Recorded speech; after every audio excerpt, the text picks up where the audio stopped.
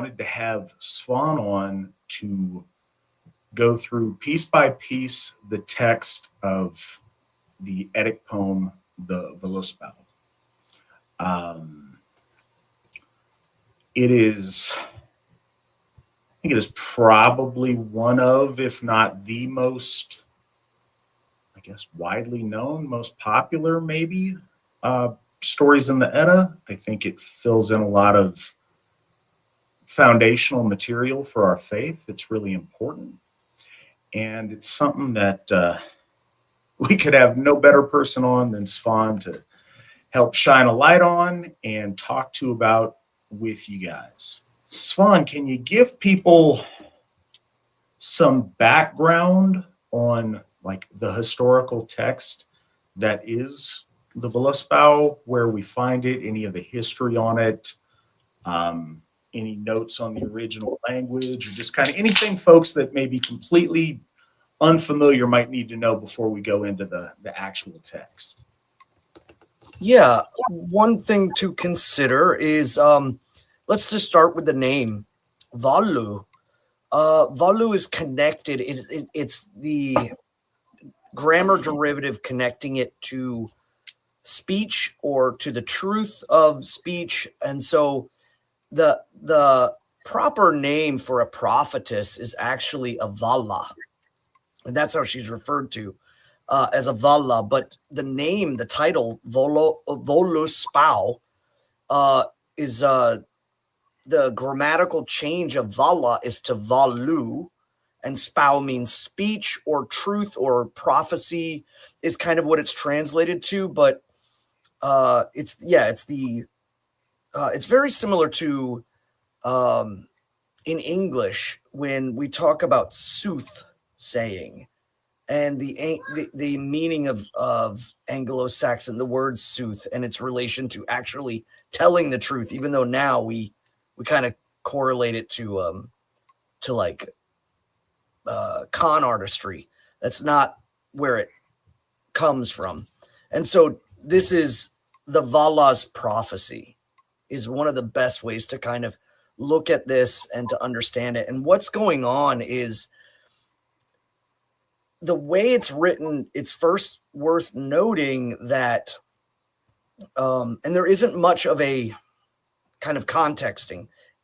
It's more or less that the starting of the poem is about the Thuler who's sitting down, who is speaking to the folks gathered in the hall. And then it shifts over, and the context then becomes a raising of the Vala from the underworld. So Lord Odin goes into the place farthest away from time and pulls out this being, which is not quite a human. Oftentimes she's referred to as a witch or a human, but there's some hints in there that she might not actually be. She may be of some sort of elder blood or Jotnar blood, because she does make mention of that. But she is being risen with a purpose, and that purpose is to figure out Helgard is being bedecked with gold, and there is a feast being prepared. So Odin is ultimately trying to figure out who is this being prepared for, and the Vala, she is establishing herself initially by stating that she knows many things, great things, ancient things. And then she switches over to explaining why the halls are being bedecked, and ultimately what is to come for the gods in the writ of her doom. It's never really stated how she comes to know this, but that she is somehow a part of that understanding. It's interesting because the context of it is I think most important to understand. This conversation is between Lord Odin and the Vala, and it's for a present moment, but she then presents the poem in a past, present, and what will come for the gods ultimately. There is some other interesting things, and one of the things that you got to bear in mind is that there is a litany of dwarves and the Dvergar, and that is kind of a niche part. Oftentimes it's removed from translations, and or it's glossed over, or it's simply stated in parentheses, this is where the litany of the dwarves comes from. There's some interesting things that are said, but after that, there's no real information per se. Interesting in some of the name meanings, but I think that the ultimate purpose of the Dwarven Litany perhaps is linking to stories that we might have lost, in particular the four hearts that are in heaven that are nibbling from the tree. There's connections to the dwarves there, but we don't have any stories of how those connections are made. But I think it's more important that it was a practice ability for the poet to build his alliteration rhyming. So that's something worth noting. I mean, we're going to look into it a little bit, but not a ton unless people want to. And but I wanted to let people know that there might be a large chunk of this that we might kind of hurdle over, at least in this first episode. So, yes, Lord Odin is calling forth the Vala and trying to figure out what is going to happen now that Balder, the bold one, the greatest of the gods, has been slain by his brother, ultimately by the hand of his blood brother, which makes, of course, Loki a kinslayer. And now he has come down and he's raising her up to figure out what's going on. And she's establishing her prowess with history right out the gate. All right. To get us started on a auspicious note, Brandy just donated $20. Hail the AFA, hail victory. Thank you, Brandy. We appreciate it. Any donations we get here tonight are going to go to a good cause and get those things that we talked about earlier furthered. So we much appreciation for it. And Svan, with that, let's start with the first stanza. And tonight, the plan is to go to which stanza? 25. All right. So for those of you following along, go ahead and get yourself ready, and we will start with stanza 1. Yeah, so this part is more importantly to be seen as an intro by the poet, by the skald, by the speaker in the hall. And right away, it's kind of a calming of the hall to let everyone know. But there's some interesting things in here. So in the hearing I ask comes from the pause or to take note. Silence is some more of the proper translation is, I bid ye silence. All these holy beings. Now, in Bellows' translation, he uniquely says from the holy races. And again, that just brings up interesting questions. And a lot of that about translations is where we get some interesting points. And I wanted to kind of play that off of, and no reason for people to like scramble for this or what have you, but the Hollander translations, 1928, are very interesting too. But it's just, I wanted to make note of how translations can change things. Some of them can be extremely far off, and then sometimes they can hit the mark just right. So in Hollander's translations, it's hear me, all ye hallowed beings.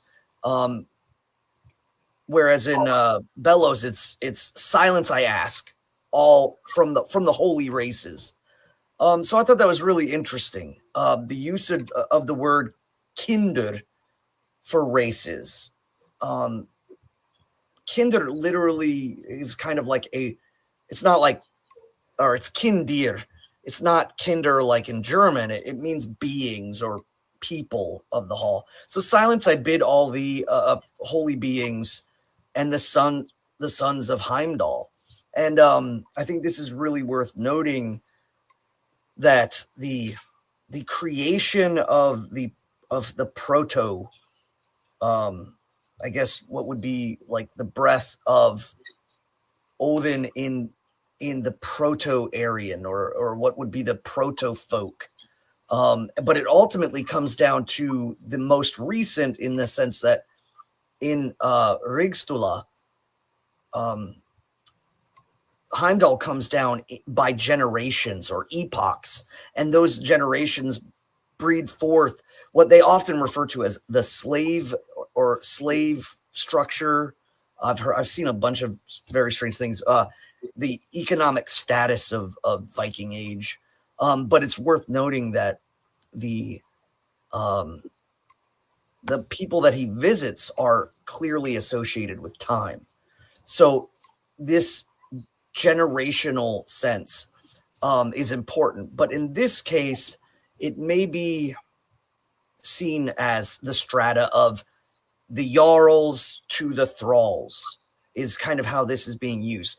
From Heimdall's children, both high and low, thou wilt, Valfather, that I will relate. So by your grace, or by your power, I will relate these old tales of men long ago. And that first stanza is the announcement of the speaker, and doesn't necessarily denote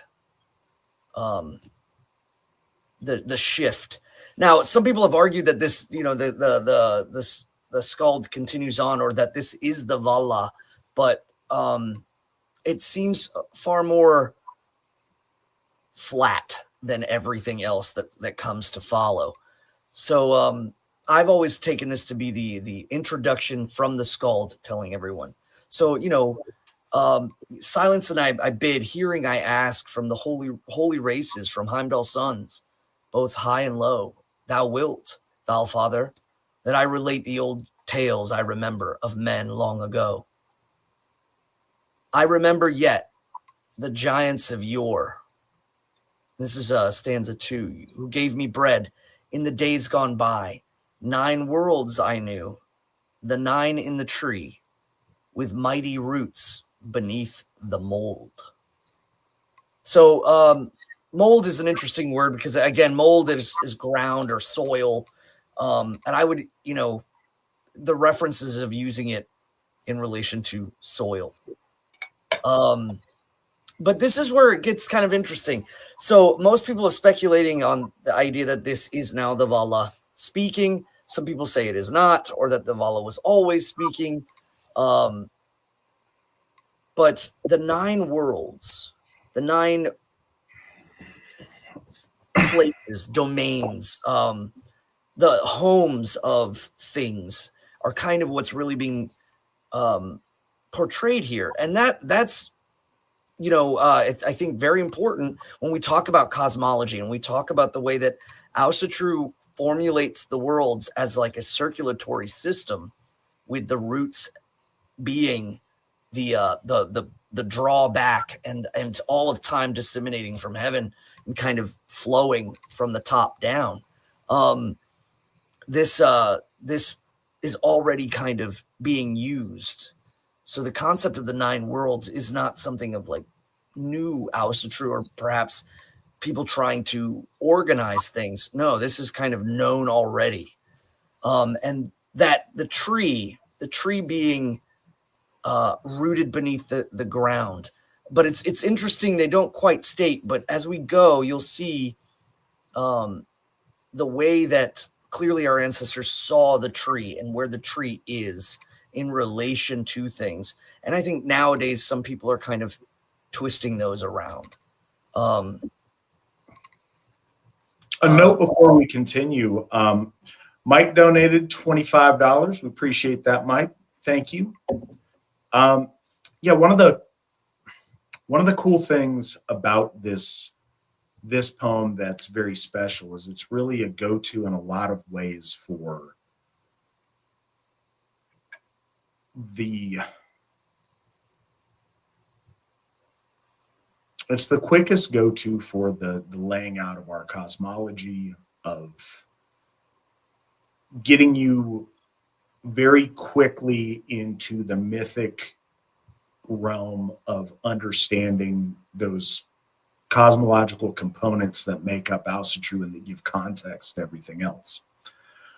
So I think this one has gone back to very often, because it's very important that way. And it paints this picture in a way that was very easily accessible to our ancestors, and I think is, of what we have, the easiest for us to access and conceptualize. And well, and it's great because the tangible works of the origination of Asatru kind of was presented in organizing things kind of in a strata of the worlds. And sometimes I'm sure a lot of people that have been Asatru for a long time are familiar with the idea of cosmology being kind of placed in a set kind of way. And these are really brought about from the poems, the stories, the placement of things, and the words in which things are said are important because they also denote ancient concepts that are present in all Aryan faiths, the upper world, that middle world, the lower world. Some of the worlds are kind of intermediary, and then we have like the world of the West and the world of the East, and we're going to get into here just some of the ideas of like how directions are correlated with understanding or meaning, especially in relation to the audience. And it goes, for many of us, it goes without saying, but I think it's important, just as we're starting out, for everyone to understand the language of poetry and the language of myth is to liken things to things that we're already familiar with, and to express things in a way that we can visualize truth, but not intended in a literal way.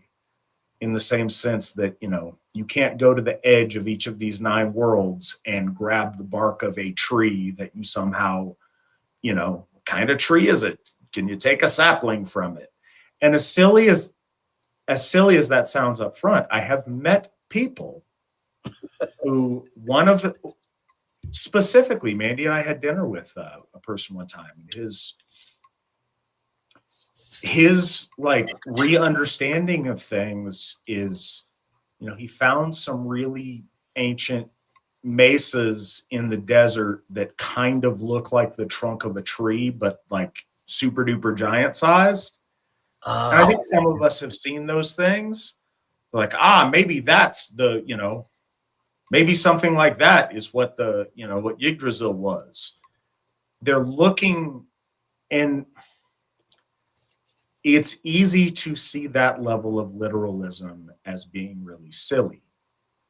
From a distance, and in a way it is, but if your context is the Abrahamic faiths that are built upon literal translation of their sacred texts, if that's the demand, then out of piety to our gods, you flail and you scramble to try to make impossible things possible so that the lore can literally be accurate. And I appreciate the effort put in on that, but that's unnecessary, and it was never the intention. And that's the need for it to be an exact literal truth from the lips of Odin that this is how things are.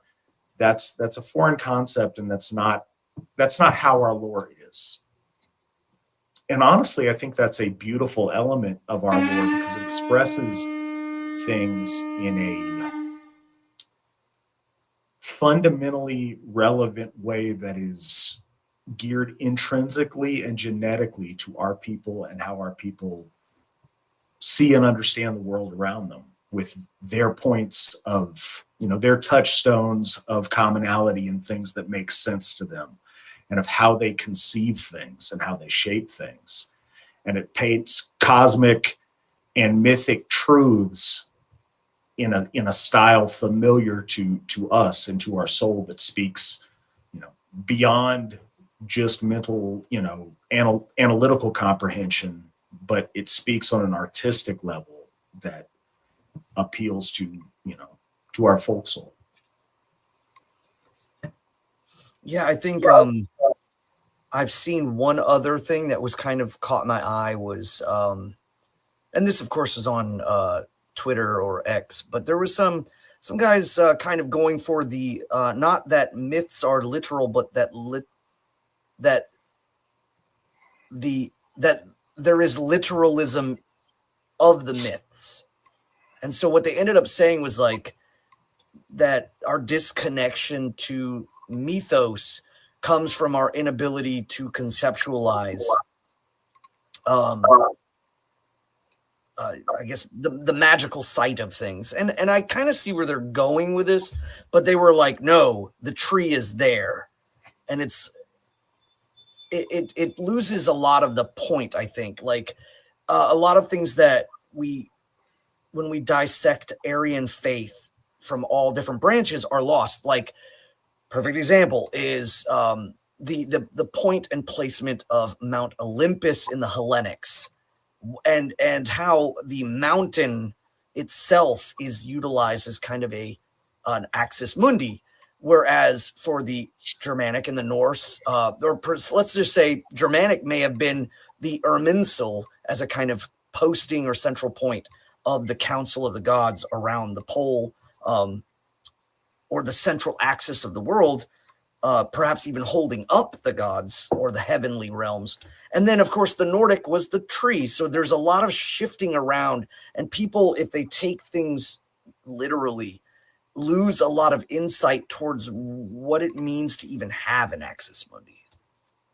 What does it mean that Aryan faiths have a central point? And the interesting thing again is it in the middle world? Is it in the upper world? It's certainly not in the lower world. That's pretty clear all across the board. But it's just, it makes an interesting point, and you lose that if you just simply say, the myths are not literal, but that we are literally to believe them to be literal. It was kind of an interesting thing. It was kind of like, no, there are no allegoric meanings. The myths are true, but beyond the confines of material thought. So reading the chat, Wolf Throne, no worries. We are only on stanza 2. So we have just finished stanza 2. You don't have a whole lot to catch up on. A lot of it was just me doing some shop talk about fundraisers and stuff at the top of the year. So no worries. Also, I just want to acknowledge a $21 donation from Charlie. Thank you, Charlie. We appreciate you guys. Appreciate everybody tonight, and everybody who wants to chip in and help out. You guys are great. It's y'all's generosity that allows these things to get done.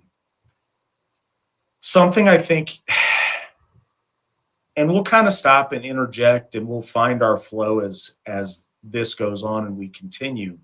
But something else that I think is important to, inject early on when we're talking about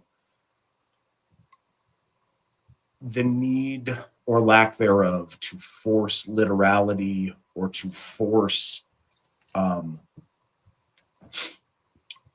force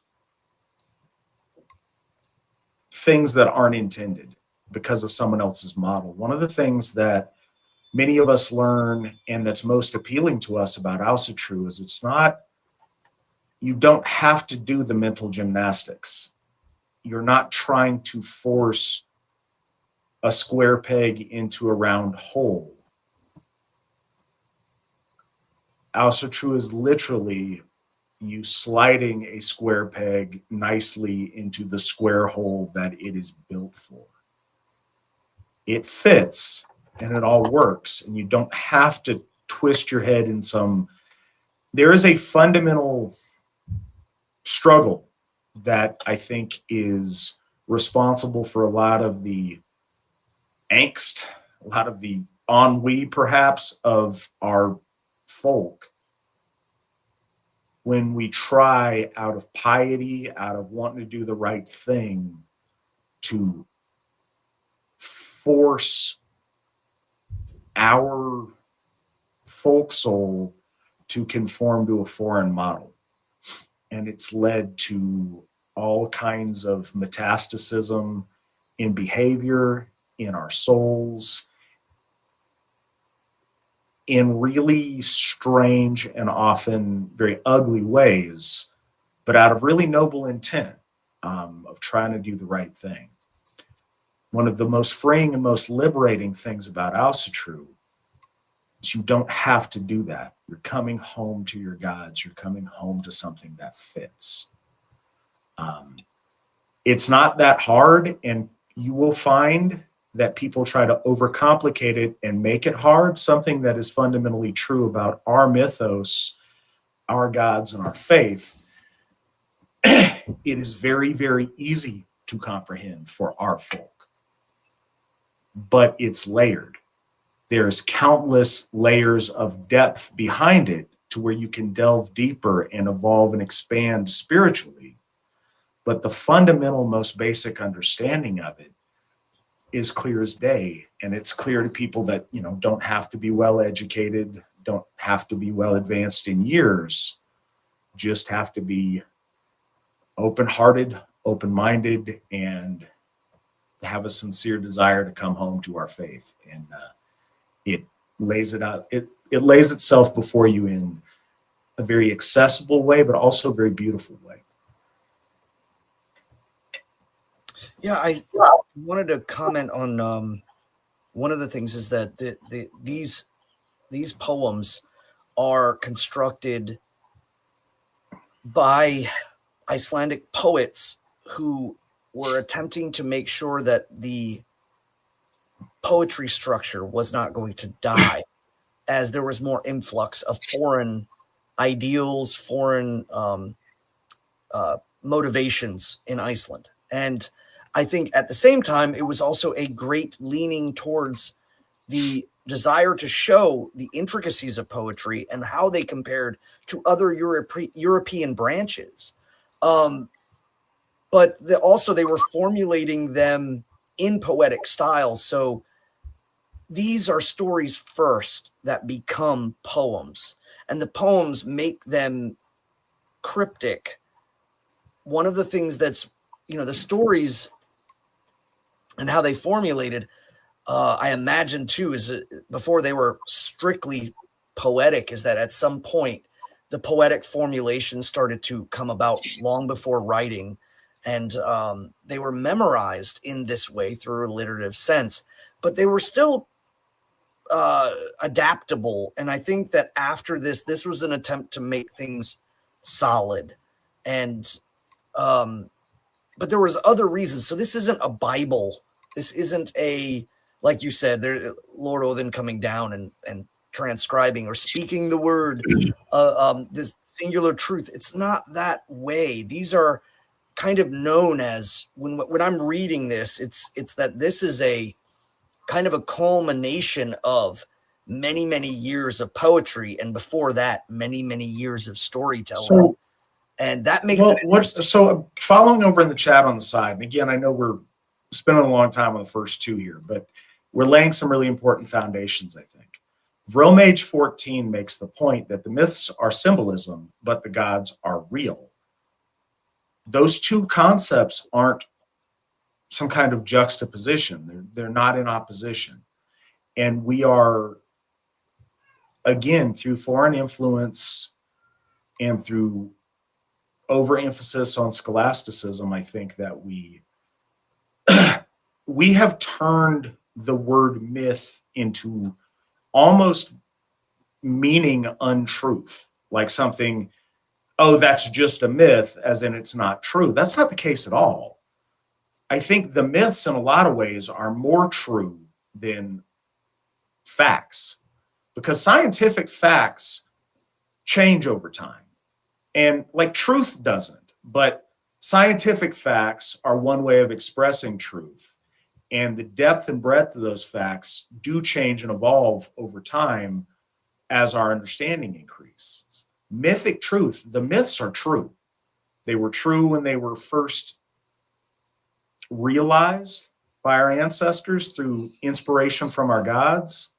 They were realized when they were first put into primal utterance, when they were first put to paper. They're equally true today.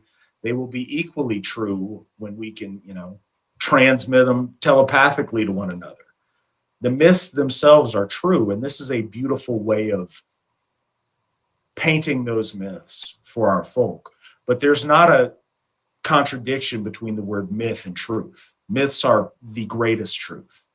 The gods are absolutely real. Don't get anything I'm saying wrong. Just because I said you couldn't go out and like physically touch the bark of the world tree. No, Yggdrasil absolutely exists. It's just not like a birch tree out in your front yard. That is a way of helping you understand the truth of Yggdrasil. The 9 worlds exist. The way they are drawn in the poetry is a way to help you conceptualize what their existence looks like, how to conceive that. But no, everything in our myths is absolutely true. The picture that is drawn to explain the truth is not a literal representation of the reality. It is a tool to help you conceive of the deeper truths that our myths are. And if that sounds odd, just please bear with us. It will make more sense as we go on, hopefully.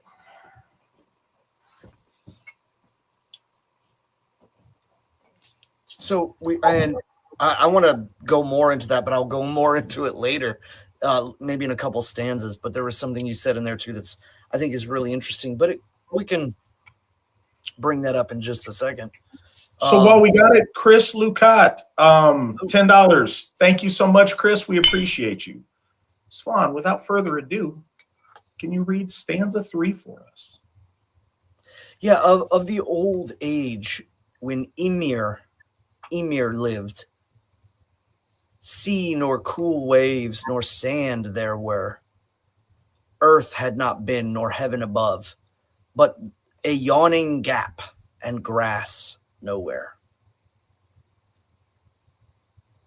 Yeah, this is the starting of an understanding.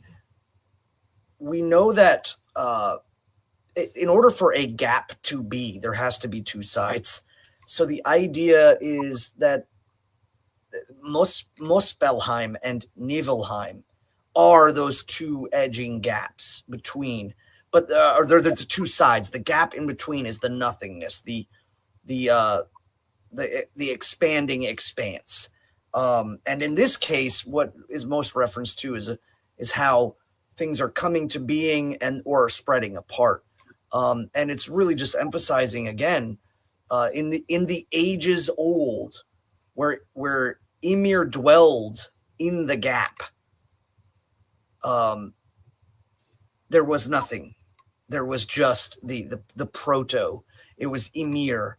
It was Yggdrasil. So oftentimes in the stories, when I tell my stories, I talk about Yggdrasil and Ymir in the mist of the middle, or the gap of the middle, as the mists from Niflheim, or the water and the torrents of ice and primordial is heated by the heat of cosmic creation or radiation, if we want going in that interesting perspective, is that's what creates the matter in the middle. And that matter in the middle formulates into Ymir and Yggdrasil and ultimately Audhumla. And there we have our first tripartite, which is something that I continually bang on there. But yeah, so of the old age when Ymir lived, sea nor cool waves nor sand there was. Earth had not been nor heaven above, but a yawning gap and grass nowhere. And then the Vala kind of cuts immediately to the raising of the land, the lifting of the soil of the earth, or the flesh of Ymir. She doesn't go into the slaying or of the specifics. She just kind of sets it immediately. Bur's sons. Then Bur's sons lifted the level land in Midgard, the mighty. They made the sun from the south. It warmed the stones of the earth. Green was the ground with growing leeks. And this again is establishment of all of the slaying of Ymir and all of that which comes to be, the torrents of the blood, formulating the stones from teeth. These are covered like in the Gylfaginning, but in this poem, it's already known that the audience would be familiar with these concepts. So it's being quite matter-of-factly placed out there. And I wanted to say a word on Ginnungagap for a second. There's some, scholarly debate on a little bit of the etymology, but the prefix of Gin in Ginnungagap is often used as a prefix that relates things to the gods or holiness or magical might. And so, yes, it's a yawning void, but it has the implication that it's potential containing magical essence, containing the magical potentiality for things.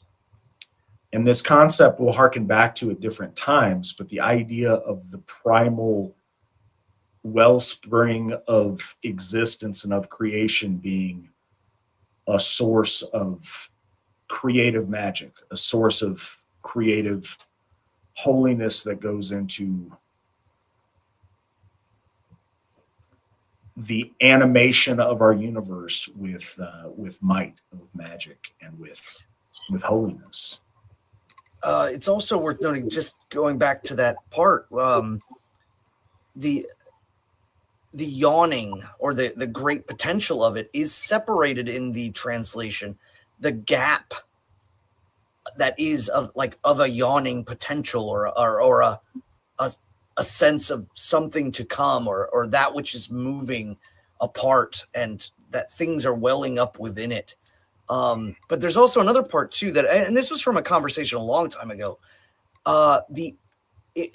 Nor in heaven above, the word heaven, most people might think the translation shows some sense that heaven is like a Christian word. It is not. The Nordic word is himmin or himminya, but in old English, it's heoven. And so they have the same root. The word heaven is a Germanic word, just like the word God, just like the word hell, all of these things. So I remember someone saying, I kind of bristle every time you say heaven. Why are you saying heaven? And I was like, because it's our word.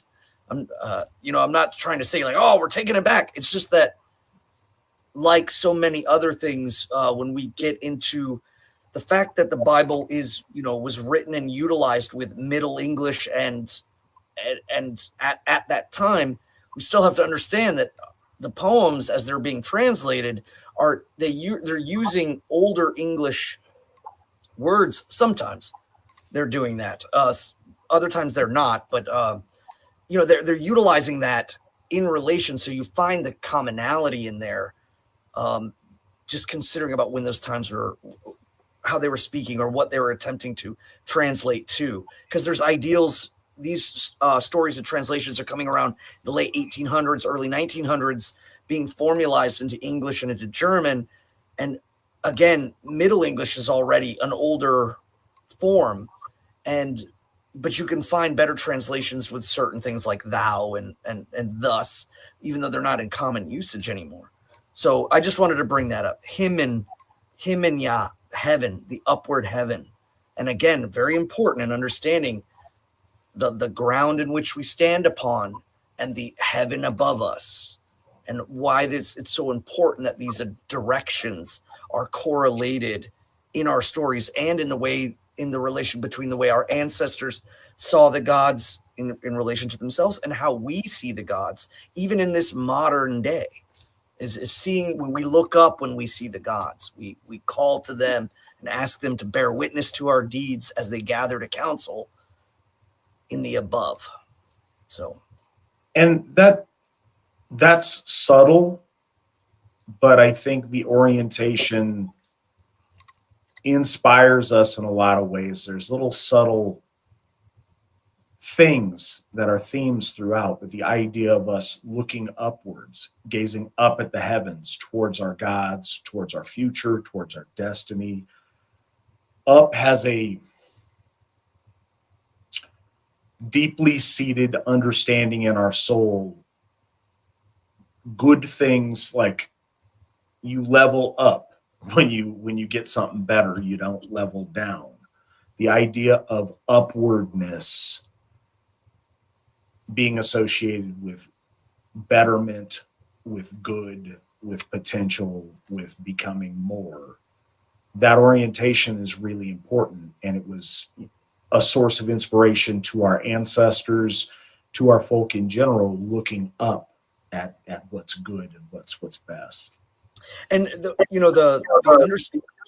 understanding of like south and north and what those correlate to, our ancestors were seeing things in a planar sense of where they were standing and what the north represented and the south represented, what the east and the west represented to them religiously, symbolically, mythically, or meta-narratively, whatever we want to say. But the idea was that from where they were standing, there was a central point, and that central point, there was the gods, and the gods were upon either mountainous peaks or a place up above or a place slightly above the clouds. Because when we talk about the skeins of light of Leosalfheim, they're kind of referenced as being the plane in between the upper and where we are, but the gods are often referred to as being in this mountainous place, and it's referred to like numerous times in the idea that it's not just Asgard, it's not just like a castle in the sky. There is a land around it, a place, these mountains where Heimdall resides, where the tree is, where the well is, where Loki, pulls the stallion off distracting when he's making the walls of Asgard. There's a place outside. So the heavenly world was seen as kind of like an upper world, perhaps on a mountainous sense, that was surrounded by the tops of the mountains, and that in the center there was this great land or this great valleys or numerous valleys. And in the center of that was the tree. And the tree's roots go down into that land of heavenly being. And then those roots go to where no one knows. It's not quite known by everyone where those roots go. And that's because they descend down into the realms unseen. And to note, they're not in the earth, they're not in the Yarth, they're not in Midgard, but they are in the middle realm. They're just in Jotunheim, in the place of the primordial, and where things are kind of being pulled from. So I think that it's worth noting that like our ancestors saw that as like when they thought about the gods, they thought about the gods in this upper place, this perhaps on the peaks of mountains. What mountains? It's not really specified. It's not like Mount Olympus or something like that. It's more or less seen as an undisclosed place in which the Rainbow Bridge, which is a shimmering path, is not seen as every rainbow, but that the shimmering path is likened to a rainbow. that extends up into that upper world. And now we see that as these points are, again, symbolic or allegoric to understanding we've always seen the gods as in the place above. Yggdrasil is in the place above. The Norns are in the place above, witnessing through the well. So that's something we're going to be seeing and re-emphasizing over and over and over again. Or I will, at least. Also, I suppose before we hit stanza 5 here, we have a additional donation of $10 from Ryan O'Ryan. I'm working on winning the lotto for you. 10% of millions. I won $20 today. Here's some of it. Hail Freyr, Galder Fehu for more. We appreciate you, Ryan. Thank you very much for your donation.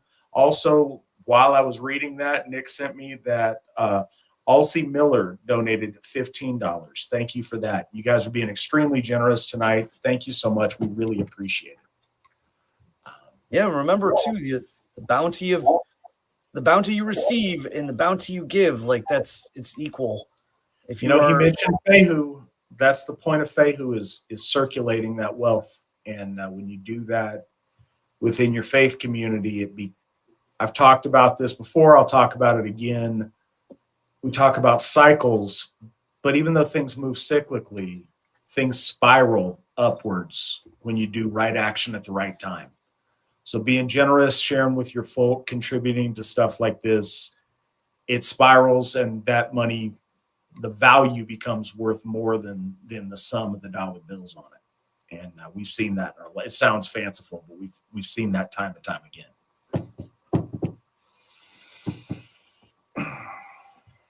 Well, and it's like Hoftoller is a percentage. So if you're falling on hard times, hey, then you might not be able to give that much in relation to how much you're dealing with hardships. But when you do gain, then it's equal with your gaining and your loss. A lot of people I think that the donation idea is that when you're falling on hard times, you got to give a lot. No, it's a 1% of minimum $1%. Everybody's focused on that one. There's people that do more, and we appreciate it. Oh, yes, absolutely. Or the 10%. Well, something else to mention here on stanza 4 as I'm looking at it, and what we are doing is focusing on points that Svan and I want to jump on that we think are particularly meaningful at the time. If you guys have things to add that you have questions about over on the side, please ask questions if you'd like. And then I wanted to just kind of mention, so that is to say this, as I mentioned, there's layers. We could go over this forever and there would still probably be little pieces here and there and points of connectivity to point out. One thing that just kind of stands out before we hit number 5, though, is the point about, and green was the ground with growing leeks. The idea of the leek. Herbally to our ancestors, the leek was a special plant. There was a lot to it. It was associated with healing. Like it was an auspicious plant, not to mention delicious and did things that way. But it was associated a lot with healing. And I think Svan may have a little bit more to add about herb lore when it comes to our ancestors and leek. Well, and yeah, the Goths, they called healing arts or medicine, as we would use today, or medicinal or medical, was leekskraft. And it's kind of argued as to whether or not they're referring to leeches, but a lot of people speculate that the leeks part is not about the transference of blood or fluids, but medicinal sense, and that in correlation to healing salves, balms, and soups. The leek is the cornerstone of most of the medicinal practices of the Germanic people. But it's also worth noting too that the leek is a broad term for like garlic was oftentimes just referred to as the spear leek, which is why gar, which means spear, and lick is a leek. It's the spear leek. So just the sense of leeks in and of themselves, the sprouting green vitality. A lot of people think too that Laguz, the rune, the symbol of it is a leek, you know, rising up and kind of wilting at the end as it sprouts from the ground. And there's heavy connections towards healing in relation to that rune. So yeah, it's one of the holy rivers in heaven is called the Leek River, or the sprouting river. Some people translate it as to the spear river, but it's more likely in reference to garlic, or to the sacred plants of medicinal healing. And I think that goes in concert. It's not necessarily specifically garlic, as the word leek has a lot of tendencies towards health, healing, and vitality. So it was natural that they would, you know, choose that as a reference. So next we move into another interesting point that I wanted to bring out, is that I think if you read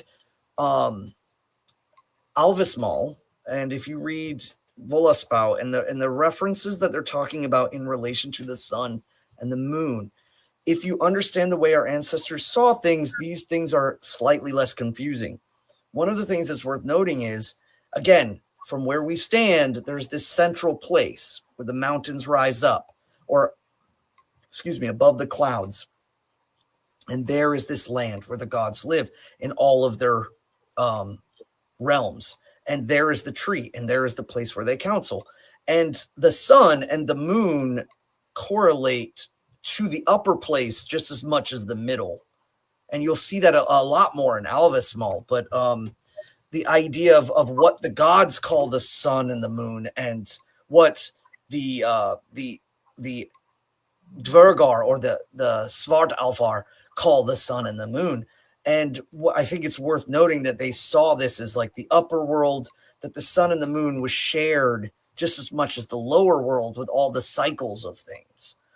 And so it makes a lot more sense if you look at it that way than going like, what, is there a separate sun and a separate moon, or are they on the planet? If you try to like hardline it, it gets a little confusing. But that's because the way our ancestors saw it was this. And it's worth noting, I find it really interesting, the usage of the word about placing the sun in the right hand, casting over heaven's rim. This is specifically correlated to northern climates.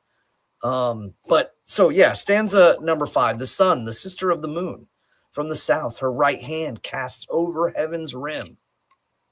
No knowledge she had where her home should be. The moon knew not the might was his. The stars knew not where their stations were.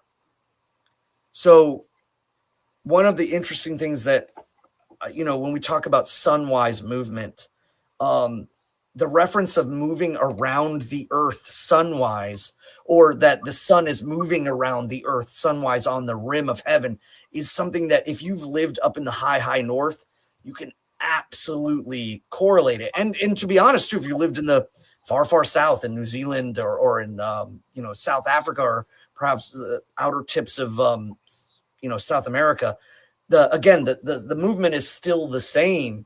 But from the correlation at the time, they were talking about the idea that the sun's rimming edge, especially during midsummer, when the sun never sets, just rotates around. I think that's a really hard concept for people who've never been up there to get, that there's a time in the year in which the sun never sets, and we are always kind of in a ring of that light going around as we, you know, as the earth rotates. And so for our ancestors, the seeing of the sun as being allocated to holding the edge or the rim of heaven is about that transference around the horizon. And what this stanza really is talking about is that, again, kind of glancing over some of the details, but the idea that the gods set into motion all of the things, which translates really to correlating Ymir, correlating the body, the middle guard is being correlated to all other things. But again, they saw it as the things were being correlated, perhaps even separately. The stars did not know, and then they were to know their stead. The moon did not know his stead, and so then he was given that knowledge. It glances over some things, the origins of Suna and Mauni as in relation to meta narrative. There's two kind of placements.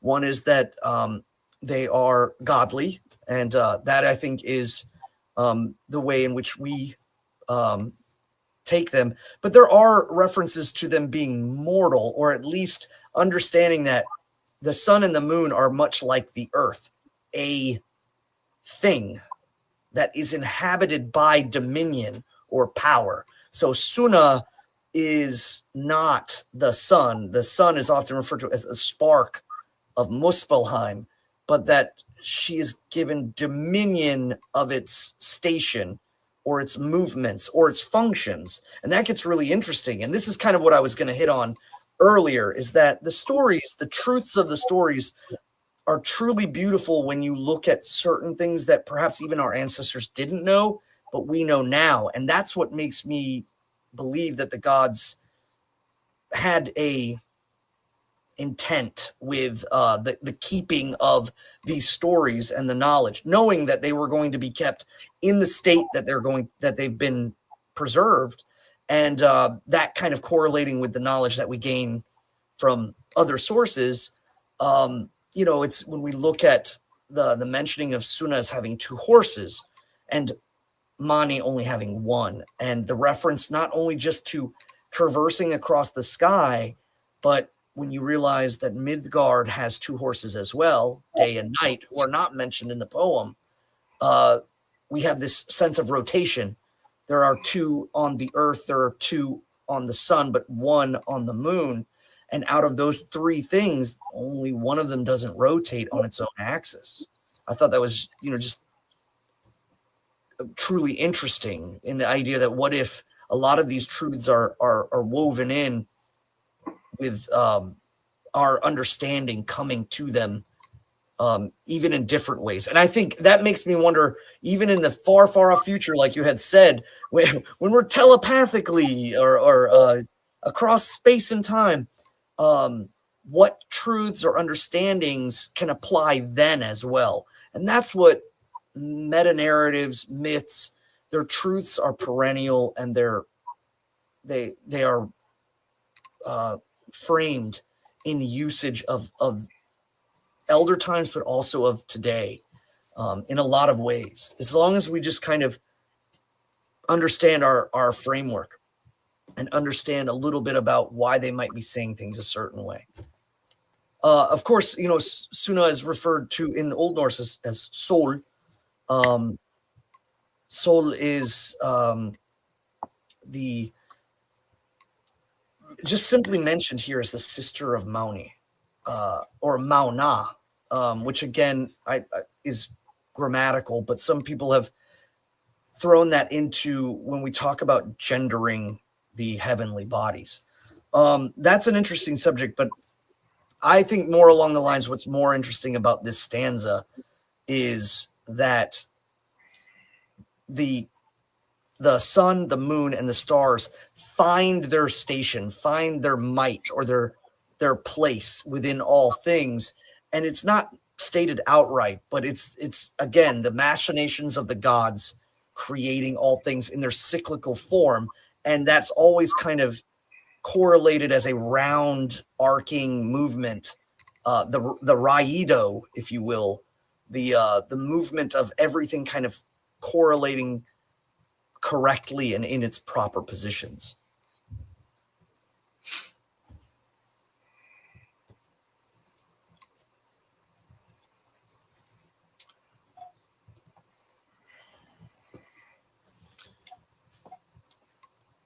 I don't know if you had any.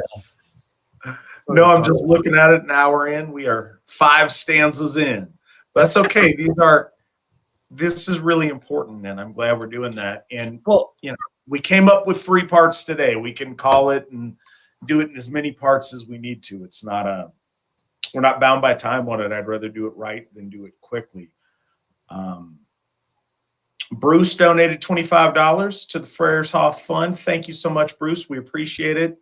We'll make sure your money gets towards the goal you intend, and we will get Freyershoff $25 faster than we would have otherwise. Thank you very much. Everybody's been really generous tonight. We appreciate it.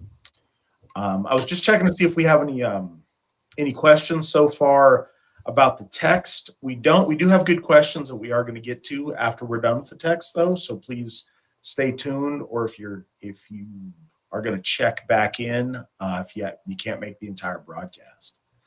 But no, I'm okay. I'm okay with continuing on to stanza 6.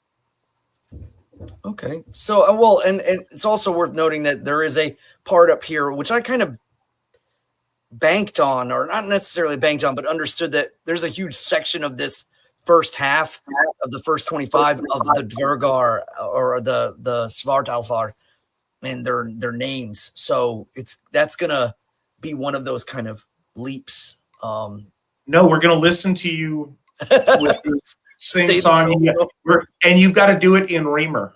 Oh.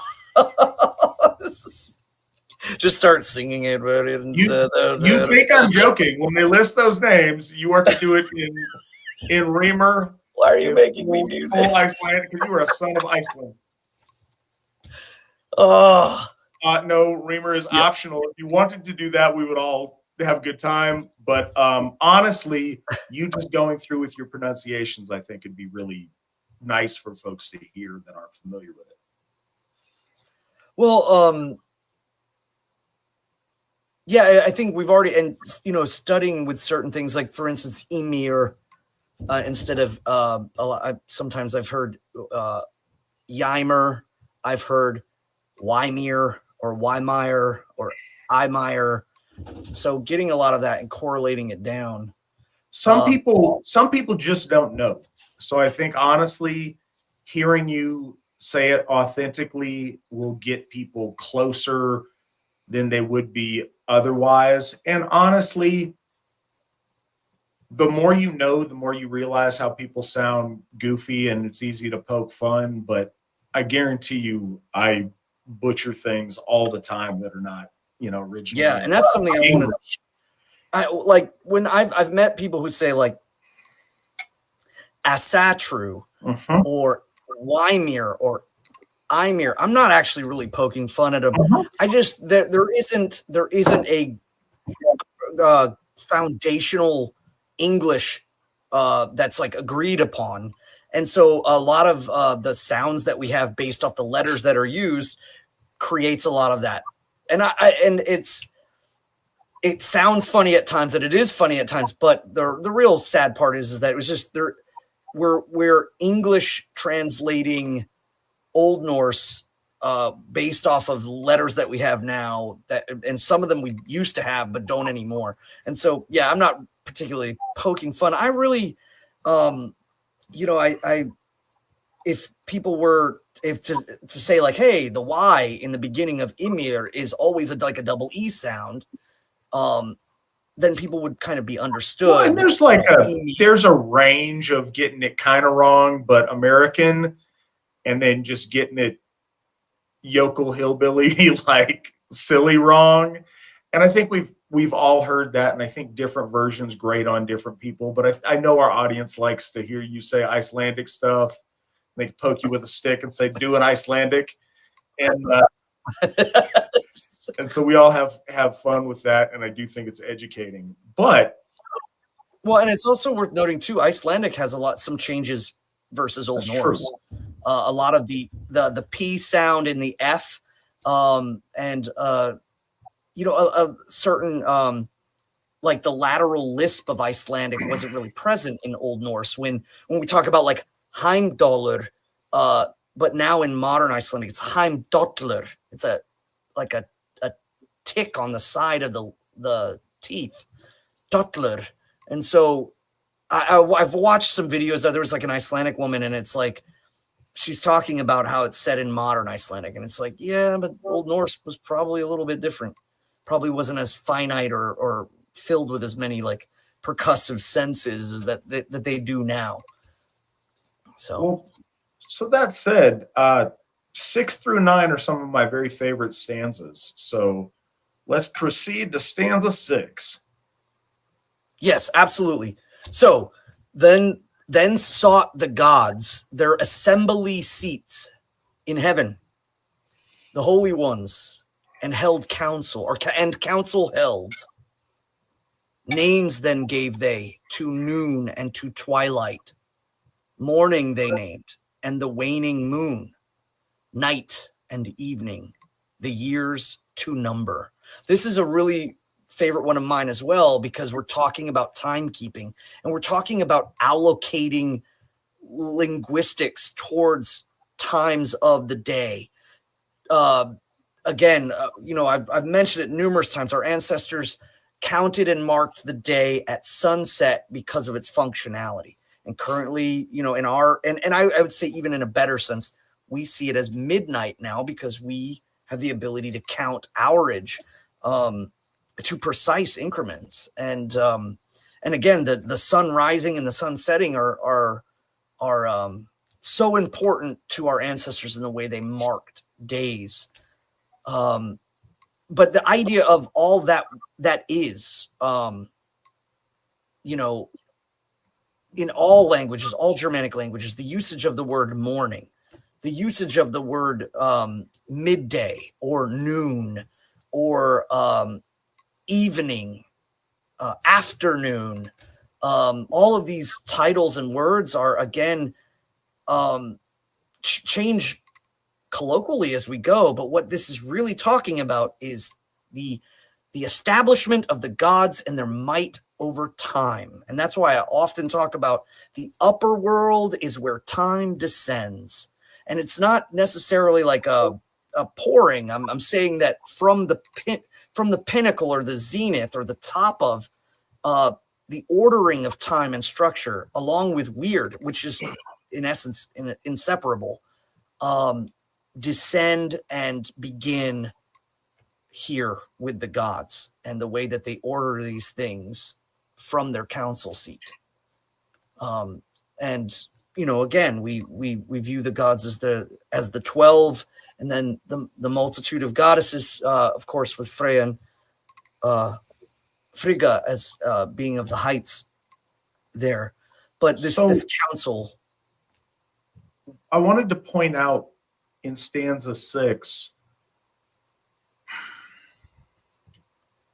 one of the really, really important themes. Wait, I might have to step away. I have an animal that is in the house that's trapped in a room. I'm sorry. Is it supposed to be in the house? Yeah, no, it is. Yes, it is one of our, but it's going to make a terrible noise. It's been kind of doing it. I'll be 1 second. All right, fair enough. Swan goes and tends his beast. It's a dragon. Hey, you do you. I don't know the rules in the Old Dominion on keeping dragons. That said, stanza 6 is really meaningful to me in the fact that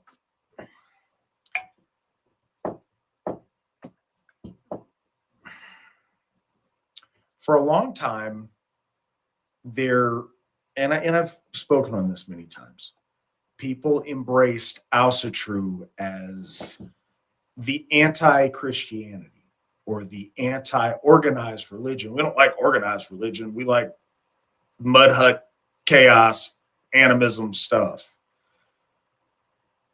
And one of the things that they rejected was this idea of good and evil and tried to contextualize everything. But duality is important, and it always has been to our ancestors. It may not always get phrased as good and evil per se, but what it does get very often illustrated as is order versus chaos.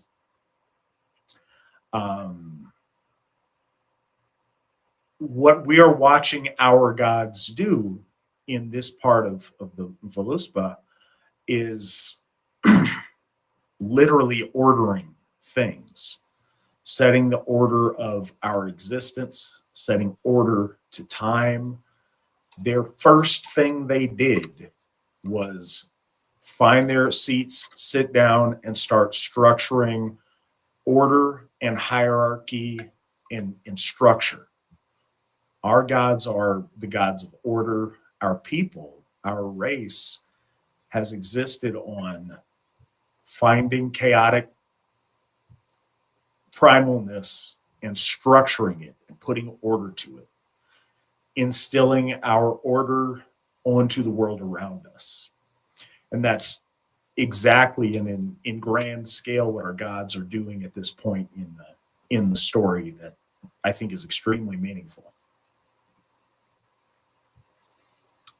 I just noticed for people who might be listening and not seeing, there's apparently a Disney version of me out there now on the step away screen. Just now saw that. I think it's the same one from last week. As somebody said, Pixar Swan. I was thinking like from Frozen or Disney or something. Yes, it is. I believe that's where it comes from. That's funny. The Frozen version. Well, and I think it's also worth something to note that you just said too in the placement of time, the general belief of Snorri Sturluson, or at least say the poets that started to compile the poems, and the usage of the number 12, the 12 gods, and a lot of people automatically correlate that to, in the story, the referencing to the kind of the lords of Troy, and that whole euhemeristic kind of paraphrasing that Snorri puts on the gods. But it is worth noting that, like, again, the gods in their assembly seat, the 12 gods gather together and set forth time. And so I think the number 12 has a great significance within our faith, just as much as 3, 6, and 9 does as a dynamic number. And even the number 4 has placement as well with stability. But 12 is a unique number that I think is secretly woven in, or just very mildly woven into the understanding of the way perhaps our understanding of time would progress into an understanding of the 12 hour, the 12 month, even the moon cycles. If you correlate with some of the runic calendars are on a 19-year cycle, but they correlate with the days and the moons, and it's generally 12 moon cycles a year, with perhaps 1 or 2 that overlap into a 13 and then readjust back to 12. So even, I know a lot of people might say, they what's that movie? The one with the 13th warrior. Yeah, they need a warrior for every one of their months, and it's 13. That was kind of something that I think Michael Crichton put in with his book Eaters of the Dead. But it's worth noting 12 is far more of a significant number than I think a lot of people realize. So, time.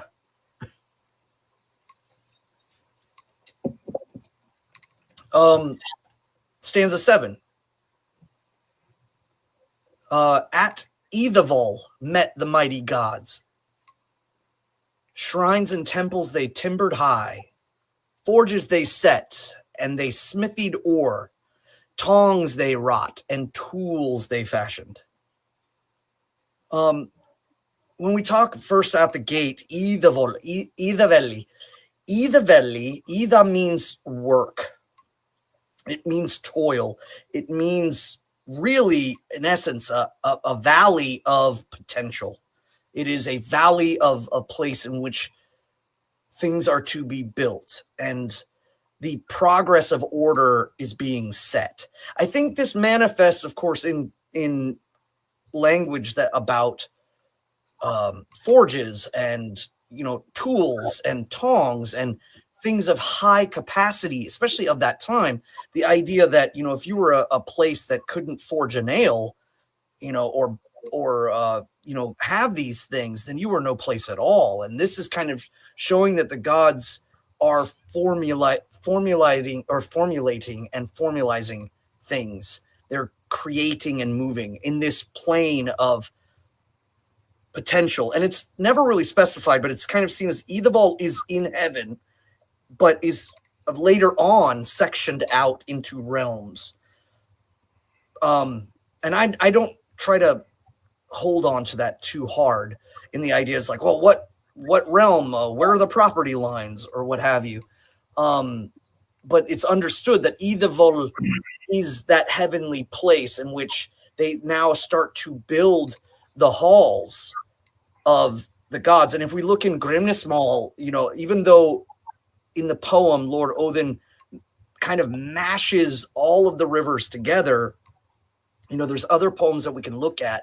There are clearly unique rivers mentioned in heaven, Kort and Ormt and Thrund, and all of these rivers are mentioned as kind of being in the valley where the gods build Ausgarth, the actual enclosure of the gods. But that's kind of seen as a symbolic sense of the enclosure in which the gods reside, and that they leave that place to go to the base of the tree and sit to council repeatedly over and over and over again in relation to how they play out their dominion in the world.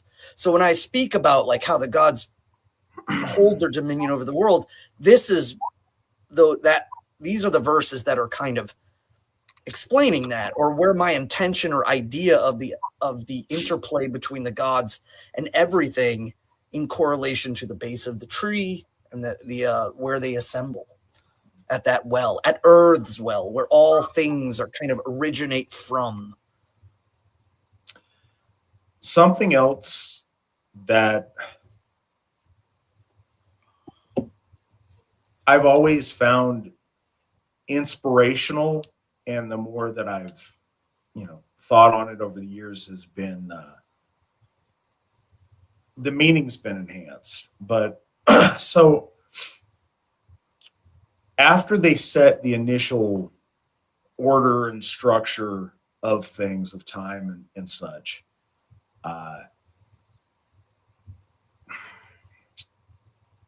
so they set these kind of abstract framework things, and then they met on the plane of action where things occur. And what they did there first was set up shrines and temples, and they timbered them high. They set up forges, they smithed ore, they made tools. First, just this idea of what do you do when you come to power? You build things.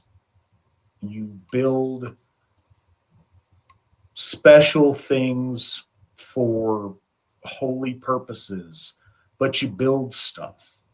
The impetus to build instead of to tear down, or to, mete out punishment or destruction on something. When the gods come to power, the first thing they do in their new realm that they've created is to build beautiful things. And I've always been inspired by that, just in ways I would like to see Asatru do things as we come into our own in the modern world. What do we do?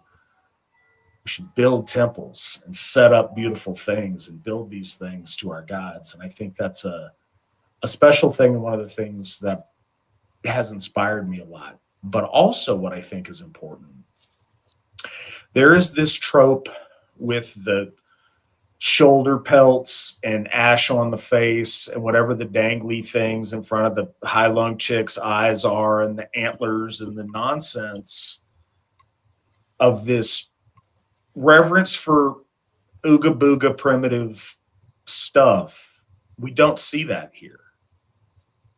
The first thing they did, they built shrines and temples.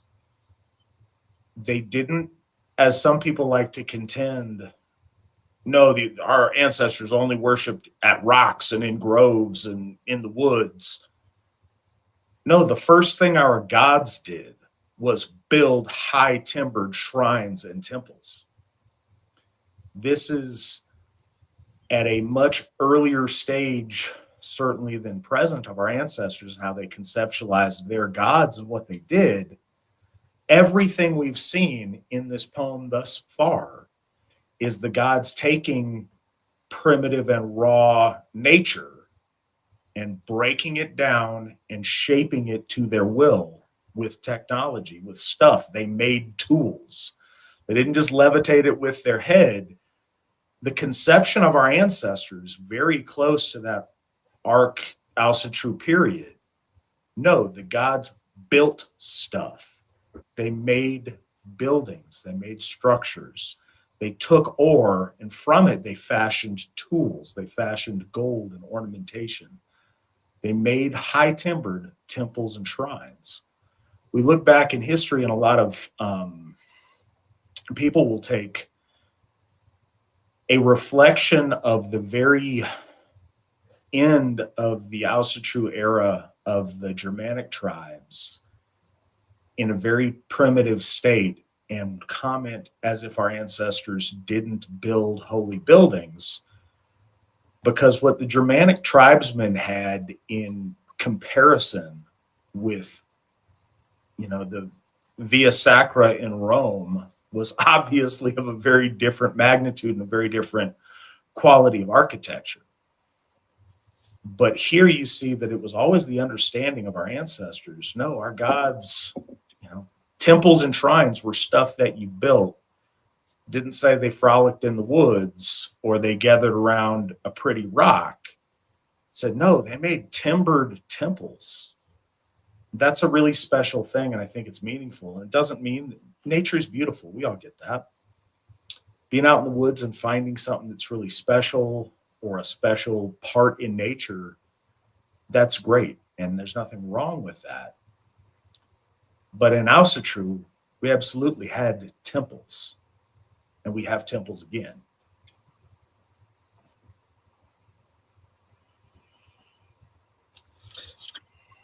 It's something that is going over here in the chat with Völuspá. Who did the gods worship in their house? Or is it talking about our earliest ancestors? Well, I think that one of the things worth noting is, and I've said this often, is that what happens in the halls of the gods happens too in the hearts of men. And this applies to a lot of things, including the binding of Fenris and so on and so forth.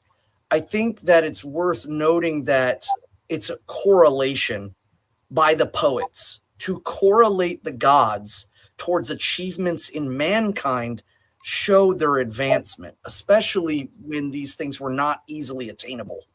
So the idea of the gods building shrines and temples, building tools, and making ore are specific towards the idea that they're correlating the gods to those who are listening to the poem and knowing ore is hard to get. These are advancements. These are things going on. The gods are advanced. The gods are doing things, and they're doing things before everyone else. So I think that the point of it is correlation, not necessarily to say, oh, the gods are worshiping something in the shrines. The gods are worshiping something in the temples. No, in essence, the gods are acting like advanced humans, or that the audience is picking up that the gods are advanced like they see advancement on a scale.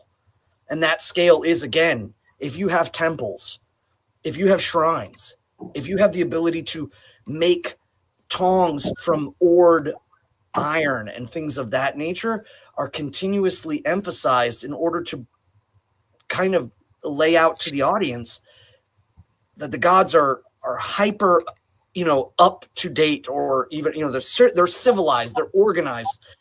Even to our ancestors, these ideas were things that I think a lot of them wanted, needed, and desired. And seeing that the gods had the acumen in order to simply bring these forward is a flex statement, if you will. The gods are mighty. The gods are powerful. But how do you state that without kind of, again, correlation to the time? And I think that also we're in the section where the whole point is the establishment of order and how things ought to be. So we go very quickly from a hierarchy of celestial bodies and time to, and then what do the gods do? They set up beautiful buildings and structure, and those buildings aren't just, you know, a bingo hall. They're temples and shrines. There's a place for the sacred. When you look at, and you know, it wasn't talked about in this poem, but it will be in more detail later. Odin, Vili, and Ve. 1/3 of that triad of creation was sacrality. That's what Ve's name means. You know, our reality was shaped out of will, out of inspiration, and out of sacredness in a very literal way. And when the gods rightly order how the world ought to be, that space for temples and shrines is the first thing that they build. And I think that's meaningful. I noticed here in the script too, let's see, Uncle Krampus, migrating people tend not to build structures of permanence. And I think that that's interesting because one of the reasons why we know about some of the early Aryan migrations, or not earliest, but, you know, Iron Age, cusp of bronze and iron moving in, is because of the Kurgan burial mound. And so I think that it's kind of a broad stroke brush if you say they're not building for permanence. I think sometimes it's worth noting that for occasions of death and occasions of honoring the gods, they built structures. It's also worth noting that they oftentimes reutilized megalith, you know, areas, but were often had those places seen as perhaps elder places, or places that, you know, they would build their own. And again, there's other things that we might not even know. They may have built shrines and temples out of things that, you know, just don't stand the test of time. Kurgan stand the test of time, and of course the megalith circles and stones stand the test of time. But maybe they were, you know, doing things based off of what was available to them. You know, Icelanders ended up building a lot out of stone simply because there wasn't a lot of wood. Well, and a couple other things to consider on that.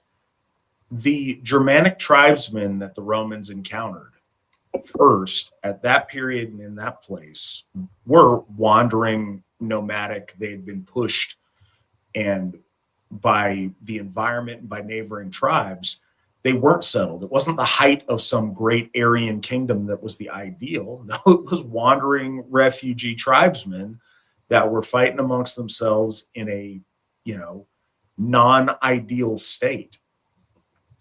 But just because that's the stage they found them doesn't mean that was the folk ideal.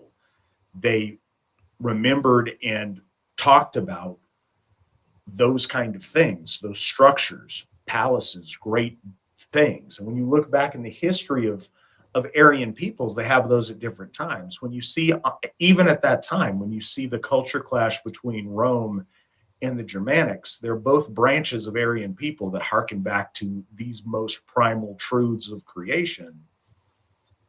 Clearly, other branches of our folk were prolific in building magnificent structures. But they did it in a way that did stay over time. One of the things that we very often see is the wood used in Germany and in Scandinavia to construct structures would rot over time. It's one of the advancements when you look into the building of the stavkirke. The staves originally were embedded into the ground, and that worked really good for a while, but eventually it rotted the wood. One of the, you know, later innovations pretty close to or right at the Christianizing period in the North was to start putting those buildings on stone foundation so that the rotting didn't happen. But it's one of the ways that they identify Hoffs and temple structures archaeologically, is finding post holes in the remnants of where posts would go. But wood doesn't stand the test of time the same way that marble does. Well, and he's talking about in reference to Tacitus or Tacitus, you know, and I think it's worth noting that the migrational period causes adaptation. And I mean, we kind of see two ends of it when we talk about Tacitus's observations of the Germanic people, you know, and he talks about how they don't put their gods into human form, versus Snorri and his euhemerizing of the gods as kings of Norway or kings of Sweden. We see this kind of two sides of the table. I think it is also worth noting too that Tacitus was probably taking a jab at the Romans themselves, because the faith of Rome and of Greece and just of the Hellenics was changing in and of itself. There was a lot more of a artistic representation of the gods, and not everyone was keen on that. And ultimately what it led to was the gods by the philosophers kind of turning into soap operas and dramas and plays and things. And so he's kind of at the front end of the slippery slope argument. And that's an interesting thing too, just in Germanic studies in general. That's the purpose of a lot of Tacitus's writing, and admittedly so, and well known at the time and since. What he did, not that it was, you know, dishonest, but he wanted to point out, I guess, what would become the ideal of the noble savage. He wanted to point out the decadence and decay that Rome had become by his time, with an earlier stage of our folk where, you know, they were more in touch with, you know, the more primal element of our faith. And he was pointing out primal virtues of a more virtuous stage in the development, hearkening back to Rome's own earlier period when those virtues were more valuable. And as they got more rooted, more civilized, and more decadent, those disappeared. He even makes those comments in, you know, annals quite often about how far Rome had come from its glory days of when, you know, the virtues were celebrated, you know, higher than they were. Certainly, you know, I was writing at the end of a lot of his critique he was writing was about Nero's administration. So at a point during the bad emperors where things had gone astray, a lot of his writing was commentary that way. And so I think he chose to emphasize a lot of, you know, noble savage kind of virtues. Well, yeah, the degeneracy that Rome had become. Uncle Krampus is like, it's hitting it on the head there. I think two things that a lot of people don't think about that really, really stick out to me is he talks about how the Germanics need of only having one wife. And that's an odd way of stating that they're monogamous is because he's kind of referencing to, he's leaving what's unsaid is that it's, you know, being read by Romans who are like, you know, he's saying they only need to be loyal to one woman and they are together. And you know, Rome was slipping into different direction. And what was the other thing that really kind of like left unsaid? Because normally we go straight towards like cowards and homosexuals were bogged. And that is pretty clear cut and forward. But like, I really thought it was the weapons amongst leadership. These were two kind of like that were unsung.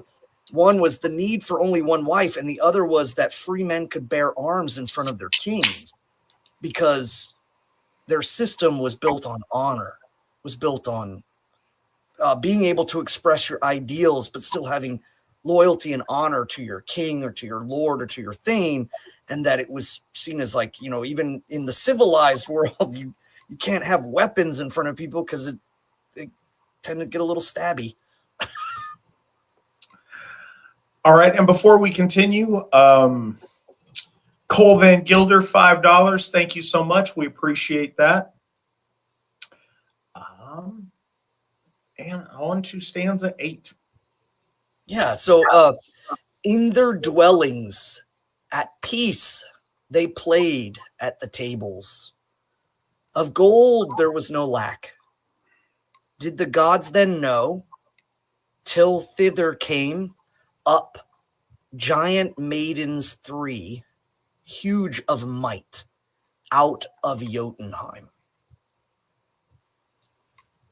And the word used here too, when we talk about giant maidens, is thyrsa, which is an interesting usage because thursas are generally correlated with perhaps like a more primitive sense. Oftentimes people, I think, ultimately correlate thirst to troll in a etymological way, and I don't necessarily think that's the case.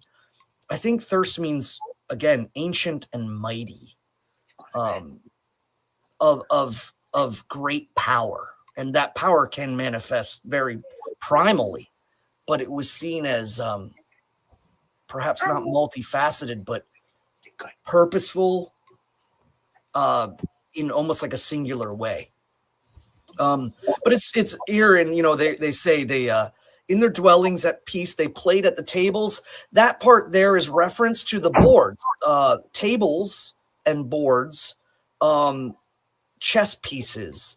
I know, I'm sure most people are familiar with like the popular game right now that has definitely was kind of honed in the Nordic lands, though it's present in Wales, oftentimes a much bigger board, and really showed up more in a revival in the medieval periods, is Napatafel, which is the challenge. Napa is combat, and Tafel is table.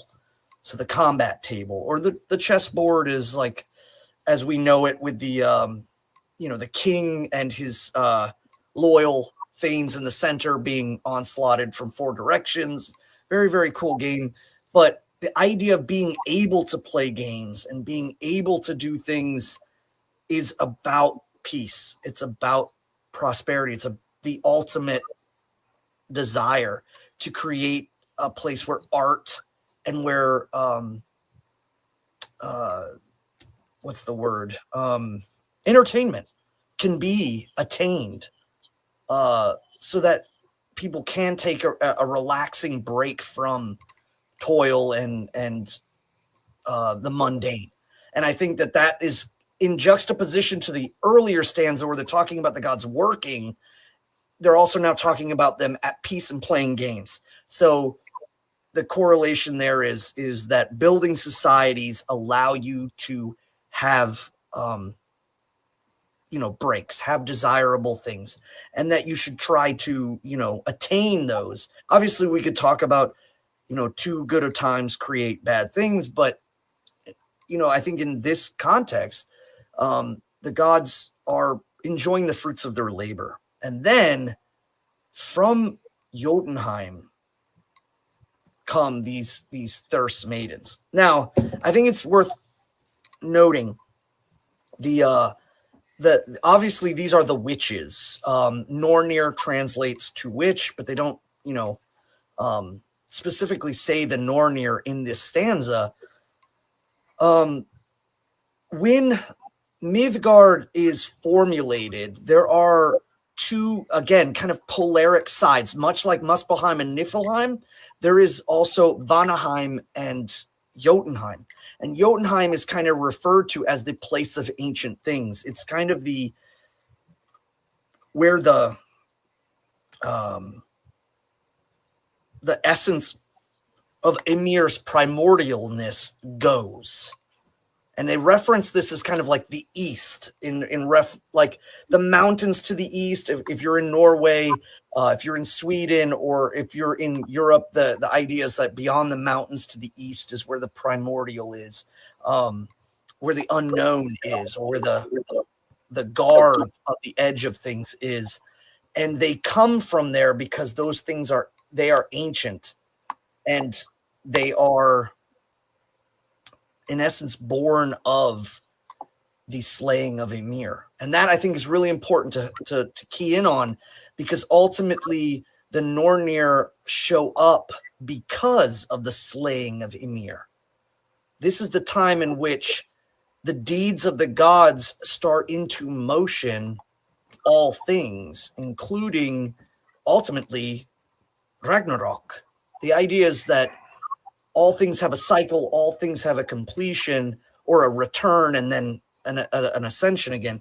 And that is where the Nornir come from. And all of the Jotnar in the stories, especially the Jotnar in relation to Ymir, are consistently viewed as coming from the east, as in some sort of remembrance of the slaying of Ymir and the willful changing. So when people try to organize things and create things, there's kind of this this memory, or perhaps this like just covetous desire to kind of change or dissipate. And that is really exemplified in coming from the east, coming from Jotunheim. Those two are kind of interchangeable.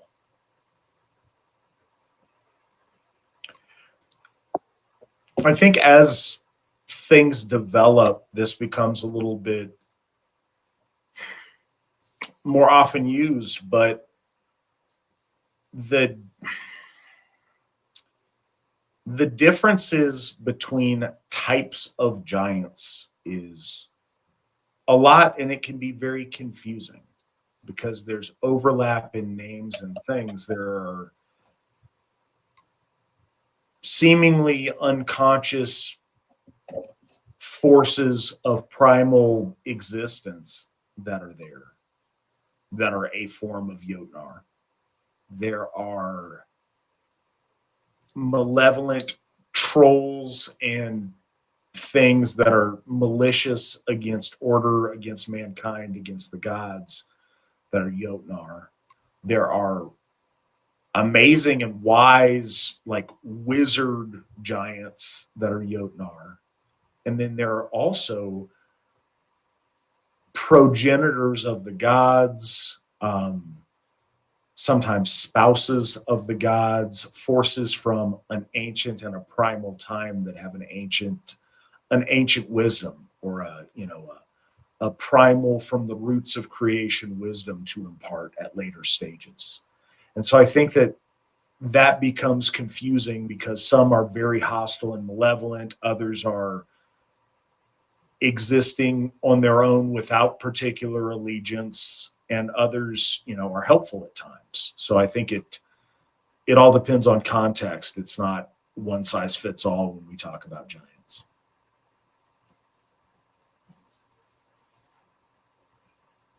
Well, and this event creates a situation in which the gods have to gather. And it says that then sought the gods their assembly seats, the holy ones, and council held. So this is, I think, there's in reference to the Nornir coming from the east, but also I think this might lend itself towards some stories that we don't have, that might not have survived, but translation wise, that it gets confusing and it doesn't get any easier.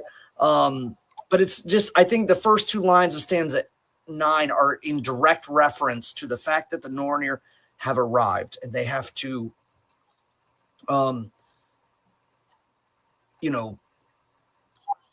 correlate with their arrival. And this brings on the next step, which I think is the reason why the stories might not exist, is I think this is referencing to the story of how the gods and the Dverga or Dvergar, or and it's said, if you're reading this in Old Norse, the Dvergar are the dwarves, or the Svart Alvar, or like the spirits of material. They they seek to gather. And do they seek to gather in order to find specific dwarves? It's never quite mentioned, but we do know that the 4 hearts that are in heaven described in the Skald's reference, or in the Gylfaginning, they have dwarven names. But alas, there's a huge gap there. But it says, then sought the gods their assembly seats, the place in which their dominion, their reign over, and they're the great holy ones, the Gin Hailo Gold. They're the great holy ones gather and counsel to find who should raise the race of dwarves out of Brimir's blood and the legs of well, it says in English Blaine, but it's interesting. So like if we go over to the Nordic side, it's worth noting there's a dash above the A, which means that the name is Blauen, not Blaine. It's pronounced Blauen. And Blauen means blue, the blue one, or the one of blue. And every reference that we can think of in relation to blueness is about death, or at least being of the under. So that's an interesting thing. A lot of people take this as out of Brimir's blood, which I think is correct, is that this is another word or another title for Ymir. And there are multiple titles used. Auljelmur is often used. And this one, Brimir, is kind of seen as the brining rime ice. But in reference to here, it may be, again, blood. Brimir's blood is this kind of like froth and gore of Ymir's movings. And then the legs of Blauen. To my knowledge, there's no reference of Ymir ever being referred to as Blauen. And we do know that both of these names are used for Dvergar's names. And so I'm wondering if there is perhaps a progenitor of the Dvergar. But most people take this as that from the blood and from his legs of Ymir is generally how it's translated. But again, that's not 100% agreed upon. Brimir makes more sense, but Blauen doesn't, because out of the blood and the legs, that and is kind of, I don't know if it's connective or if there's a story that we're missing. But from this, some people have surmised, and I think it has merit, is that after the flood, after the flood of Ymir, it's said that the Jotnar are reduced to only 2. And again, this is about, generationally, like Ask and Embla are not physically a 1 and 1, but the proto-generation of things. So the proto-generation of the gods is in Burjelmur and his unnamed wife. And they flow to the east, where would become Jotunheim. But it's out of Brimir's blood and the legs of Blaine. Some people talk about the lower half of Ymir being mentioned as the legs. And I think that has merit in relation to where the Dvergar live. The Dvergar live in Nidavellir, which is the valley that's beneath, or the dark valley, the place in the shadow. It's not Niflheim or Niflhel. It's Nidavellir is like the land underneath the land. And it's there, I think, that the reference to legs means, again, the underneath, the lower half. And there is where the spirits of the land, the spirits of the material, come and formulate. And, we're about to move into the litany of the dwarves. So keep in mind with that, and Svan's reference to the legs, the lower, and the underneath, when we talk about, as we talked earlier about the gods being in heaven, about the idea of upward ascension being a progression towards the ideal.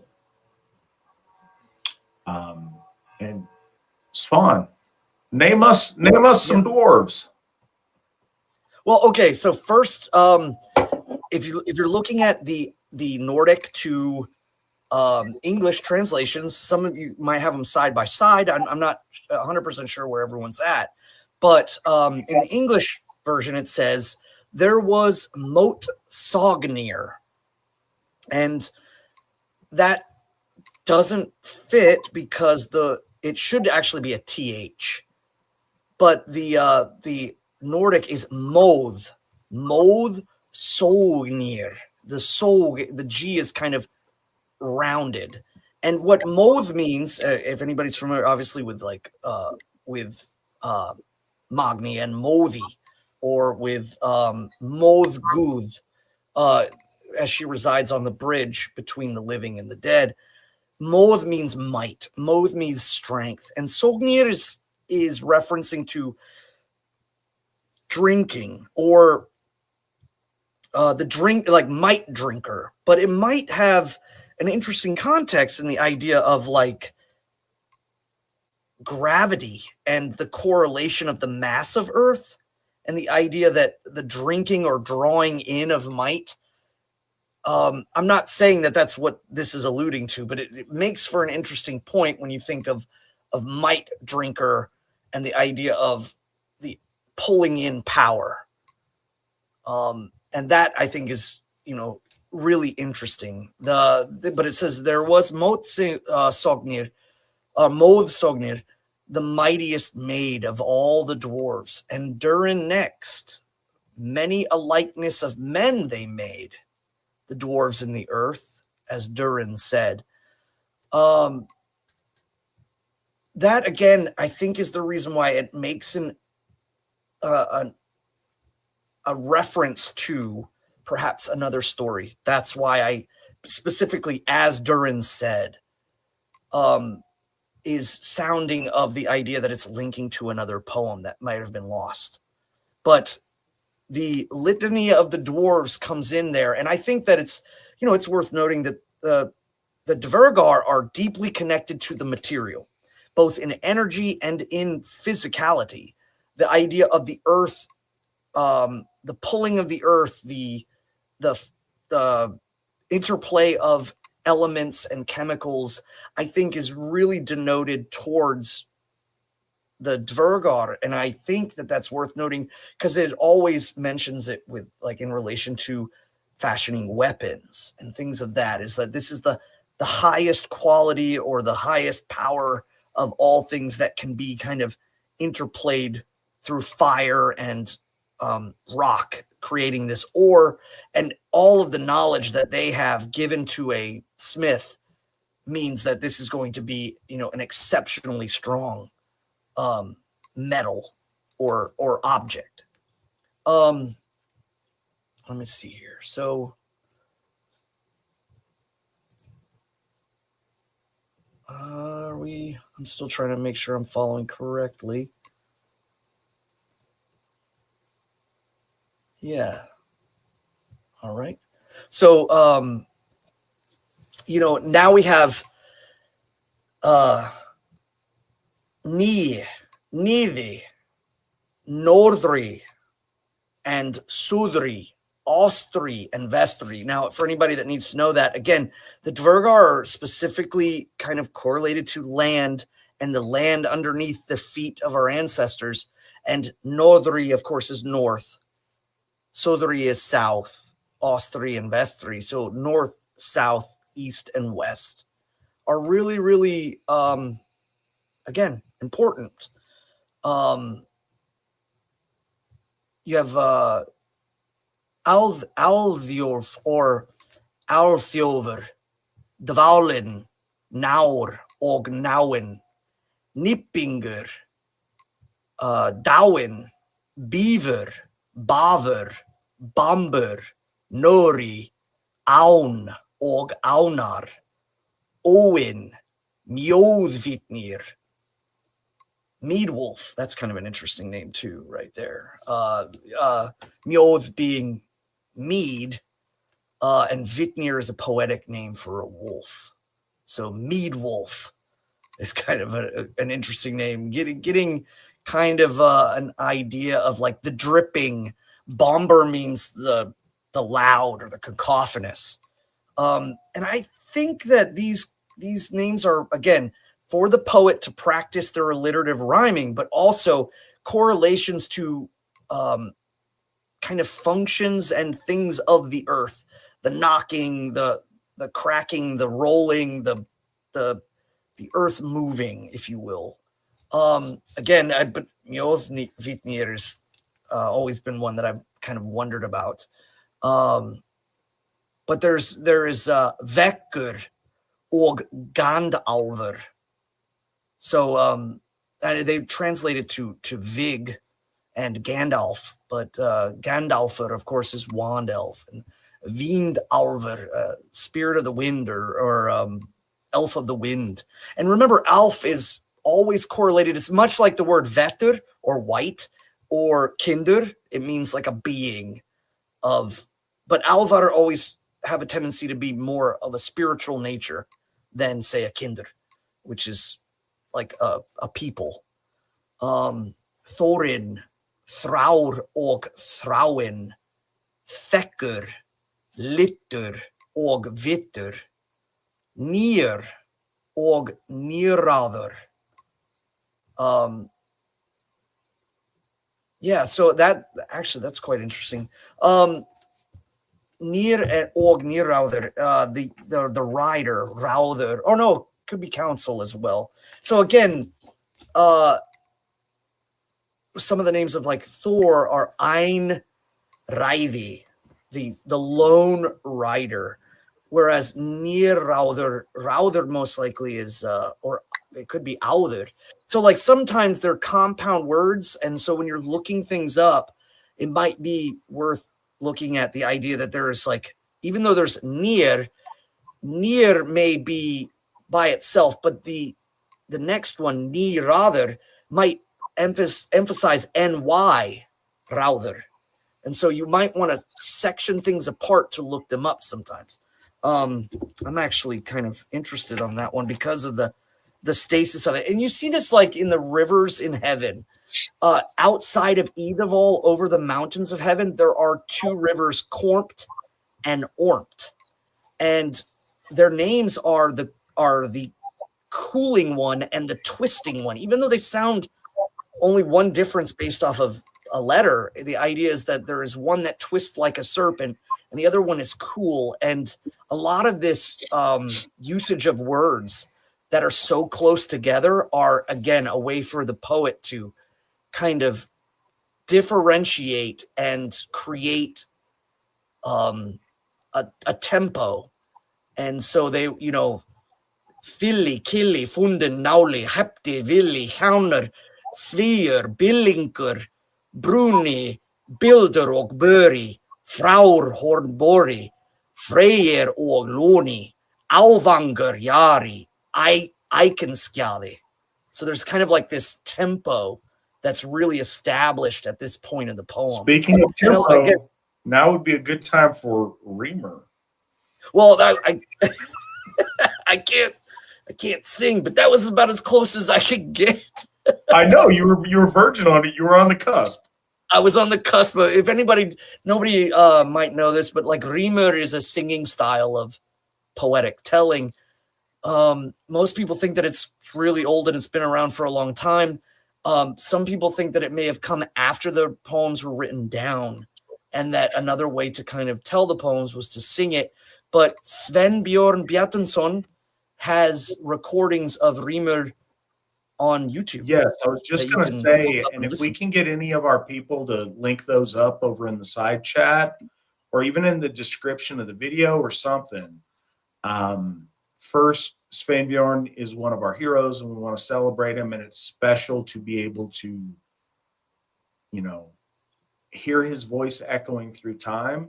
It's also just kind of a neat thing to listen to him do some skaldic verse in Reamer. It's really kind of cool, and it's partially because it's not our native tongue. It becomes meditative with its pacing. And if any of you guys haven't checked that out, you absolutely should. Listen to all of it if you want. At least listen to a taste of it, so but you'd be doing yourself a disservice if you don't just check that out. If not, just to get a taste.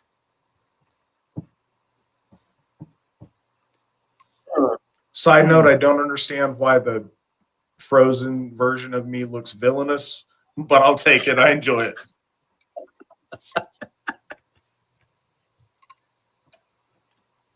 Yeah, so near is new. Newness, to be anew again. So there is new, near.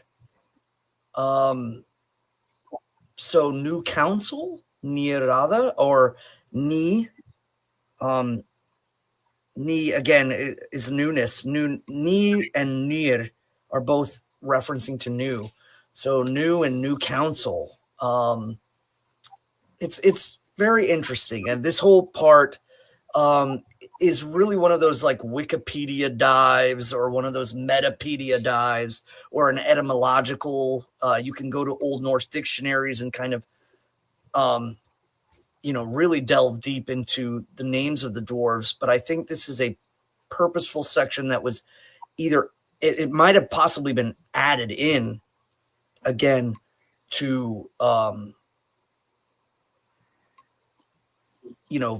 get the poet to practice. There's a lot of confusion though that this causes. Like, for instance, in stanza 12, there is Nir Nirauth and Nu heavy ek dverkar. Now I tell you of the dwarves, Reyen og Ráðsvíður, which is Swift Council.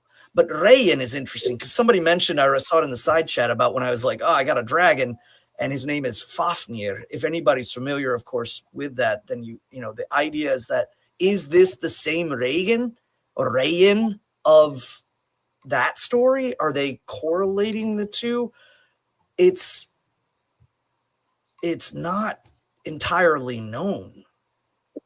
And then again, these names seem to be repeating even items or even the elder gods. Like there is a builder or Bilter og Buri. Again, Buri is mentioned, but Buri is of course something that comes out of the ground or something that is out of the substrate. And then here in stanza 15, Thou var Dropnir, the dripping one. And if anybody's familiar, of course, with the lore of Lord Odin, Dropnir is the golden ring around his arm that drips 9. But this could be referencing to the dripping of caves. There's a lot of theories on this section, and I'm not particularly trying to point in any way, but I really feel that this was a part that was added in with the intention of kind of showing what the poet can do by just memorizing and being able to kind of lay out the litany very, very quickly. So, again, a lot of the big thing I would say is understanding like dashes above A's, meaning an ow sound. A dash above a Y is like a double E sound. If it's in the middle of a word, understanding what an eth is, which looks like a D with a line through it. It's like a T and a lowercase d. That's actually the TH sound. So if you see that, like they translate it to frar, F-R-A-R, but it's, if you look at the Nordic one, there's a dash above it. So it's fraur. And the R at the end is its own syllable. So it is most likely fraur, because R's are often added as their own syllables. To add something to just the side chat, the Wolf Throne is, if you guys actually go through every stanza and every poem in the Poetic Edda, that would be so cool. It will be so cool because we are absolutely going to do that. We're going to riddle them off one at a time, and we'll see what kind of pacing and what we're going to do on that, because I don't know how many Wednesdays in a row we can have Spawn on here per se, but we're going to get that figured out and do that. And you said one episode for each poem. That's a cool idea, but they're very meaty, and I think that's biting off a little bit more than we can chew. So we're probably going to break several of them up into multiple episodes like we're doing tonight. But that is absolutely the plan. So stick with us and we will make that happen for you.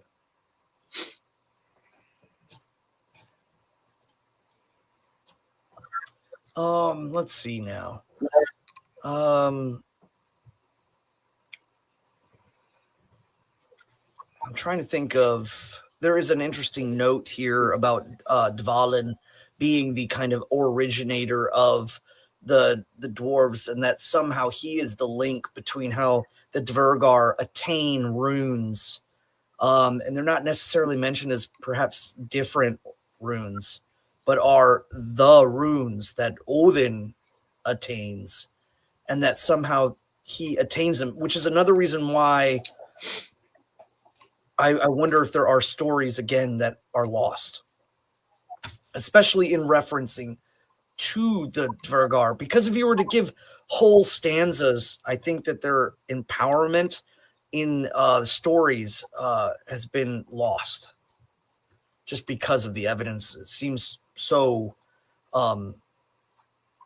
indicative of a lot of the poetics. And of course, we don't really see any of that until, Tolkien and his usage of the dwarves' names. And that most likely, I think, just really comes from his love of etymology and the idea that, of Bomber being the kind of the boisterous one. And I know some people kind of turn their nose towards Peter Jackson's versions, but I will note, like, Bomber had a drum, and I thought that was really cool. Like, they did a little bit of a nod towards the etymology of the name being like a resounding sound. So I thought that was really cool, because I don't remember him having a drum in the books. So, but so after the litany of the Dvergar, we move ourselves into the next stage of the ordering, and the actions of what is being committed are starting to formulate things. The slaying of Ymir, and the coming of the dwarves, the coming of the Nornir, and the coming of the dwarves. But now there's also another thing that comes into being, is the West now starts to bring itself into the realm of understanding, and it correlates, again, I've mentioned it 1,000 times, natural law and the cycle of life and death and all things is now coming into the dominion under cosmic order, but it will not come peacefully. There has to be a kind of, again, a great battle and a sense to overcome. So we're correct on stanza 21, right? We're still doing. We're still on the throng of the dwarfs, but if we move to after, is it 17? Let me see here. Just making sure we're all on the same page.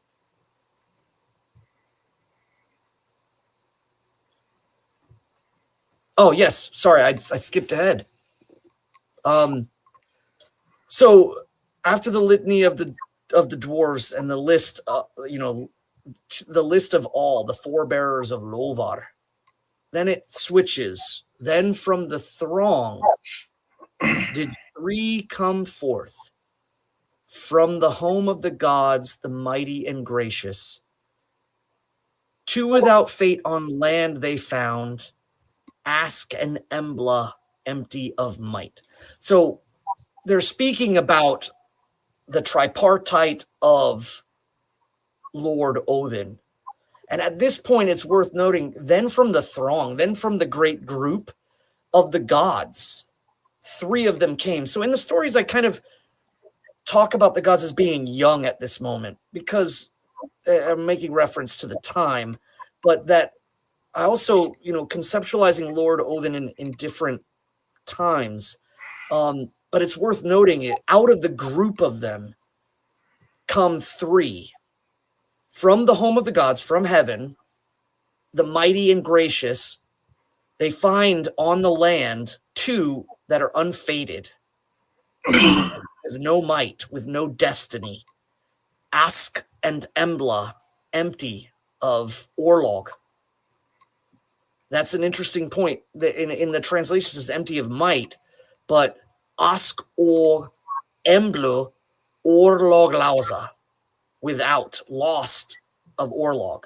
They don't have it. They're not fated. Some other translations say, unfated yet.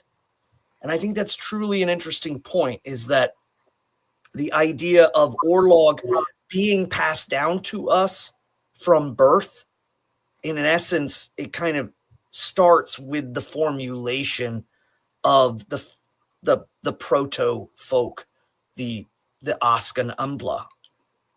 And so that breath and all of that starts the Orlog cycle. And the naming, which is synonymous. Taking, and this is fundamental, and we see it in our naming rite that we do to children, but you can do this with an item. I did this with Relentless, the AFA sword at Sigerblot.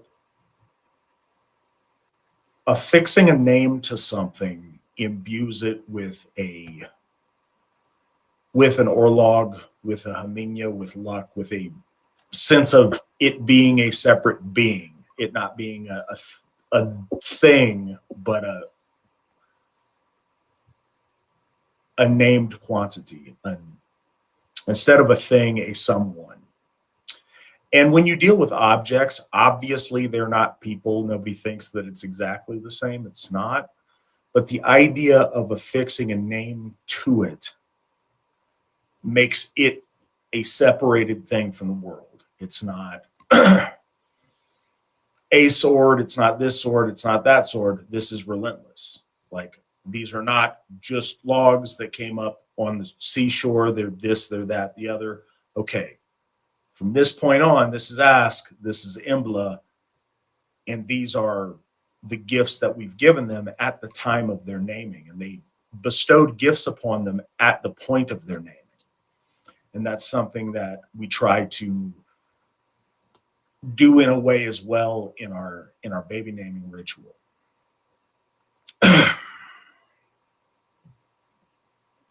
And I think it's just noting on pronunciation. Anytime you see the O with two dots, that's starting to get replaced by an O with a small tail in a lot of the translations. But the best way to think of it is when you see that O, it's kind of it's like sought. It's an AU or an OU sound. So, or, and then when we talk about log, we say like Orlog, but or law, because the G is probably very, very soft and throated. So it, again, kind of correlates to primordial, law, but, our law, lausa. Again, they may have throated the G a little bit more Old Norse than they do in modern Icelandic. But it means primordial law or fate, as it's often translated. And from 17 to 18, there's again a great amount in talking about what makes Askan Ambla and the proto-folk different, is that they're given gifts that inexorably connect them to the gods. And in a way, this is the dynamicism of Lord Odin. The tripartite unto himself, the dynamic creator, comes down, able to move between heaven and earth and manifest that kind of threshold. And in doing so, then taking shape of and giving fate to that which is unshaped and unfaded. And I also joke, not joke per se, but in my stories, I talk about how the Vana gods here in the middle realize that someone of great power has been in the middle when they see this change. because it's often referred to that the Vanna or Vanir are the older gods or old gods, and in essence, denoting that the folk, when they are created by the Aesir and given that fate, they leave, they go back to the gods, and so they're left in the middle to achieve, to make greatness, and perhaps the first mighty powers that they interact with is the Vanir. And it is then later that the Aesir become known and prevalent, the idea, the expanding, that which is above. So the first thing we learn is the powers of natural law, the things that are inescapable, life, love, procreation, death, and legacy of the cycles of life, hunting, eating, so on and so forth. It is then when the Aesir come in after that alignment that we begin to see greater understandings of things, civilization, law, things that we attempt to create out of, or possibly that are intangible, but yet, we desire to make eternal. So, they had not, or soul they had not, sense they had not. And again, soul is interesting in the usage, because it's breath, the divine breath, or the inspiration of breath. Obviously, if they direct translation, they would have used the word soul, but here they say owned. They did not have, or bearing. They didn't have our heat, nor motion, nor goodly hue. So there again, lao ne leti, ne litogoda. So they are given the kind of correlation between will and physical movement are seen in this, is that they have the ability to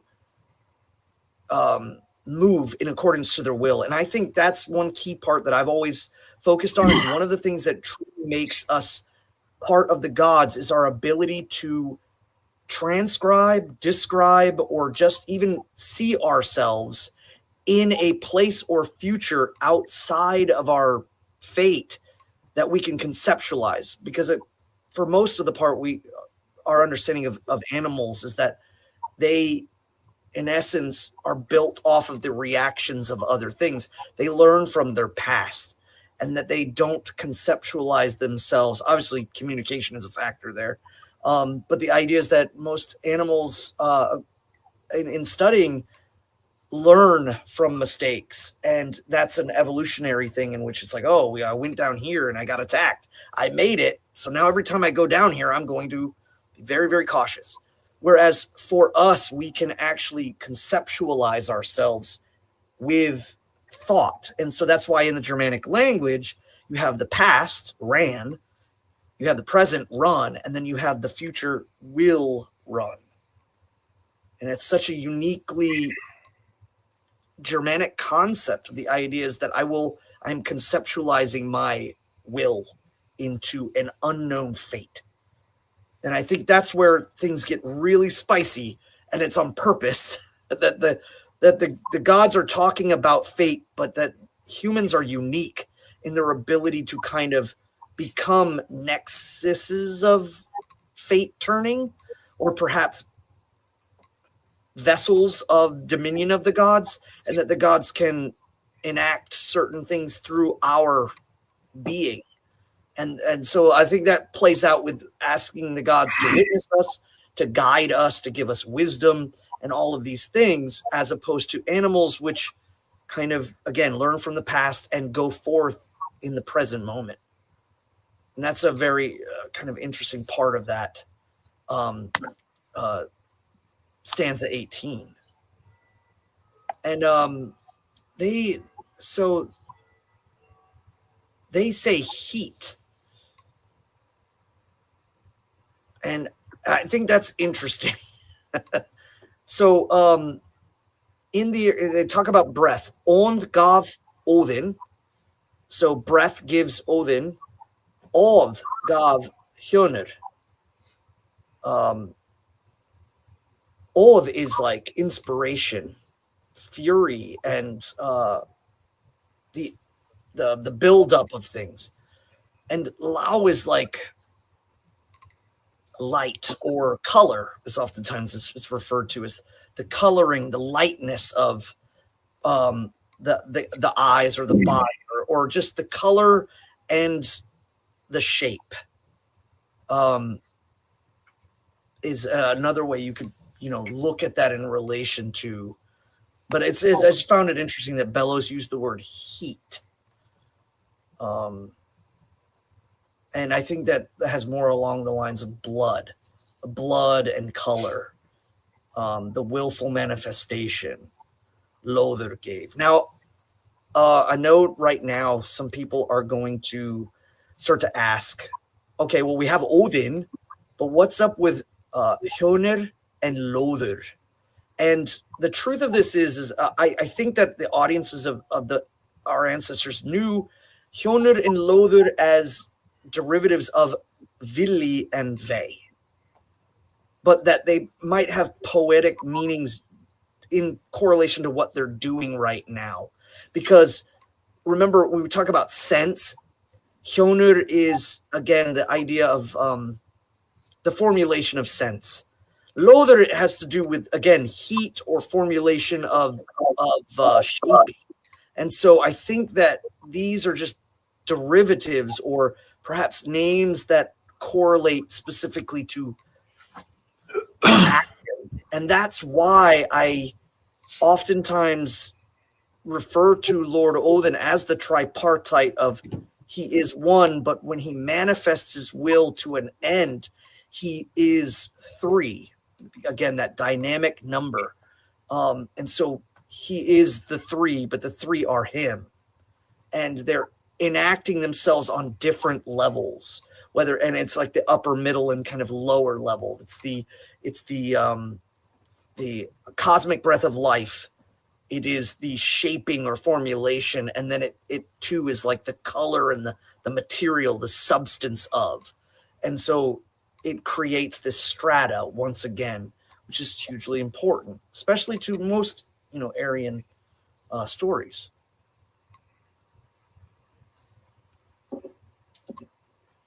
And we have a little bit of talk about that in the chat room over on the side. Vromage says, goodly hue, ? Or divine color. Litugotha is more our ethnic appearance, I'd say. Lao heat, or blue veins like a blue stream. Lao like Laugus, fate effectors. Color, that makes sense, still ethnic related, blue-blooded Aryans. I don't see the connection with blue so much. I do see the connections with life, and at this point, I don't. First, I don't disagree. I'm certainly as racially aware as everybody in the chat. I get it. But that wasn't a necessary distinction to make when this was being written down. There wasn't a lot of other groups of people to juxtapose ourselves to. One of the things that you see with all of these things is the difference between the living and the dead. Mankind is different from dead things because, and you're right, it does absolutely relate to the blood. But to the blood in the sense that it adds color. One of the things, and Svan touched on this with Blauen earlier when talking about the dwarves, blue was always associated with death. Death blau, the blue of the corpse. The difference is when a body has color, that's one of the ways that you know that it's living. That's one of the things that you can kind of see most markedly in us, and the paler our complexion is, you see the difference between, blood in the cheeks and in the body, or they've gone white when the blood runs out or when the blood's drained. So the idea of the lifeblood in it, making it vigorous, making it life, but also the will. And I mean, animals have primitive will in a, mate, eat,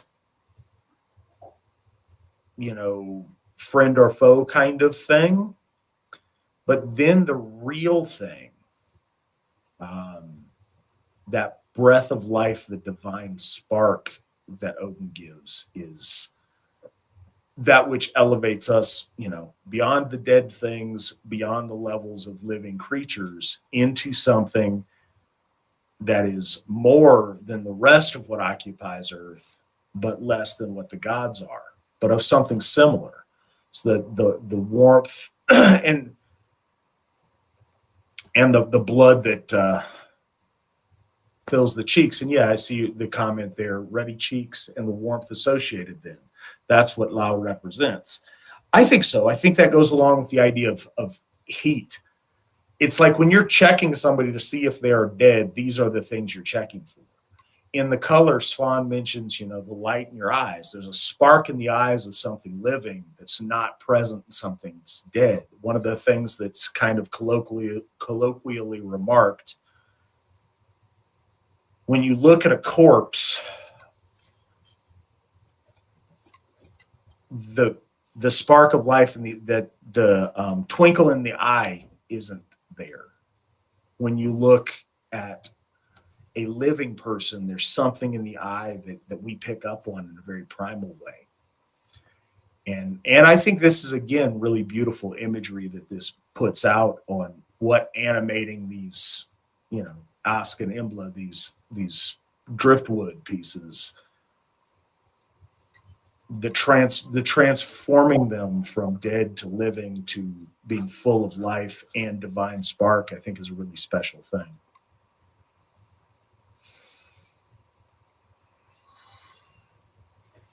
Well, we find too, there's a mention in stanza 8 about the from far away, the giant maidens, 3 huge of might out of Jotunheim come. And then there's kind of a switch, and there may have been an interpolation there, but there's a clear and like a return to that, or perhaps, it was an understood kind of thing, of what was mentioned before. Let me see here. The double checking something. Yeah, that there it's coming again, a mentioning of the Narnia. But let's first go into an ash I know. So again, the Oscan Ambler are given life and kind of set out. And then it immediately cuts into an ash I know. Yggdrasil, its name, with water white. Is the great tree wet? Thence come the dews that fall in the dales. Green by earth's well, does it ever grow? So, couple of things on this one. Immediately, the ash, the utilization of the ash. Many of us could pick apart when we talk about the concepts of the axis mundi, whether the axis mundi is like visualized in the center, visualized in the upper, and again, never really visualized in the lower at all. Because again, the farther and lower things go, the dominion of cosmic order starts to dissipate. And so what we find is the ash tree, I think, is very significant to the Norse. The idea that we talked about this with Iwaz, the rune of the yew tree, and the idea that the yew tree had great significance. But I think that the ash is specifically chosen because of the root system and the idea of how far spreading the root system is. Because that comes into such a great importance as we go. But an ash I know, Yggdrasil its name, with water white. This is the sprinkling of the water in relation to when the Norns are spoken of wetting the roots of the tree, while in heaven they keep it afresh and anew, and dew springs from its leaves. And we talk about this, and I kind of correlate that when we talk about ascension and the soul returning, that root in the lower world, in Verjelmer, that drawing up from the realm of where the folk soul is that the Yggdrasil is kind of like an ordering system, a way of stratifying life and dominion in the realm of the gods, and they too can control that happening. The Nornir control it, the gods control it, and they oftentimes employ that moment of when the dew falls from the tree, as I talk of in relation to the idea of the returning of that soul might from ascension. And so, thence comes the dews that fall in the dales. And this is also referring to just the moisture of actual dew. And it's mentioned that it's the spittle of Mani's horse, who is unnamed. A lot of people get it confused with Hrimfaxi, which is poetically connected to Not, the heavenly warden of night. But she, so in this part, they're kind of, again, making reference to the moisture and the life and the things that grow and the things that manifest without being seen. It's very kind of akin to the power of things being unseen and then becoming tangible. And there it is kept evergreen at Öðursbrunni, Erd's well. And it's mentioned again in the Gylfaginning is where that is in heaven. So thus the base of the tree in the center it's the center of the center. It's the middle of heaven. And that is entirely connected to everything that goes around it, including the middle and the lower. And this is where we get into having to extend things too far. At some point, because it is not a literal tree, at some point you can freak out about literalities of things, because it does serve as a connection between all the different worlds. But the idea that it's tended, it's watered, and it's rooted in the divine is very important. That it's rooted in the upper, and that goes to these other worlds is meaningful in and of itself. But the more you try to force it into being a literal tree, and you start wondering why some pieces are in different places, I think you end up doing a disservice if you're not. The things that they specifically mention their locations, they're specifically making that point for a reason, and that's the things to focus on, I believe. And yeah, that divineness of being the upper, and the things that disseminate to the middle and to the lower for reasons, and the movements. And we see that a lot in other Aryan stories and mythoses. Again, the striker in manifestation never steps into the underworld unless it's bad or the end of things, but is fighting things coming out of the earth, the chthonic serpent, if you will. So I think a lot of the desperation towards making the roots in the lower, all of the roots in the lower, loses the entire point of understanding that Yggdrasil is in the upper and manifests much of its power in the whole dynamic of the Nornir and the gods and the counseling seats and the the watering of the roots, is that all of that descends down from the upper world. And I think that is very Aryan, if we're talking about the gods of Olympus or high upon the crags, and their fate is kind of disseminated out, or that they gather to witness these things. And I think you could make an argument that perhaps Snorri is pulling from Hellenistic ideas. I mean, he clearly does numerous times throughout most of the poems, but it's not super clear. And yet at the same time, because they are branched families of the Europeans, there's clear parallelisms that are throughout because of the way things are structured. So you can't really, I think, split hairs, but I think it's, again, more important to understand where things are and why things are there, as opposed to trying to conceptualize that it's standing on 4 pillars, or there's a table, or something else that I think is important and meaningful is you can't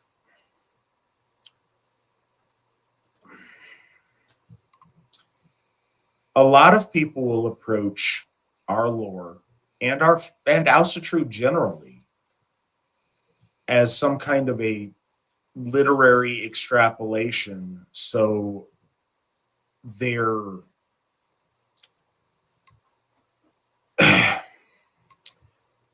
treating these things as elements in a story as opposed to an expression of divine truth.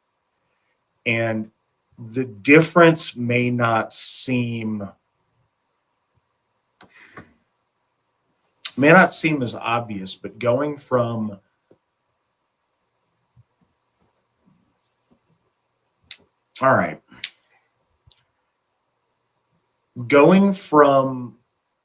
the mundane and the debased and trying to build our gods from it is very different and leads to very different conclusions than taking actual gods that exist in the higher, in the astral, and trying to understand them. So trying to project our stuff onto the gods may in a lot of ways look similar, but the details are really different. When we're trying to go from human baseness and project the gods out from that, it's very different than taking the gods for who the gods are and trying to understand them as best we can, trying to reach up towards them as opposed to trying to bring them down to our level. And that's a really fundamental difference. If you approach our lore as if it's, comic book characters written by, ancient proto Stan Lee, it's a very different thing than trying to realize that our ancestors were trying to express higher truths of the gods in a way that would make sense to folk and with imagery that people would understand. And just thinking about that as a touchstone every time something doesn't make sense or every time you want to make a leap, err on the side of trying to understand the gods as opposed to trying to project a story. And I think it would help a lot.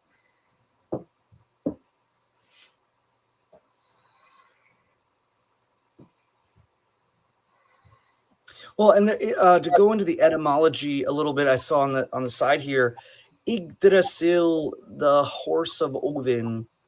Again, the Ygr is YGGR is one of the Heiti of Lord Odin, and it means the terrible or the awesome, the kind of fear or emotional responding sense of like that you're dealing with something of great power.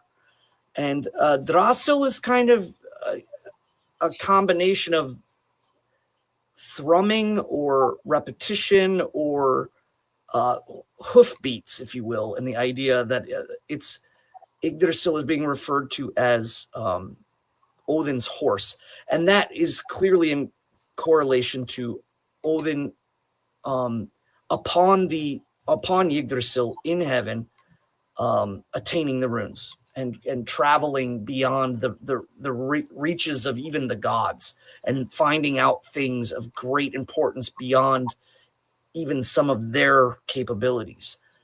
And so it's like his riding of the horse. I think that's really important as to another reason why Yggdrasil is this place, this center point of heaven, becomes a focal point for the gods to commit their acts of regency over things in the middle, but also what they're doing in the upper.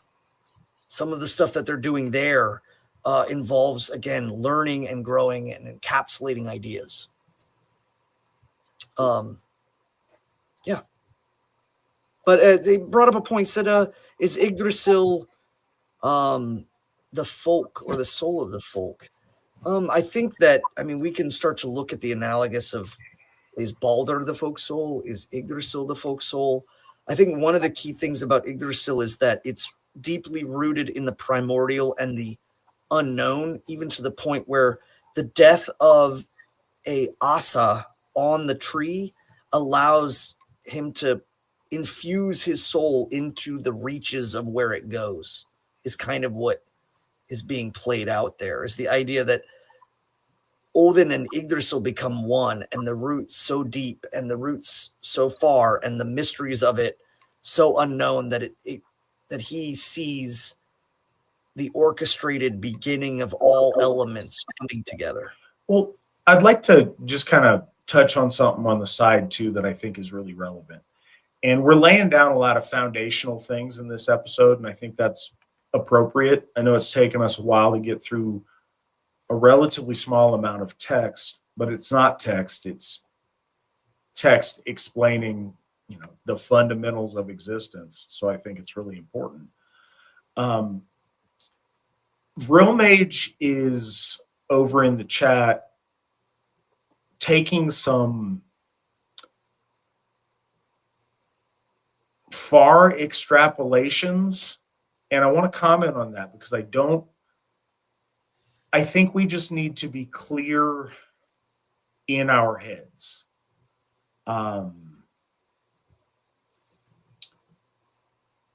Recognizing commonality in things that you've experienced, in things in your life, in things in history, with pieces of our lore is completely and totally legitimate, appropriate, and we all should do that. There's a difference between that and supposing that that was the intent of the writer of the poetry, if that makes sense. So, for example, Vromage made a point about shoot, now it's lost back in the thing. I got to scroll back, but basically about Yggdrasil and how that's an ash, and ask also means ash. So maybe Yggdrasil is ask from the earlier stanza, as in the folk soul of our people that Odin can work through and do stuff. That doesn't have to have been the intent of the poet to be a meaningful revelation.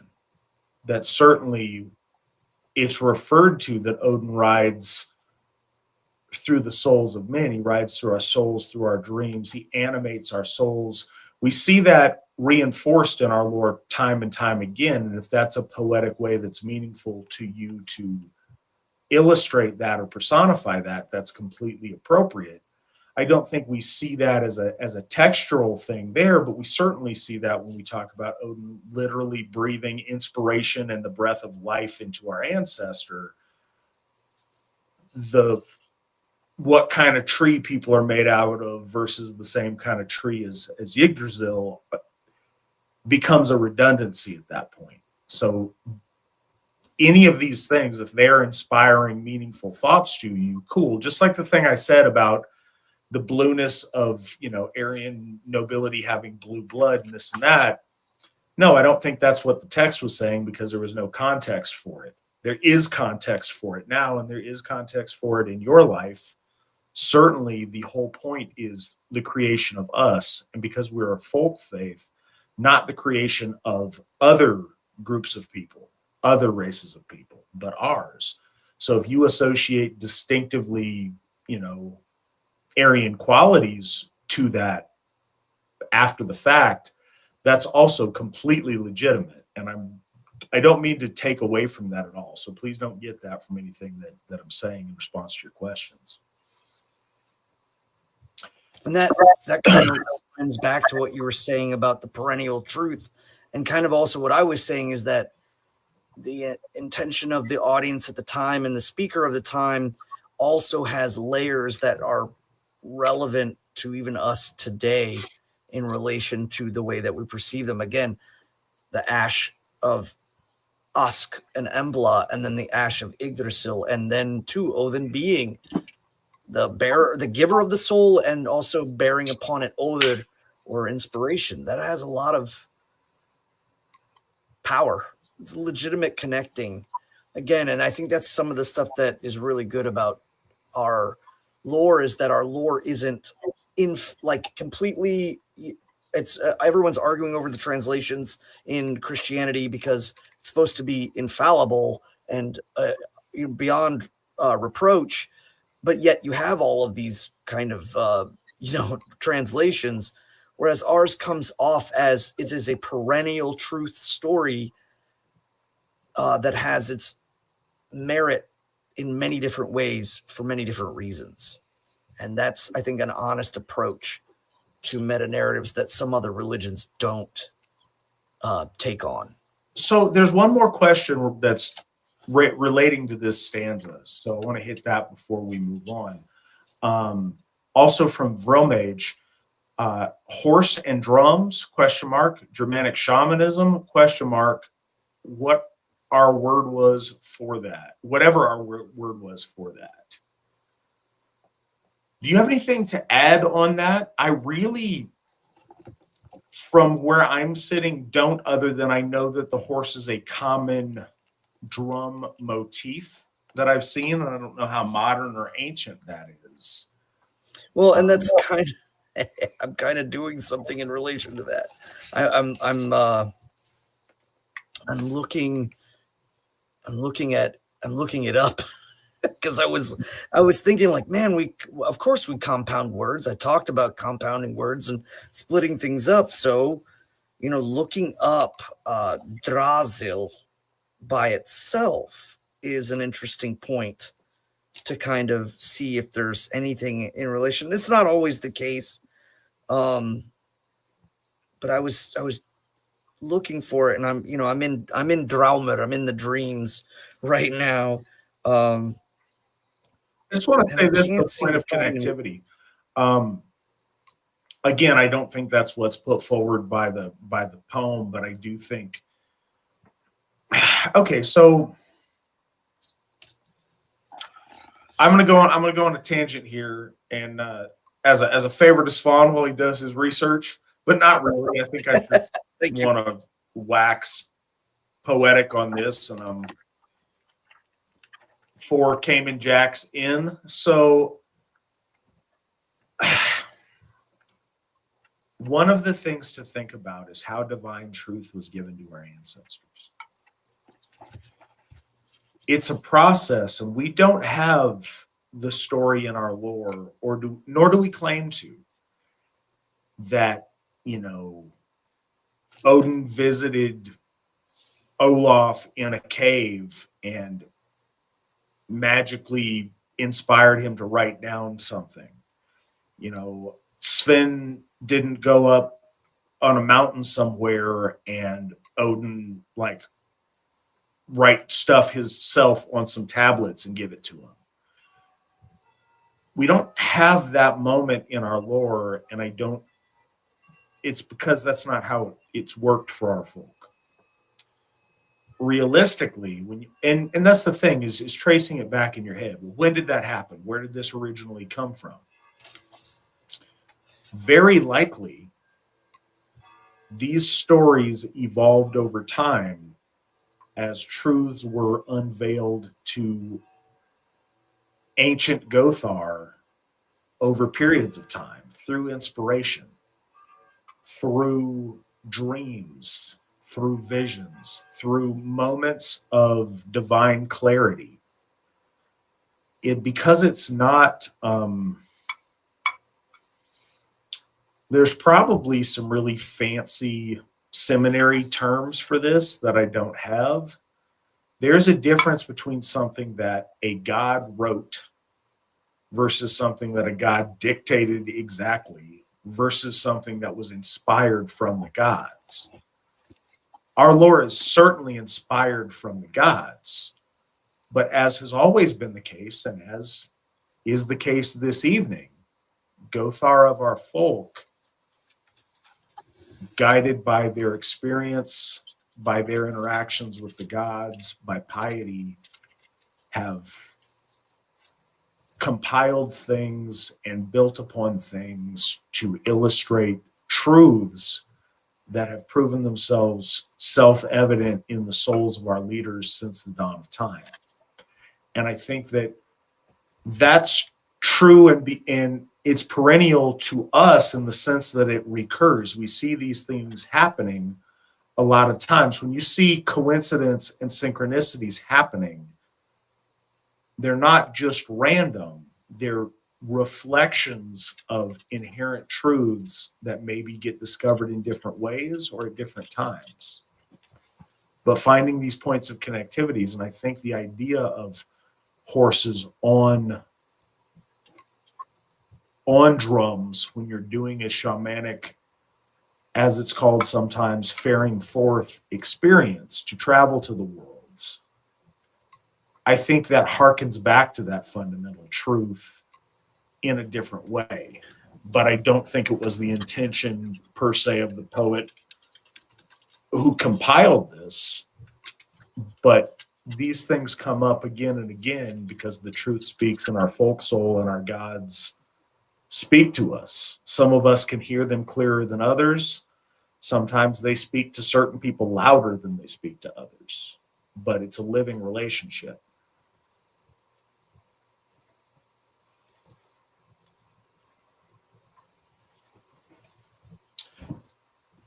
Yeah, I'm still. I went through the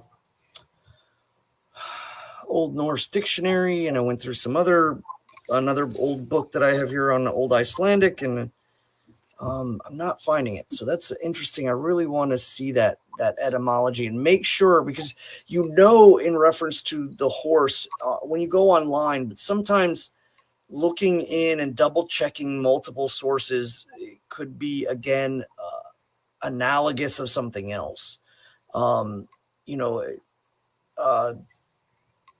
It's interesting when you look up like the yew tree versus the terrible one versus things that are folded. All of them have very similar linguistic structures. So it's like I'm always like kind of double checking, triple checking to make sure, and I haven't quite gotten it. So I'm gonna have to look up that more as we go, especially just about the etymology, but I couldn't find anything simply as Drasil. So, but let's see. We are on stanza 20. Three maidens. Thence comes the maidens, mighty in wisdom. Three from the dwelling, down underneath the tree. Earth is one named, and I'll say the whole stanza and then I'll get to that. Earth is one named, Verdandi the next. On the wood they scored, and Skald the third. Laws they made there, and life allotted to the sons of men, and set their fates.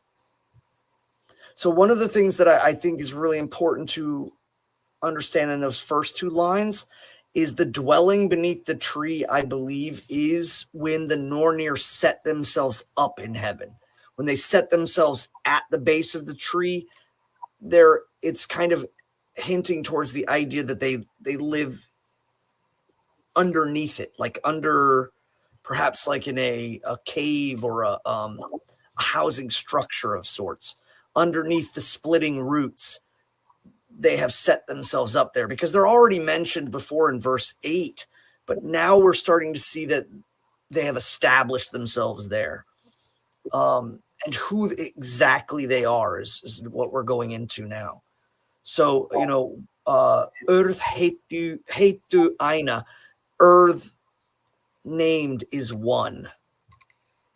So Earth is, of course, Earth's Brunner. It's the primordial start, the old of things. And I think that really correlates again to fate and time, and how weird Orlog and the marking of time is really just chronologically measuring fate or destiny, or that which is coming into being. Time, in a way, is very much the verdandi of all that has happened in the past. And those two create the debt. Skuld is debt, a price to be paid. In essence, that our deeds create a result, and those results correlate to other things, and eventually, it's kind of again a building of it. I think that I can't remember who stated it, but they were talking about weird as like if you ride a horse, then you're more likely to fall than someone who never rides a horse.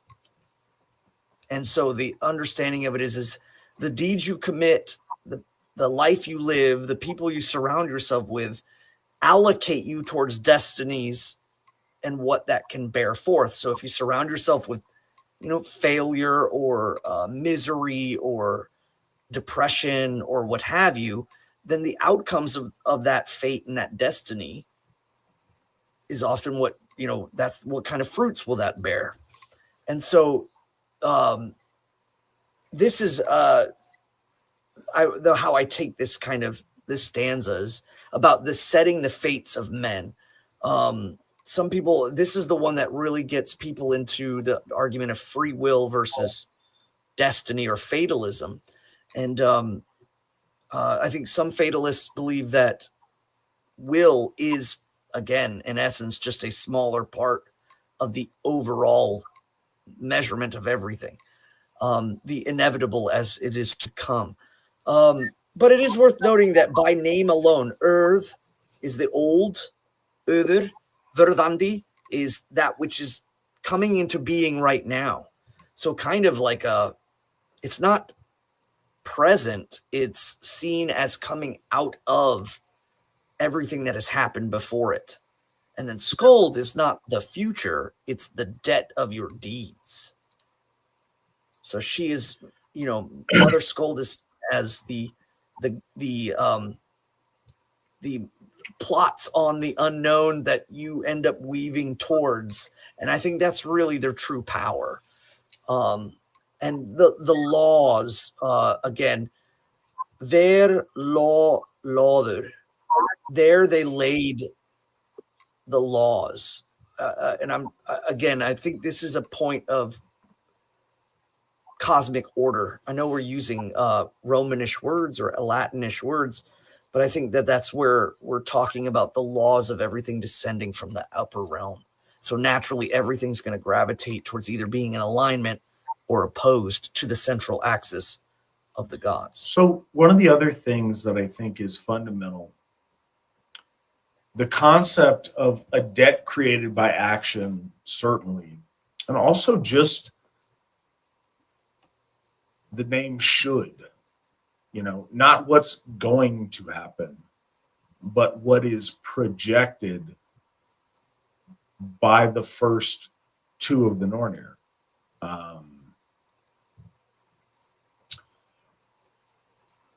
What came before, what is currently happening as a result, and where that's headed. And I think that there is profound currents set into play by actions that lead towards a certain fate or a certain destiny. But again, and this goes back to a similar thing, and I'm not expressing it as cleanly as I'd like. Oh, fate, Well, what that means is I don't have free will and you don't have choice and everything's just predestined. Therefore, our ancestors must have believed that. Doesn't make any sense, but they must do because that's what the word means. Therefore, that's how these silly ancient people did religion. Instead, if we understand that our ancestors are real people practicing an actual faith that exists, that makes sense, human beings know that doesn't make sense. They realize that free will has to have an interplay. It's preposterous to think otherwise. No one has ever thought otherwise.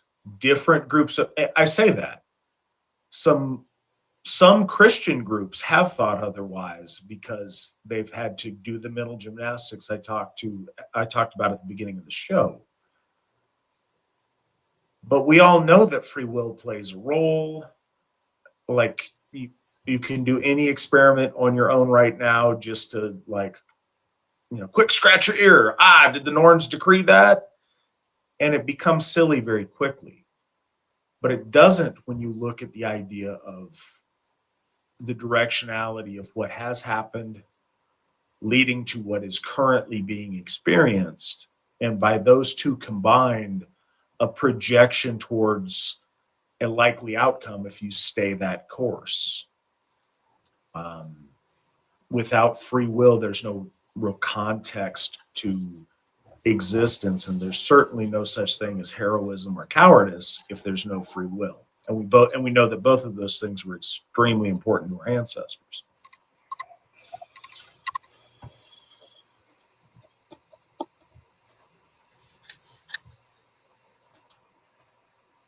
The subject of this of destiny and free will is an interesting one, and I really love.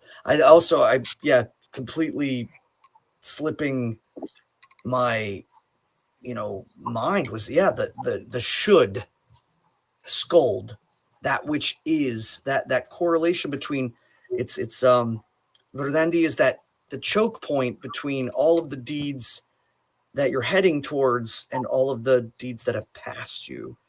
And again, that I think the component of that singular threshold that everything's passing through is your will, which was given to us by the gods.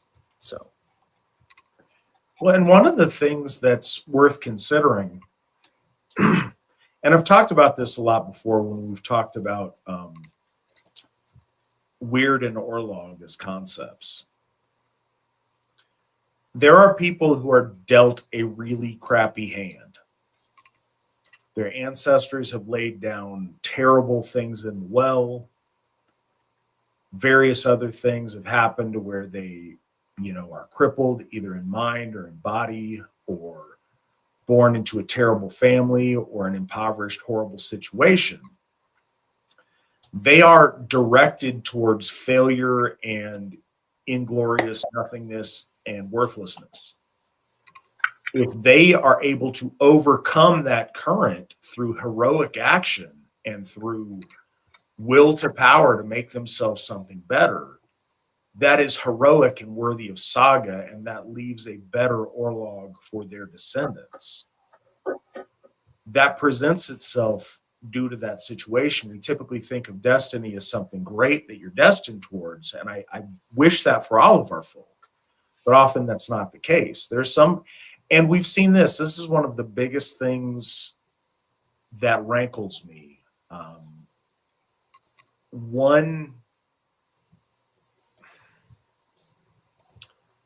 One gift that's sometimes a curse, I suppose,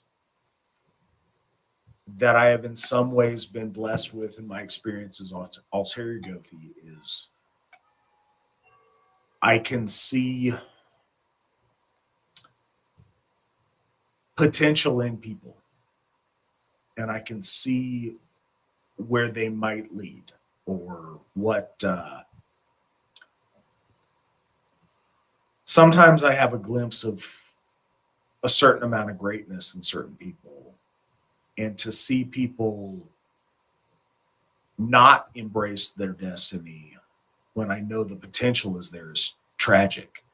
To see people that aren't necessarily destined for greatness overcome and make themselves amazing is really awesome to see. It's very difficult to watch people that you see a tremendous potential in and then watch them squander it for a variety of reasons. But I think we all see that sometimes to one degree or another. We see somebody that are on a trajectory towards greatness that are just brimming forth with a quality that you know is capable of such amazing things. But especially in the world we live in the wolf age, we see people get off track on that quite a bit and not get to achieve their destiny. So again, there's a projected path, and I've talked about this as a fundamental to magic practice for a long time. To attract synchronicities to you through consistent right action aligns you with weird and aligns you with opportunities towards destiny. And if your destiny's crap, then you want to look for opportunities to nudge that the right direction and nudge that to something better. If your destiny's amazing, then you want to see when those opportunities present themselves and capitalize with them. And that sight, the ability to see those moments and to seize them, is a fundamental in somebody's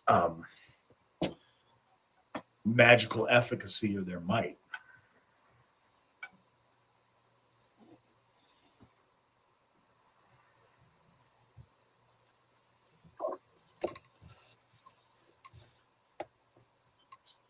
So this is something so now we're on verse 20. We got the last 5 as we're going to 25. So really starting to dial in. This is again the alignment between cosmic order and natural law, and the great interplay between I think chthonic forces of natural instinct versus loftier, more pronounced ideas above the needs and desires of just the individual or the heart or the emotional self. In stanza 21, the war I remember, the first in the world, when the gods with spears had smitten Golve, gold lust, or gold thirster, and in the hall of Hor had burned her. Hor, of course, being or Haur is how it's it says Hor, but it's not. It's Haur in the Old Norse, HA with a dash over it. RS, Haurs, the high one, Odin's hall. 3 times burned, 3 times born, often again, yet ever she lives.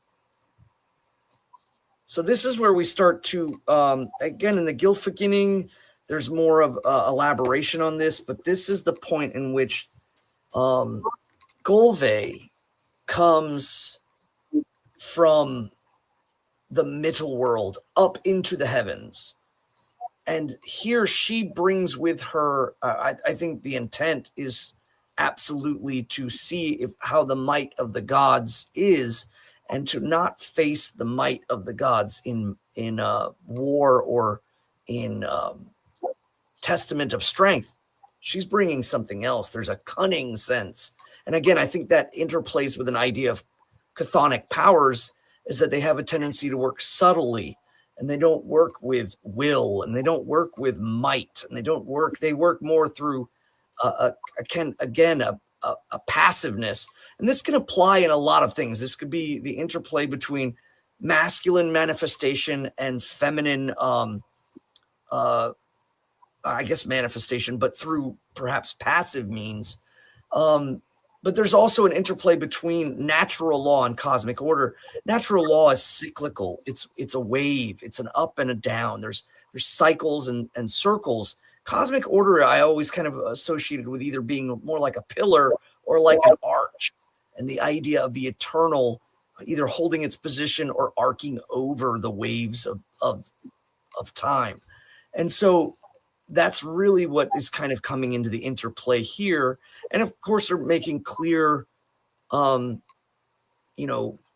of interest, especially with the being thrice born of the fire, burned, pierced by the spears. Because if anyone's familiar with the story, and that's another thing worth noting, is the Völuspá is referencing other poems constantly. I don't know. I mean, obviously we've said this a couple times, but I guess it's to make it clear.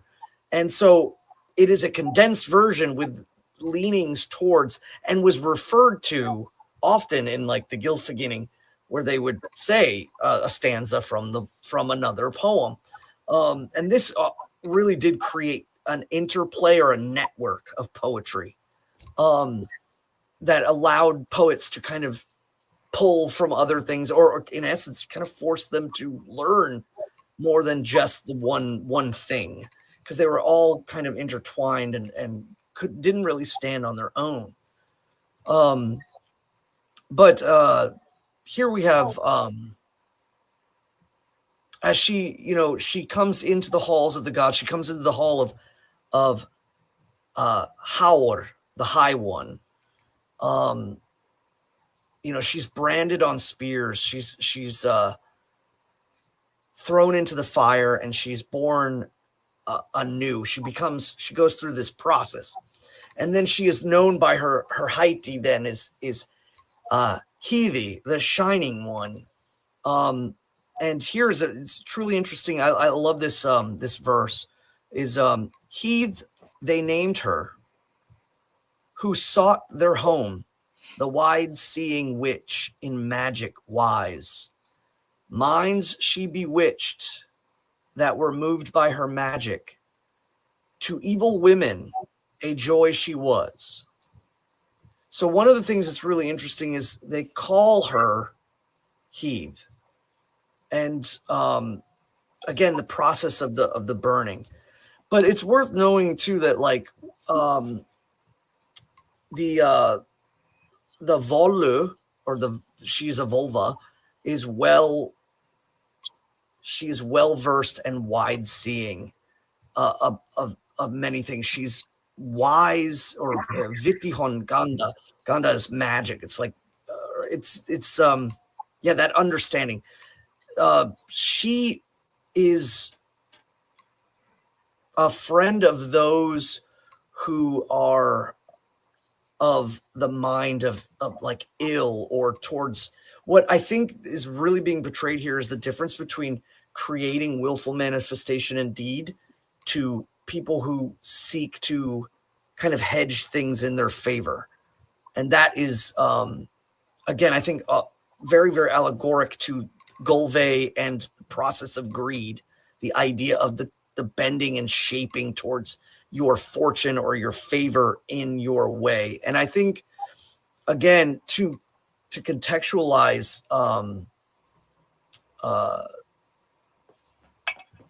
like her to evil women, it's mentioned in the Old Norse translation as Ilrar Brudar. And so it's, again, that's not the because Hon is women, but like she bewitches or turns people's minds towards things they seek to gain, and again through perhaps deception or turning fate to hedge fortune towards you without manifesting, I think is what is ultimately being said. But it's going through the mode of witchcraft and women doing things in this kind of more mystical, or what we often joke around and say is like the hoodoo, or the women's spooky girl magic. spooky girl magic. That's it. Spooky girl magic. Is I think the direct reference that they're pulling towards, but I really find a lot of connection between Golvey in the lusting for gold or the thirsting for gold, and that this is kind of referencing towards the usage of spinning fate to turn towards benefit without manifesting by will. And that's what seems to be kind of laid out in these stanzas as they juxtapose each other. There are people that mark the fates. The fates of man are marked by their deeds. But Golvey is often sought for those who do not wish to manifest their deeds. They attempt to twist things in their favor.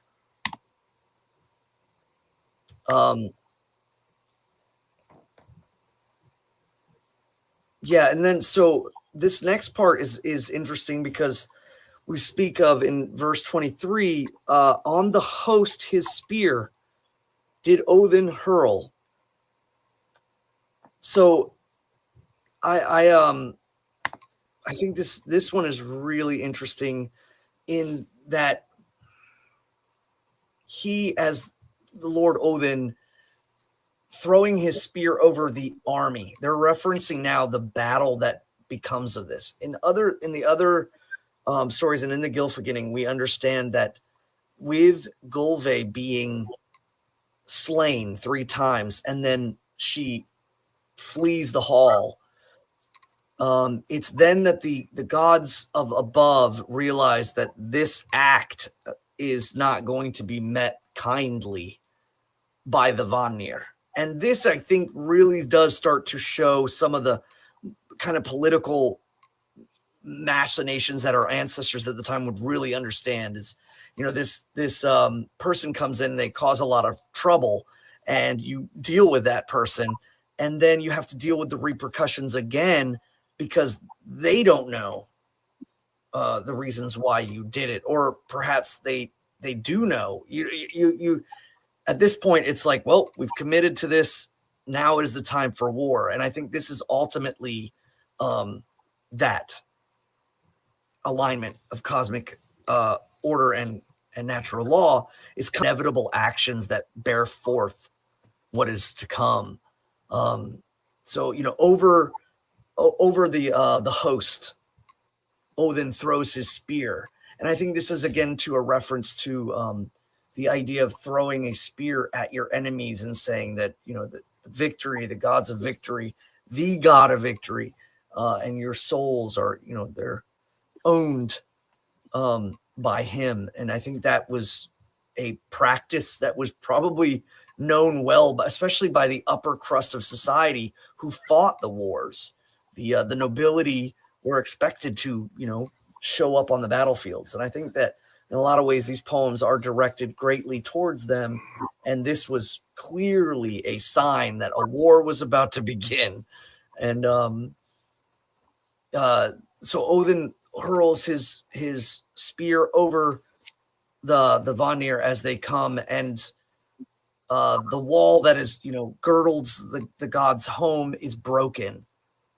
So, then in the world did the first war come. The wall that girdled the gods was broken, and the field by the warlike wains was trodden. Now, it's worth noting to the Vanir, the wains. They use the word wain, which is really, really cool. It's an Old English word, and it means, again, denoting towards natural law, cycles, the rise and ultimately the fall. This cyclical nature of growing big and receding, or going forward and falling back, or going up and going down.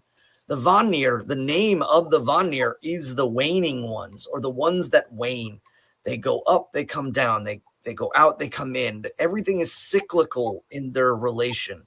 And so the idea is outside of Asgard, in the fields, in the world outside, there is a great war outside of that place. Again, kind of noting to the idea that heaven is more than just Asgard, and that the gods battle with them, and the walls of the heavenly abode of the gods is broken. And of course, this again leads towards another story the rebuilding of the walls. But it's interesting. So in verse 24, then sought the gods their assembly seats, the holy ones, and council held, whether the gods should tribute give, or to all alike should worship belong. That, I think, is really interesting, because this again starts the spread of the unification of the Vanir and the Aesir become known as a singular entity at this point. Of course, we know the stories of the tribute and of Mimir and his head being lost and placed in the, or being severed and placed in the well, and all of that. But this one, I think, too, contextualizes it really well. The gods gathered a council, and I think this is more also to referring to the Vanir and the Aesir coming to a peace council, realizing that either side needs to be aligned, not oversought to each other. And when they do so, they create the whole of the gods that we as folk honor. And it's clearly seen from there on out. It's mentioned numerous times in which, Freya is referred to as a Vanadis, but then Frey is also referred to as the brightest or most beloved of the Aus. So the word and usage of gods or God is given to both. But I think it's worth noting that if you think of the Vanir as the waning ones, it shows which correlation of power they come from. Do they come from natural law, or do they come from cosmic order? And I think that's a better way of looking at them and how they come into alignment together. That's something that's confusing to a lot of people. I had a guy I was speaking to just the other day ask me about that. People think that there is a distinction between Aesir and Vanir, and there's no real evidence that that was ever the case in the historical period. Pretty much as soon as they are mentioned, they talk about this war, it is resolved, and from that point on, they're Aesir. But it's enough to cause confusion because again, I think people are reading it as a work of fiction. I think cheapens it, but they're exploring it as a literary pursuit and not a religious pursuit. And I think those are two really different ways to try to make sense of a story. The truth here isn't about, woodsy old wise gods fighting shiny new, Aryan horse lords and like how that works out. No, the truth is about, as Swan has mentioned many times tonight, about the reconciling between cosmic order and natural law and how they fit and merge with one another to form an ordered existence.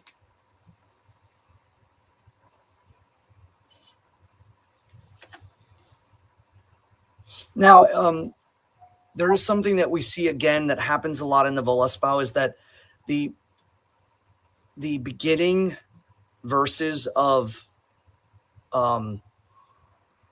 sections of the poem begin to repeat. And again, that was part of the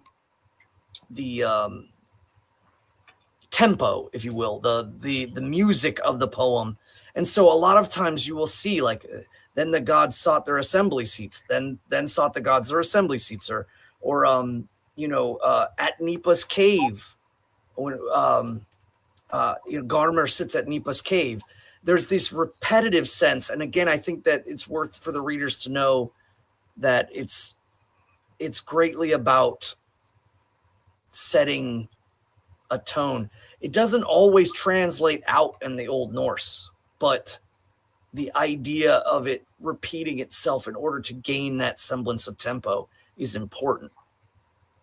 And, it says, then sought the gods their assembly seats, the holy ones and council held, to find who with venom the air had filled, or had given Freya to the giants. And so there is a lot of arguments around the idea that there may have been something lost, or there might have been a line that didn't quite translate here very well, in relation to a story of Freya being taken by the Jotnar as opposed to being threatened to be taken, and that there might be I'm not saying a mistranslation, but a contexting that's kind of wrong or out of place here. Either there's a story that perhaps did exist in which Freya was taken by Jotnar, but we do have, of course, the story of Idun or Iduna being taken. But in this case, Oath's bride is very specific towards the relation of Freya, and we know in the Gylfaginning that one of the key components of the unification of the gods is that Njörður and his children, the Lord and the Lady, come with him to the gods. And there comes in the peril of the Jotnar trying to, again, remove the linchpin of natural law in order to disrupt and change things. And I this one, as far as context, is always, I'm still, chewing this one up, if you will,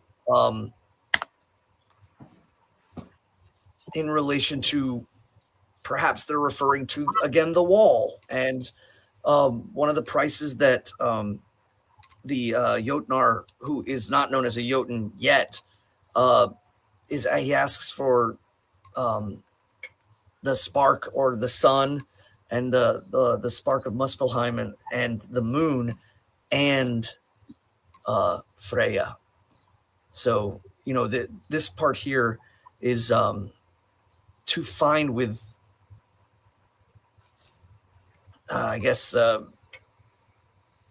don't know, it's intent or malice, if you will, I guess would be another good version of this. To find with malice the one that stole Freya, but to what story that might be alluding to is still kind of up to debate. And I hate to end it on that one being, again,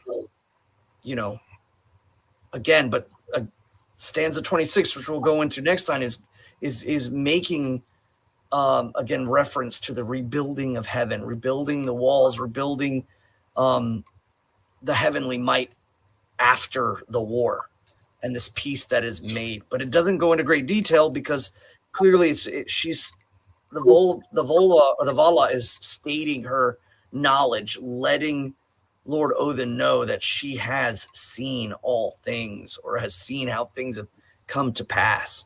So she's still in the state of establishing her power and lore. And ultimately what this is allowing the poet to go through and quickly kind of reference other parts of the stories as they go. All right. Well, that is what it is. And I think that, being honest is better than not being. It's odd, and it's mentioned as being odd in most, even early notes on the text. And some things don't get to us in, it's amazing that we have what we have from 900 years ago. So the fact that some of it comes down in a less than perfect form, I don't think should be shocking in any way.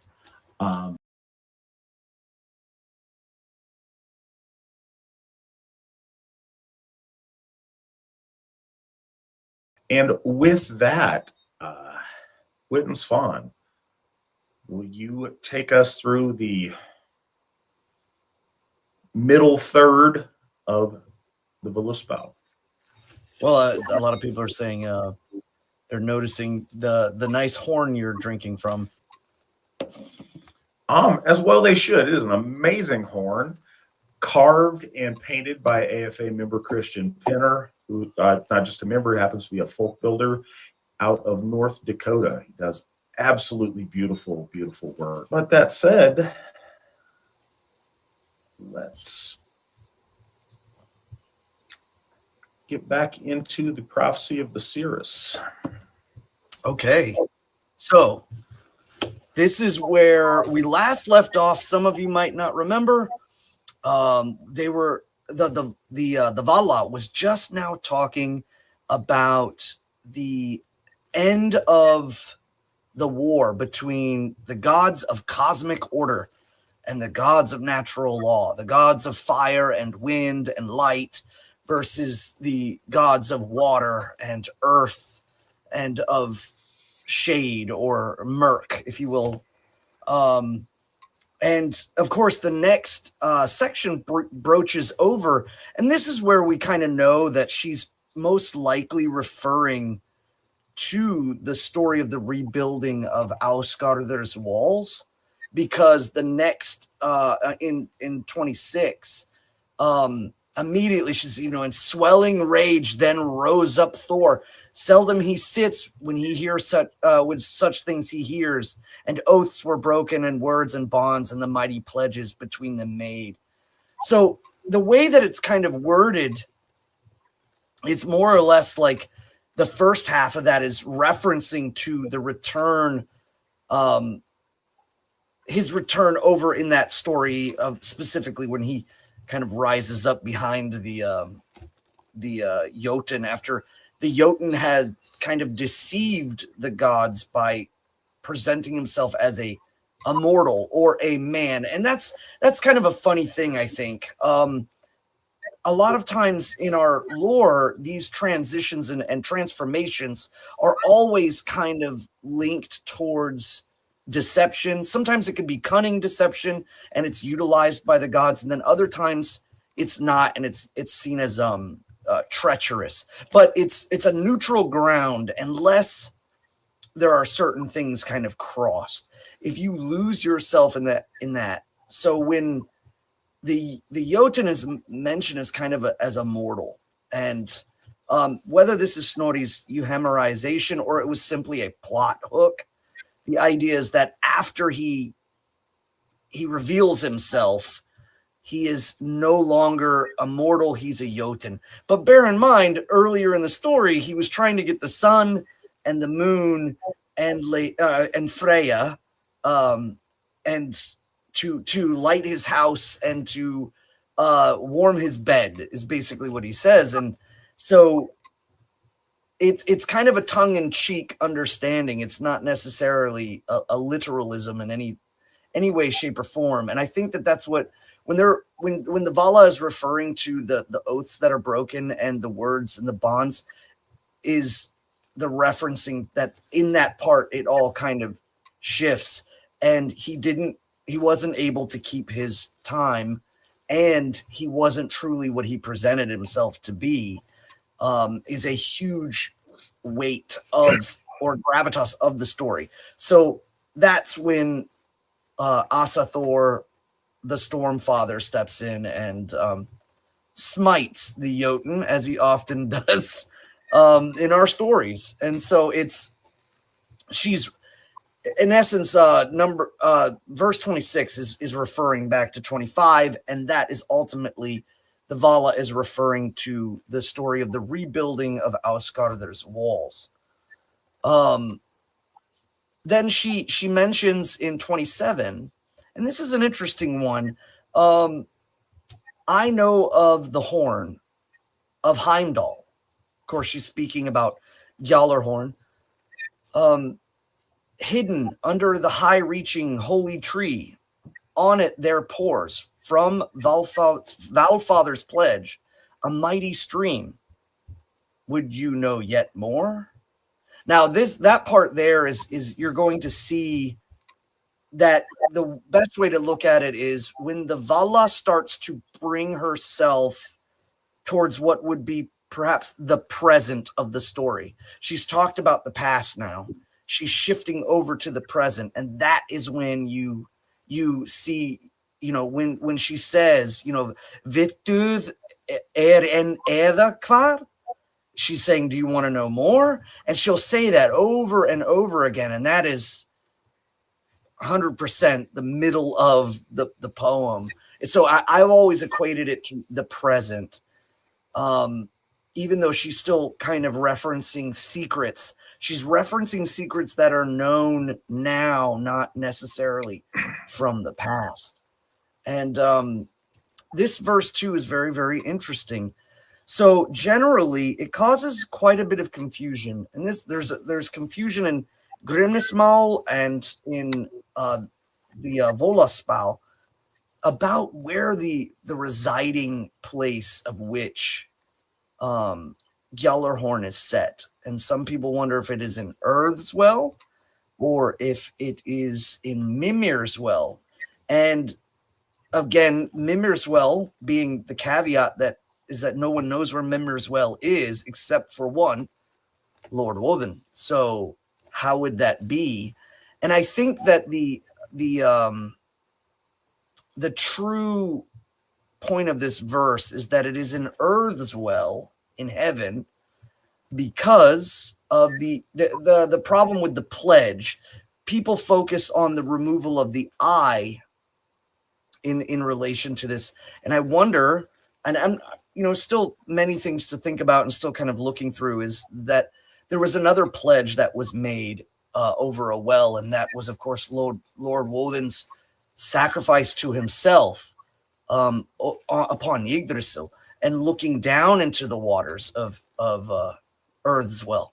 So I think that some of the confusion may have been there, but again, there also seems to be that Snorri Sturluson sometimes mixed up some of the spots, or perhaps as they were being written down and as they were being comprised, some of the spots get mixed to where, for instance, in the Gylfaginning, it's mentioned where the roots go, but in Grimnismal, the roots are mixed up. There's one in heaven, there's one in Jotunheim, and there's one in Midgard. So it's like it gets. I think these might actually be somewhat grammatical errors. I don't think that there's too many, or that there may have been a mix-up, or perhaps kind of a crossing of lines as far as getting the consistency of it. So I think that this is one of those kind of mysteries where people ask, like, well, if Lord Woden only knows where Mimir's-Well is, how did Heimdall's horn get there? Unless, and this is the big one, Heimdall is Odin. And that is one of those, again, for anybody that's new to the Asatru folk assembly, we don't hypostasis. And so I feel like that's a bit of a cramming point. And even Edward Thorson is Dr. Stephen Flowers, under his pen name, Edward Thorson, made some suggestions that the possibility of Heimdall being Lord Odin. And I don't prescribe to that, but I think that this is one of those passages that really kind of leans towards starting to question that. But I think that it's also worth noting the Valfather's pledge and sacrifice was taken on Yggdrasil as well, not just Mimir's-Well. And so the idea that his sacrifice there and the things that he gained, as opposed to simply the eye, it's his whole being was gone and then returned from it.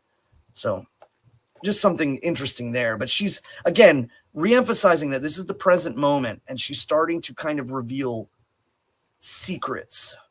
And that is showing, again, her power. So I want to take a moment here.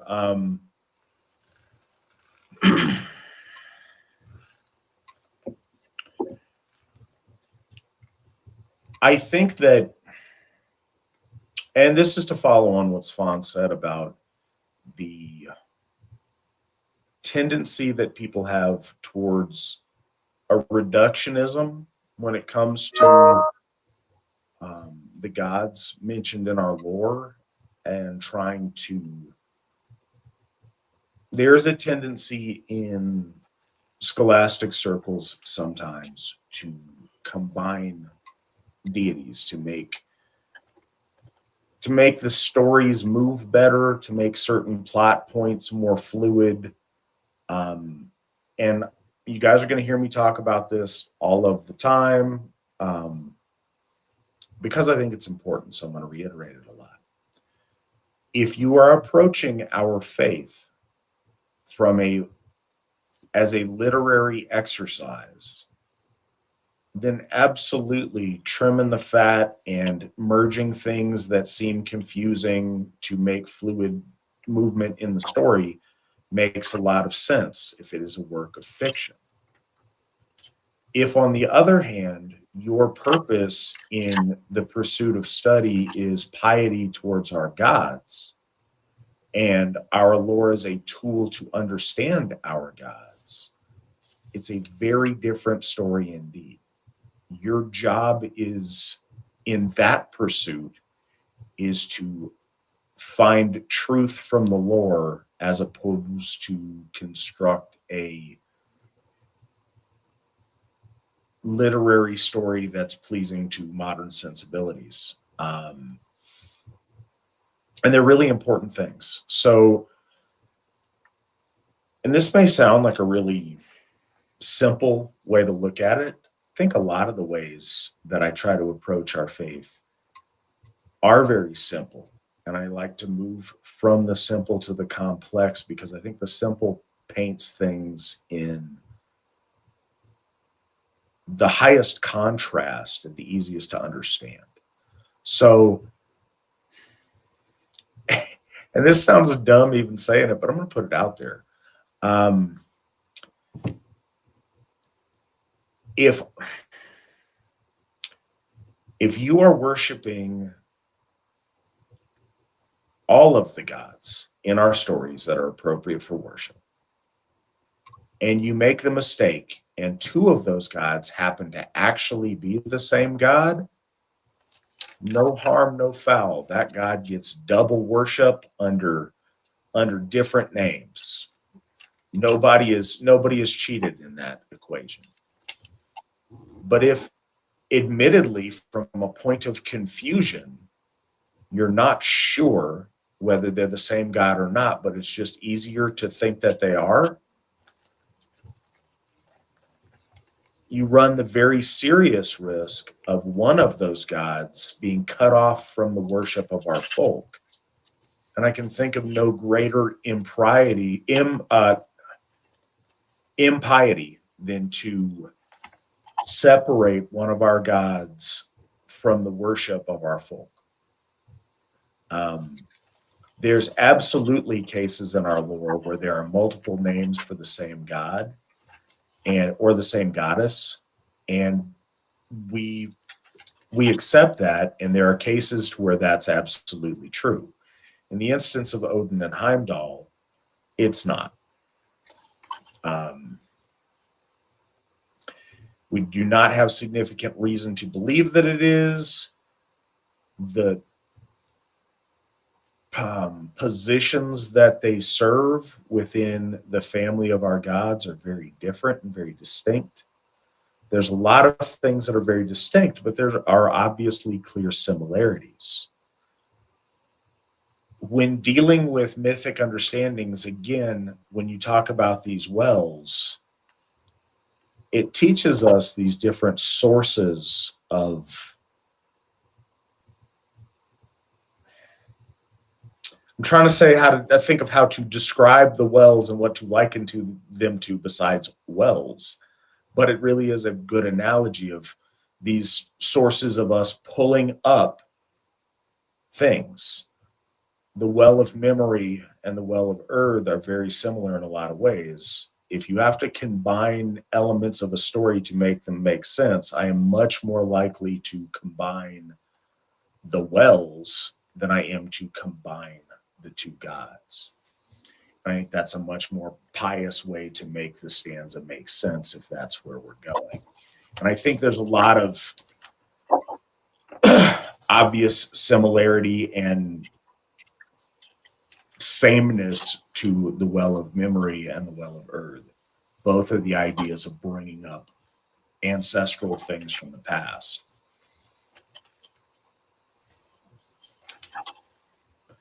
And I just wanted to give that primer in case people wonder, because a lot of the other sources that folks listen to and that folks mention on this YouTube series that we do, those folks have a tendency to be very free with their combining and reducing all the gods down to a much smaller number. Eventually, some people go so far as to reduce them all down to Odin. And that does a great disservice to all those gods that eventually become forgotten to our fold.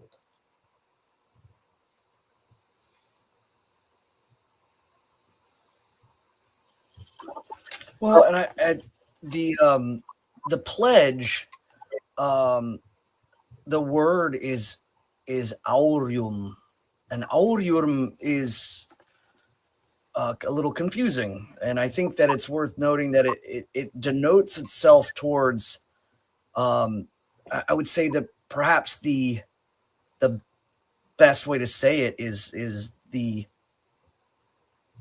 pledge that holds things together. It is the oathing of, or the kind of the process of. So it's still not very clear.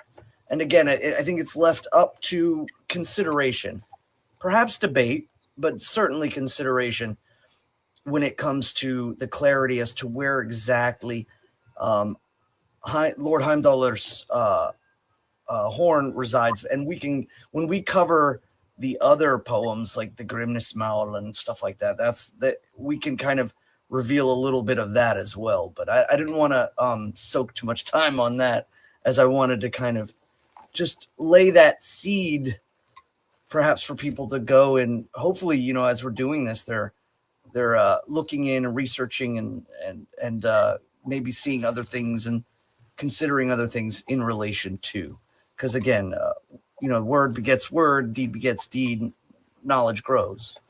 So there are a couple of questions over in the chat that are directly related to these stanzas, or at least to what we're talking about in specific. And one that I wanted to get to, Real Mage mentions that both Odin and Heimdall are both connected to Manu, according to his studies. Maybe they share aspects from him.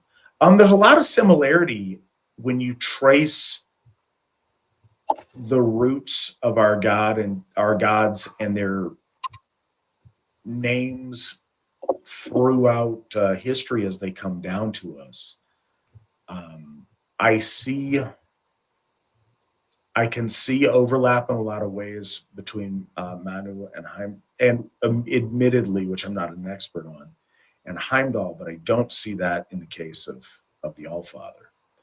Svan, do you have any thoughts on that? Interestingly enough, Jacob Grimm kind of connected Bor,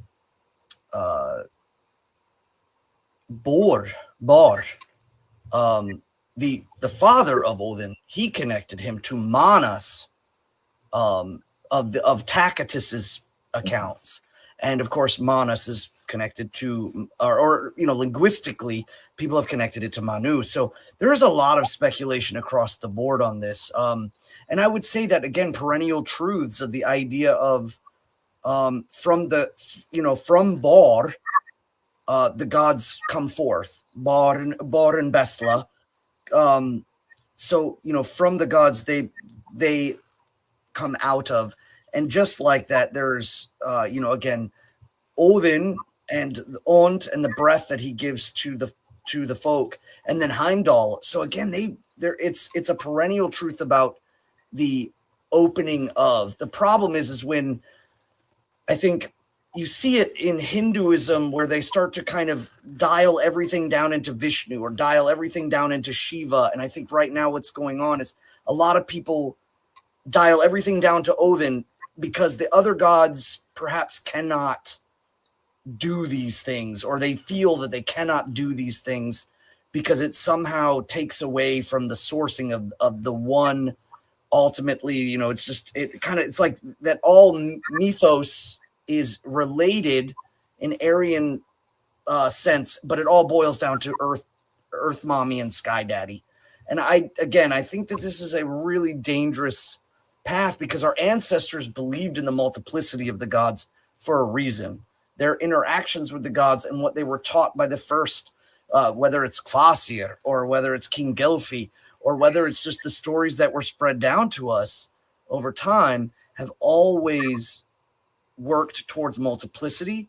And we should look at the patterning instead of attempting to kind of force. But the perennial truth of the eldest of the Aus, Bor, being the progenitor of the gods, and Lord Woden being the progenitor of the folk soul, and then Heimdall being the progenitor of, say, the evolutions of the folk, are all true.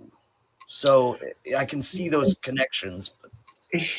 Here's the other thing, and this goes back to my kind of overriding theme here. If we were starting from nothing and inventing gods and inventing religion, then cool, it's super easy just to have like Sky Father and Earth Mother. That's really handy. It's easy. It makes sense. Cool, let's do that. That's not what we're doing. We have to start from a place to where our gods exist, whether we're aware or not, whether we understand them or not, whether we know or not. Our gods exist. Lord Odin exists. Lord Heimdall exists. Any fault in comprehension between the two is on us, not on them. We seek to form a more perfect understanding of them and a better relationship with them, individually and as the family of the Aesir. We do that through devotion, through offerings, through the gift cycle, through piety, and through our best attempt at right action. And the study of that is good if it brings us closer to them and helps us understand them better. It's fun and interesting if we're just, history nerds, which, cool, I am. But the meat and taters of it is, does it bring us closer to our gods? Honoring and being loyal to the Aesir trumps literary peculiarities of bits of lore. The lore is useful because the lore brings us closer to an understanding of our gods. It's always important to come back to that touchstone and that point of, why are we doing this? A fundamental in our religion generally. Why? The what changes with time, with place, with circumstance. The why is timeless. Why are we reading our lore?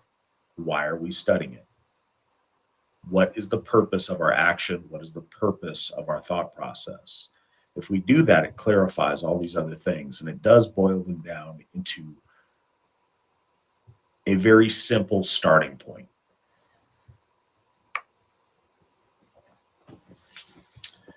And with that, let's continue.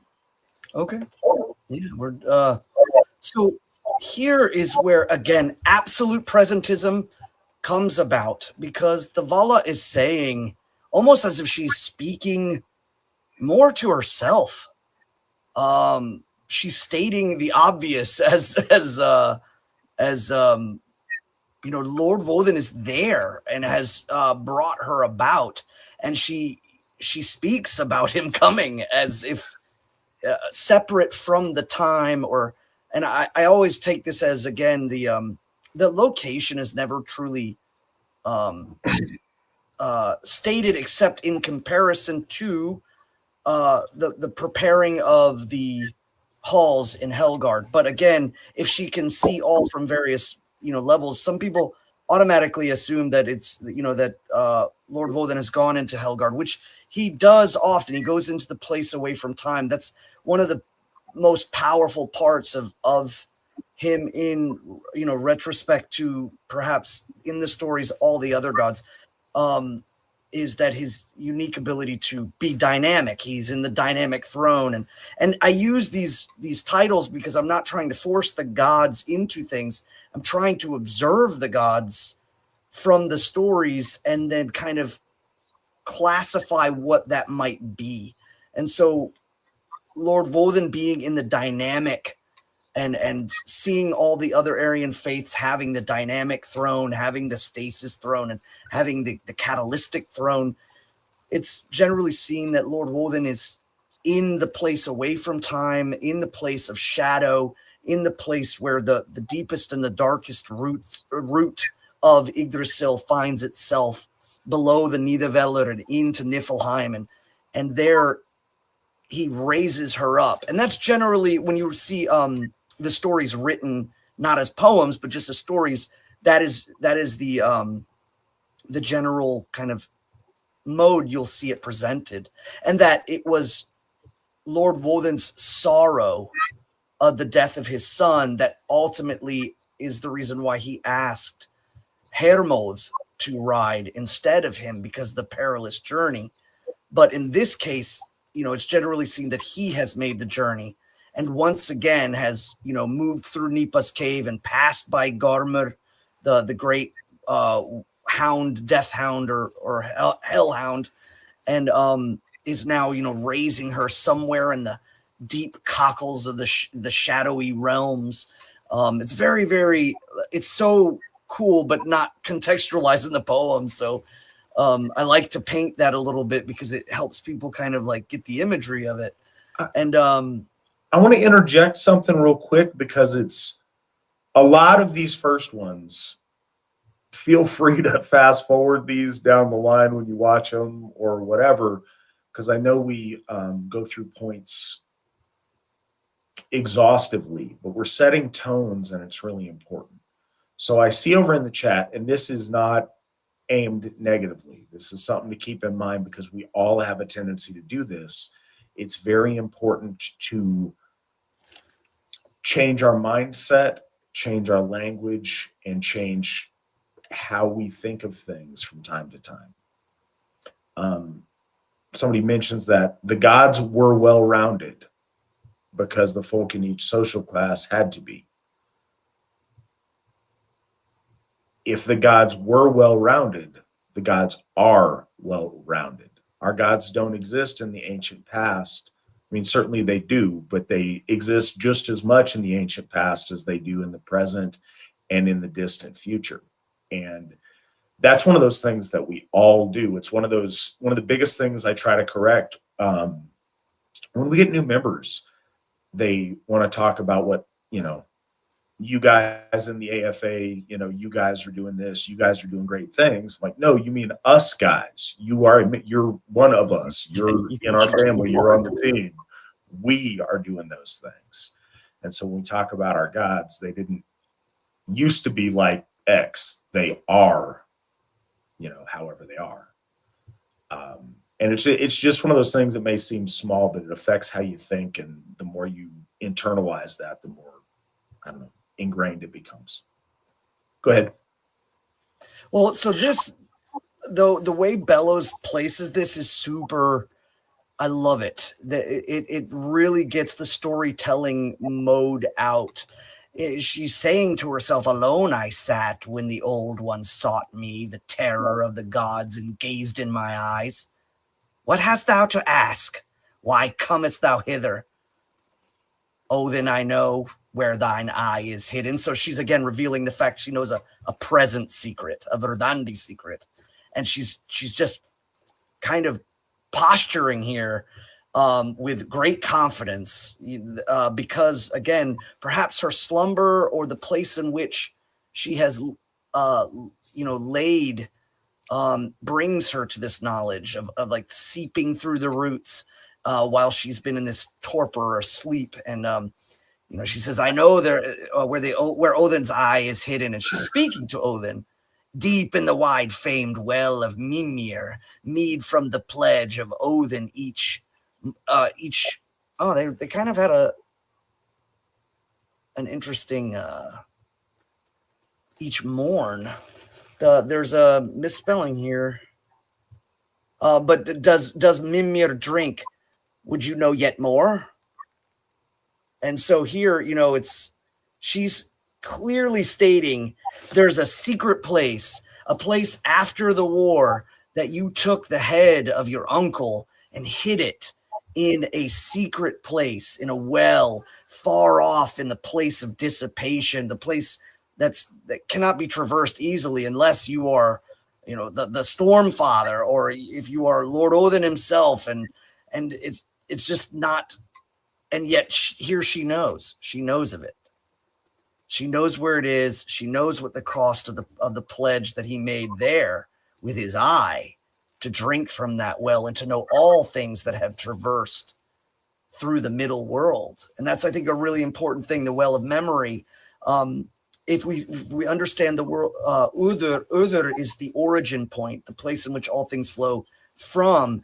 Mimir is the memory point. It is the part in which all things of time and weird and all the movements of the middle go into the wellspring of the memory, the place that it flows, and it's processed there through the wisdom of Mimir. And he is kind of like a godhead of all that has happened.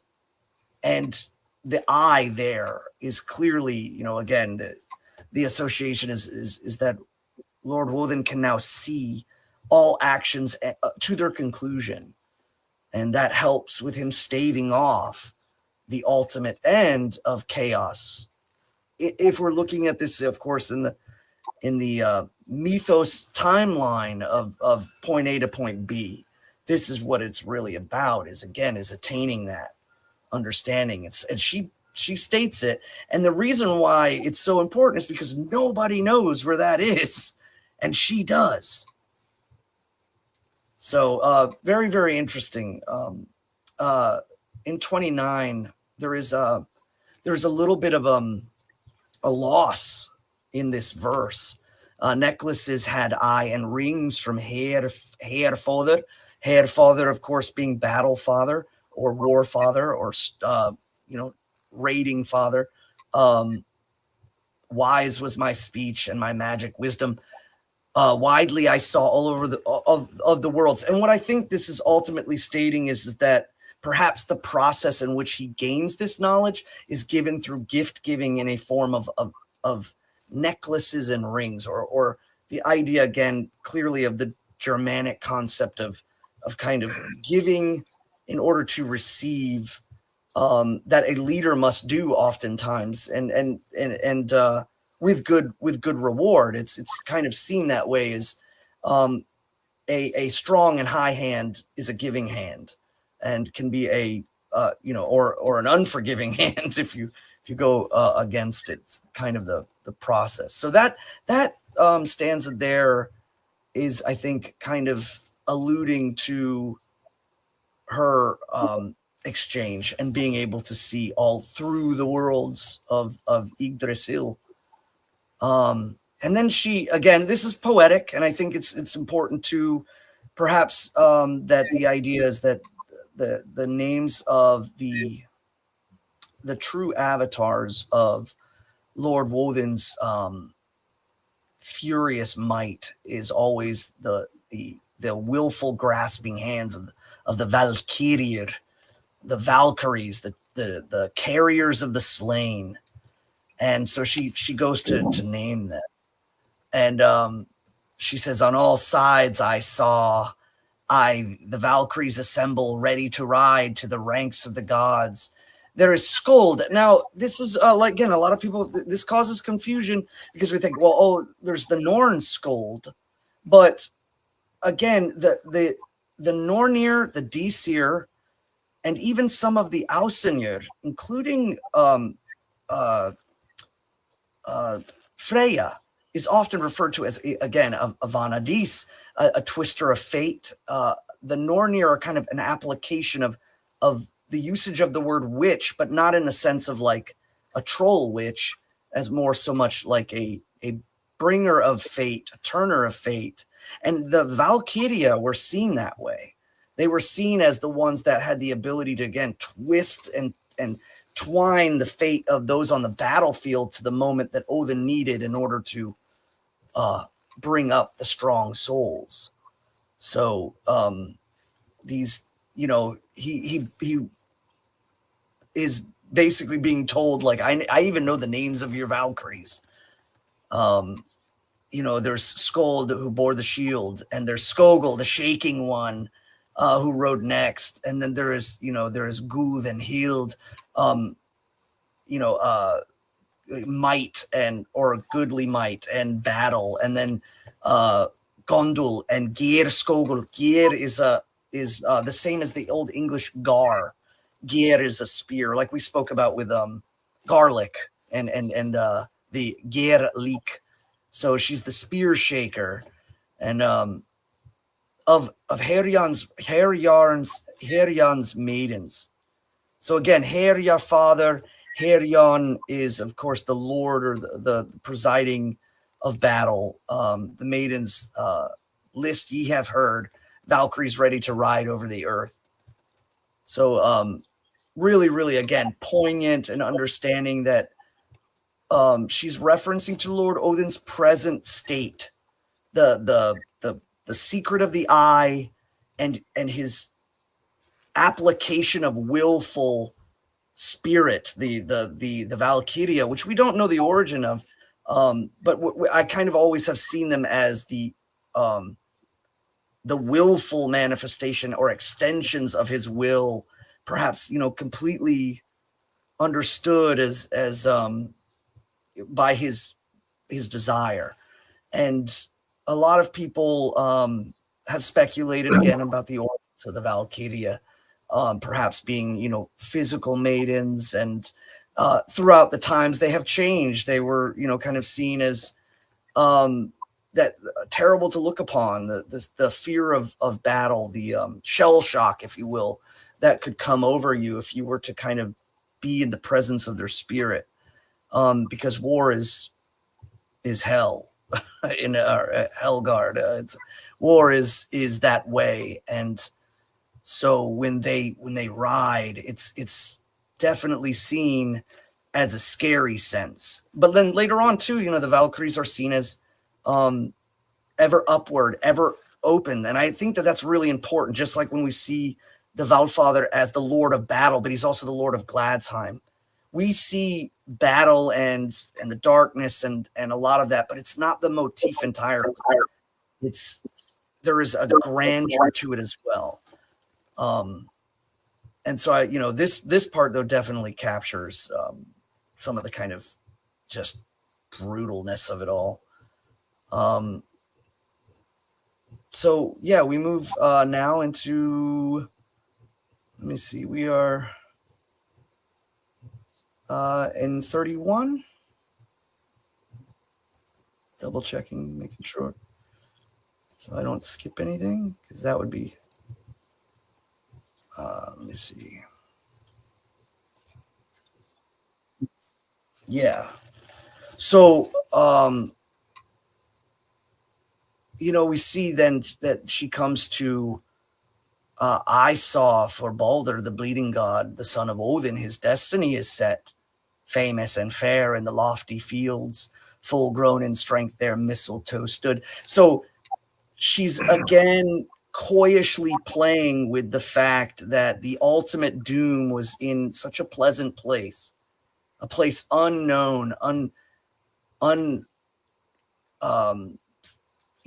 unobserved, just kind of left. And she's toying with Lord of Odin in this story. And again, remember, the stories have to have a certain level of entertainment value for the folk that are listening. And so,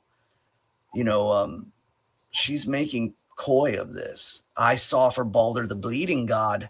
The fact of calling him the bleeding god is again a kind of a strike. The son of Odin, his destiny set, famous and fair in the lofty fields, full grown in strength, the mistletoe stood. Because again, mistletoe is so slight and small, like she's kind of playing up with the whole how big, how strong this tiny little sprig was. And then she, of course, then reveals the whole point of it, true, is that from the branch which seemed so slender and fair came a harmful shaft that Hodr should hurl. Of course, in the English, they say Hoth. Hodr is, of course, the other half of Balder, the shadow. He is the blind. And,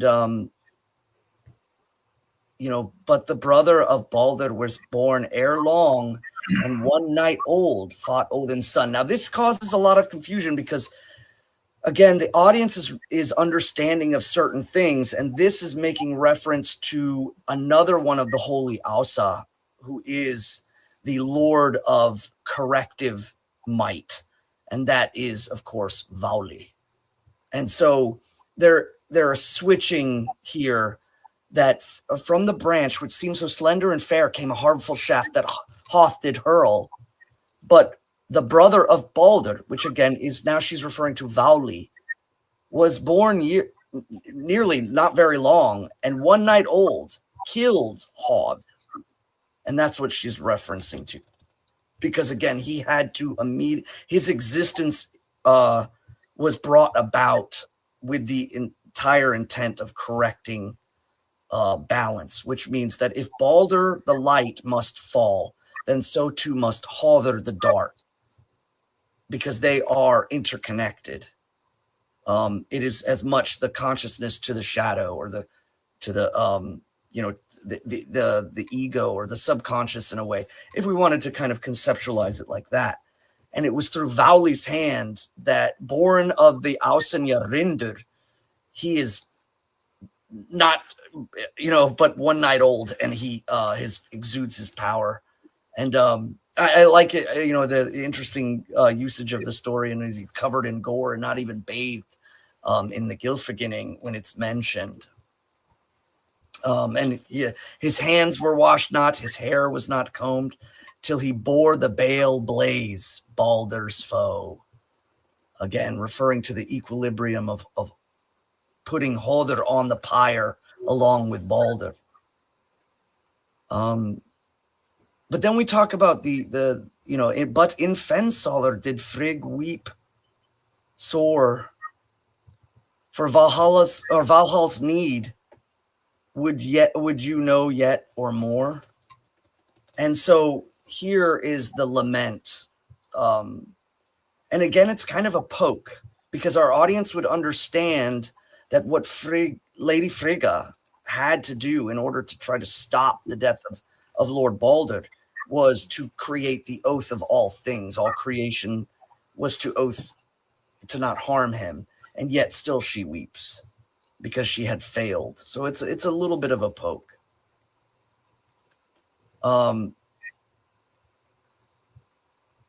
Now this is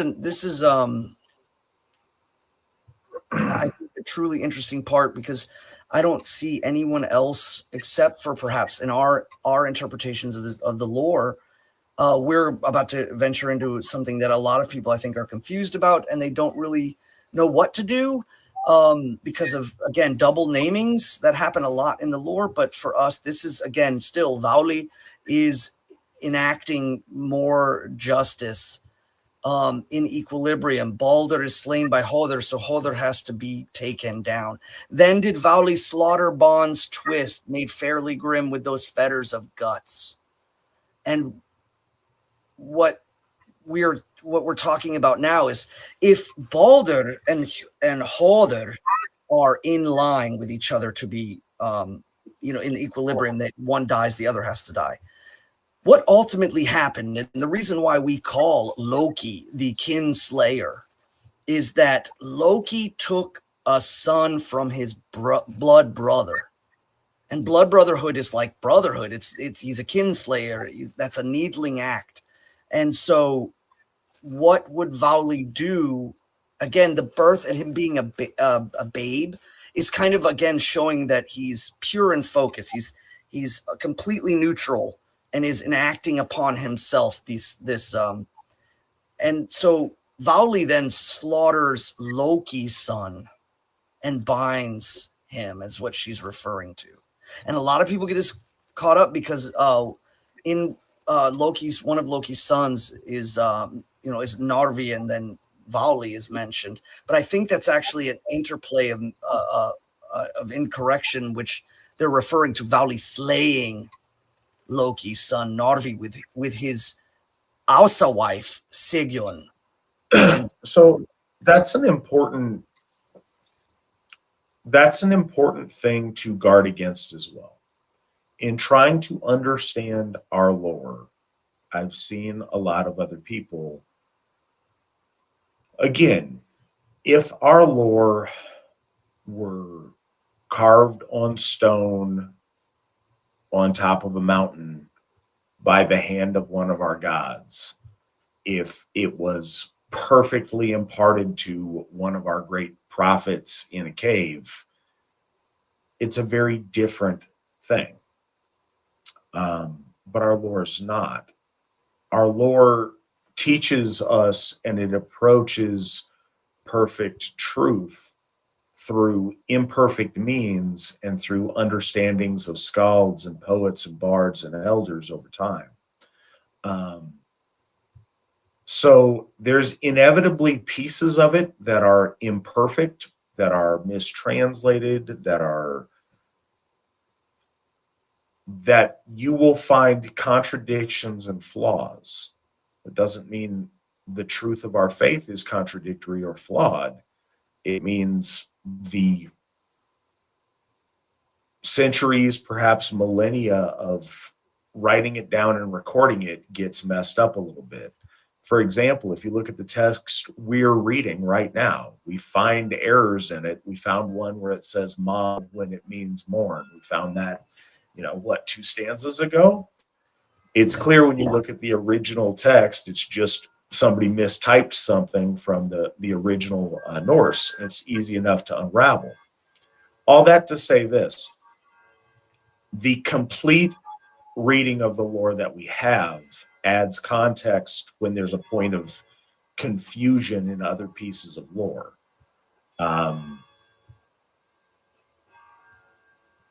Each of these poems contains, very often there's similar stories told in different ones. By comparing those and finding the commonalities and finding the common threads that make sense, we're best served to get a full understanding of the circumstance, as opposed to what I've seen. I'm trying to think of the best way to put this. There are some people who, if you approach our lore as a scholastic literary study in Old Norse, it's really easy if you find one place where something is anomalous and to build everything around the anomaly that you found. It is much more solid ground to build truth out of the rule instead of the exception to the rule. And the more you study this with an eye towards piety, the more you recognize those things. So somebody finds like a little, aha, I found something that nobody else has thought about. We shouldn't celebrate the obscurity. We should celebrate the clear theme and clear predominance of the lore, as opposed to, some obscure little snippet somewhere that you find. You don't cast out the wealth of evidence to the contrary because you found one exception. It's the exception that you should look upon with some skepticism if it flies in the face of a consistent body of lore that says otherwise. And that may not make sense right now. Some of you know what I'm talking about are going to understand it, but you'll see it as we go through the lore more fully when there's these little points that don't quite match up. You'll notice that Svan mentions perhaps little pieces that Snorri may get wrong or may transcribe in a slightly off way. These aren't arbitrary. It's because Svan is well versed in the existent body of our lore. So he is making sense within that context, as opposed to, aha, there's this one line, because our lore doesn't work that way. Well, and in particular with this situation, there is a problem about balance and Aryan mythos. If Vauli kills Hodur, but then the son of Loki, Vauli, kills his brother, people try to make that equation as Hoth kills Balder, so Loki's two sons will kill each other as well. But this immediately negates the purpose of Vauli and what he's come to do. And again, there's no stating as to this other son of Loki, what happens after he kills his brother and binds him with it.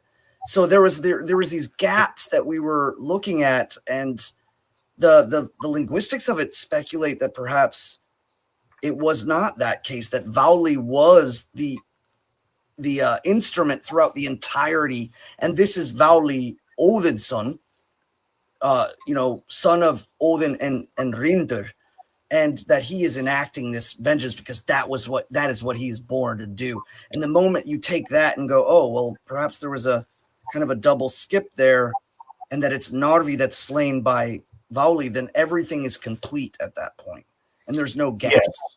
Well, and so I noticed this because we all use Wikipedia as an aid here and there for running into something really quick. We'll quick look it up on Wikipedia. But the people that write about our faith on Wikipedia aren't writing about it as a religion. They're writing about it as an anthropological study in, Old Norse literature. And it's different there, and they entertain a lot of, strange theories because they're academic curiosities rather than trying to come to an understanding of truth. It's very obvious in the story that the only Vauli that's relevant is the Vauli, especially when it has any overlap with this particular story. And his purpose could not be more clear. Now, to extrapolate the greater implications of him embodying the writing of the scales is done, through a Gothi's wisdom. But just through a reading of the story in any way, it's very obvious he is the instant birthing of vengeance that can't even comb his hair or wash the birth gore off before he accomplishes his task, and he gets vengeance for his brother and does right by his father and his family. And that is profoundly clear to anybody reading the story. And a side note, I'm excited for Svan to paint that particular mural when we get to his Hof. Oh yes, it's again. There's a sense of, and again, Lord Odin is Aegir. He's the awesome one, the terrifying one, and Vauli is by essence of his father that kind of extension, but honed into condensed form. And truly, there's just a lot of. I've been speculating as to how I could do it justice or do it honor, and I'm not quite there yet. I don't have a full on, but again, the task is not lost on me, and to reference some of these in the murals and create these little Easter eggs, and then transferring, perhaps in the folk Futhark, little tidbits here and there in order for people to kind of get both the poetic sense and the story sense, because I really do enjoy the what are the stories of our gods were meant to do was to teach us, but also to inspire, to evoke emotions. And for those of you listening at home, this will be Hof number 10 when Lord Vauli gets his Hof. Yeah, and Vauli is the arbiter of corrective order. he is the instrument of instantaneous writing of the ship, or perhaps if you, again, using Eastern tongue, Dharma, he is instant, as opposed to perhaps evolving or delayed corrective action, or the maintenance of corrective action.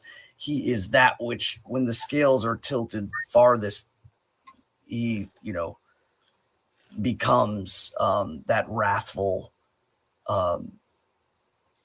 purity. I just can't even. Yeah, no, I'm at a loss for words. It's Vowley is, there's such a small snippet of lore that speaks to his glory, but it's so visceral that it, in such a brevity of words, conveys like overwhelmingly powerful imagery, and I think that's a really special, I don't know, reflection of him in that way.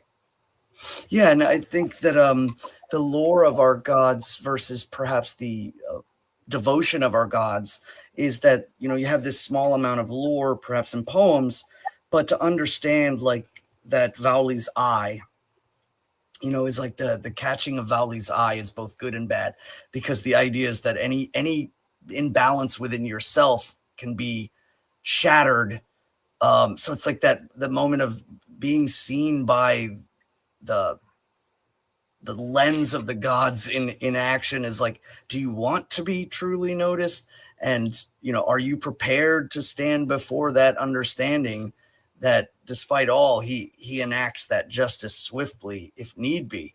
And I've always found with my personal religious workings with Vowley that I speak in oftentimes hushed tones and lower prayers. And I give offering with great humbleness, because I don't think that we truly have the ability, because we're mortal, to really introspectively look at the balances within ourselves. And so I oftentimes have always very quietly and humbly given unto Vali gift, because I don't want to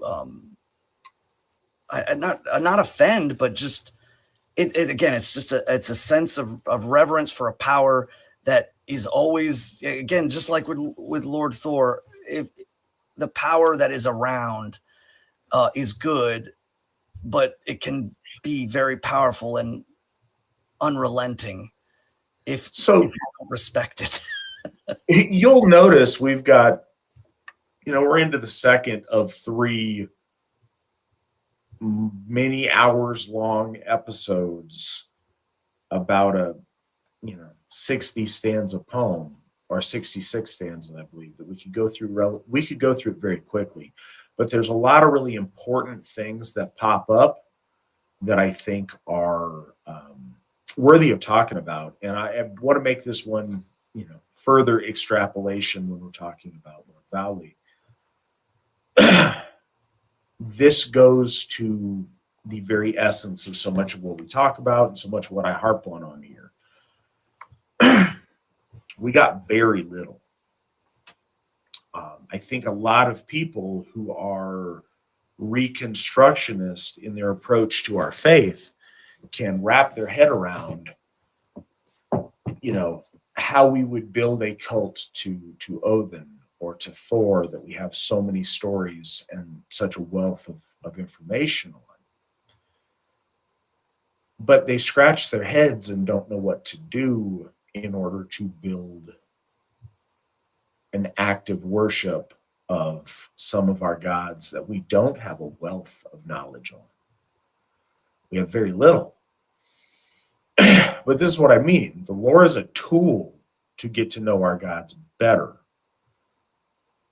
But I've always maintained, and I believe, and you know what? X that, I think that we're very used to. I mentioned words being important earlier. We have this ingrained humility on it. It's not what I believe, it's what I know. If we had none of our lore, and we were without those things. We found ourselves on a distant planet, on a deserted island, and it was just us and our gods. We would build lore. We would build relationship. We would come to know them better if we approached them through piety. And that's what we are doing. And it's a huge hope of ours that by establishing hofs to some of these gods that we know less about, that we will build those relationships and those bonds in such a way that we'll be blessed with greater knowledge and greater understanding of them. And we've already seen that the relationships with our gods have grown as our hofs honoring them have been established and as regular worship at those hofs occur. So I'm excited for that as it grows and develops. But again, the lore is a tool to help us build those relationships. What is most important is building that relationship with our gods. I've said it before, there's a profound difference in being a scholar on a subject and being someone who has a personal relationship with someone. Or I say with someone, it's not, it is a relationship. It's not like, Balder's my homie. It doesn't, some people have trivialized it to that point, but it's absolutely a relationship between a worshiper and his gods. And that's the most important thing. If the lore helps us to get there, fine. But if you have the lore without the relationship and without the devotion, then you're a scholar, and that's fine to be a scholar. But being a scholar does not make you Asatru. And if you have the relationship with our gods and you have, no knowledge of our lore, or you've never seen it or didn't have access to it, you are closer to being Asatru than the scholar who's never, put his book down and prayed.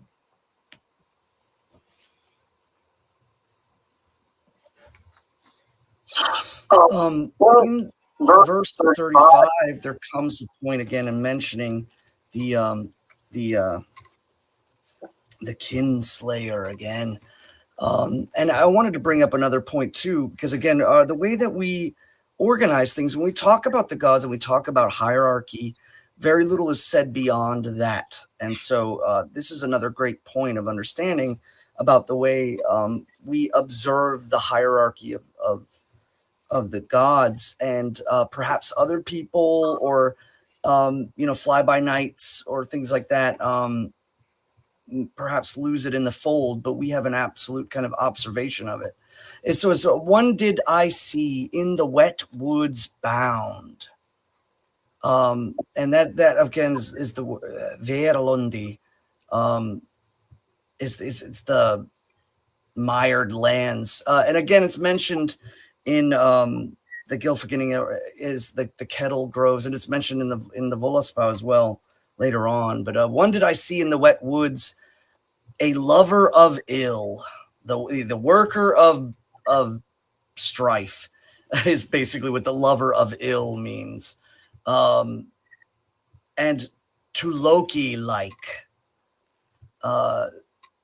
it again likening to his name known amongst the gods.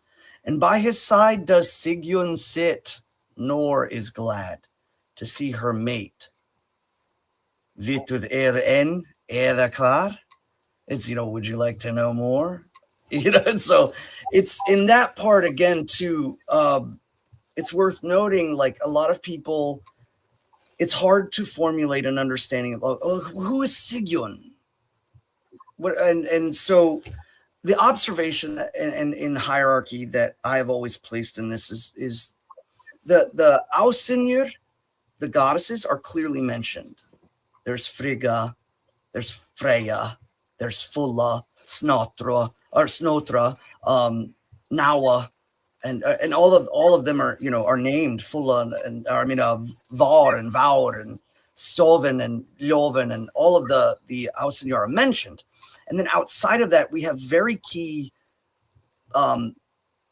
beings in our faith and in the stories that are not mentioned in that list. And so we call them the Vanir, the beloved ones, and they're aligned with the gods and therefore are of the gods, but they're not listed as the Ausenir.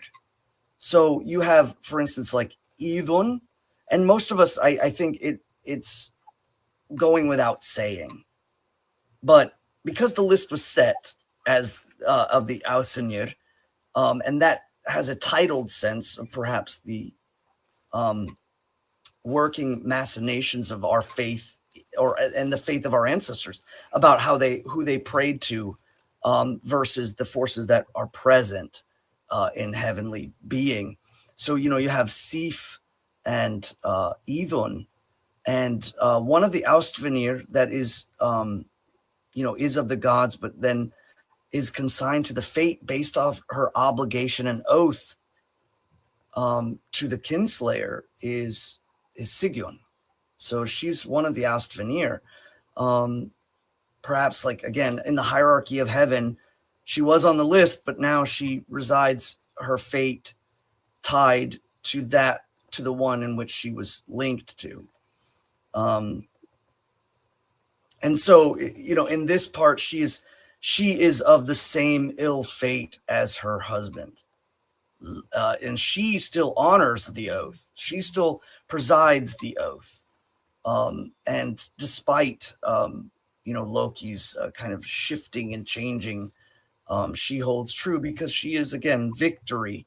She is the Austvanir of victory and of maintaining troth. And she does it even despite the knowing that being of the hand that kills Odin's son is going to bide her no remorse.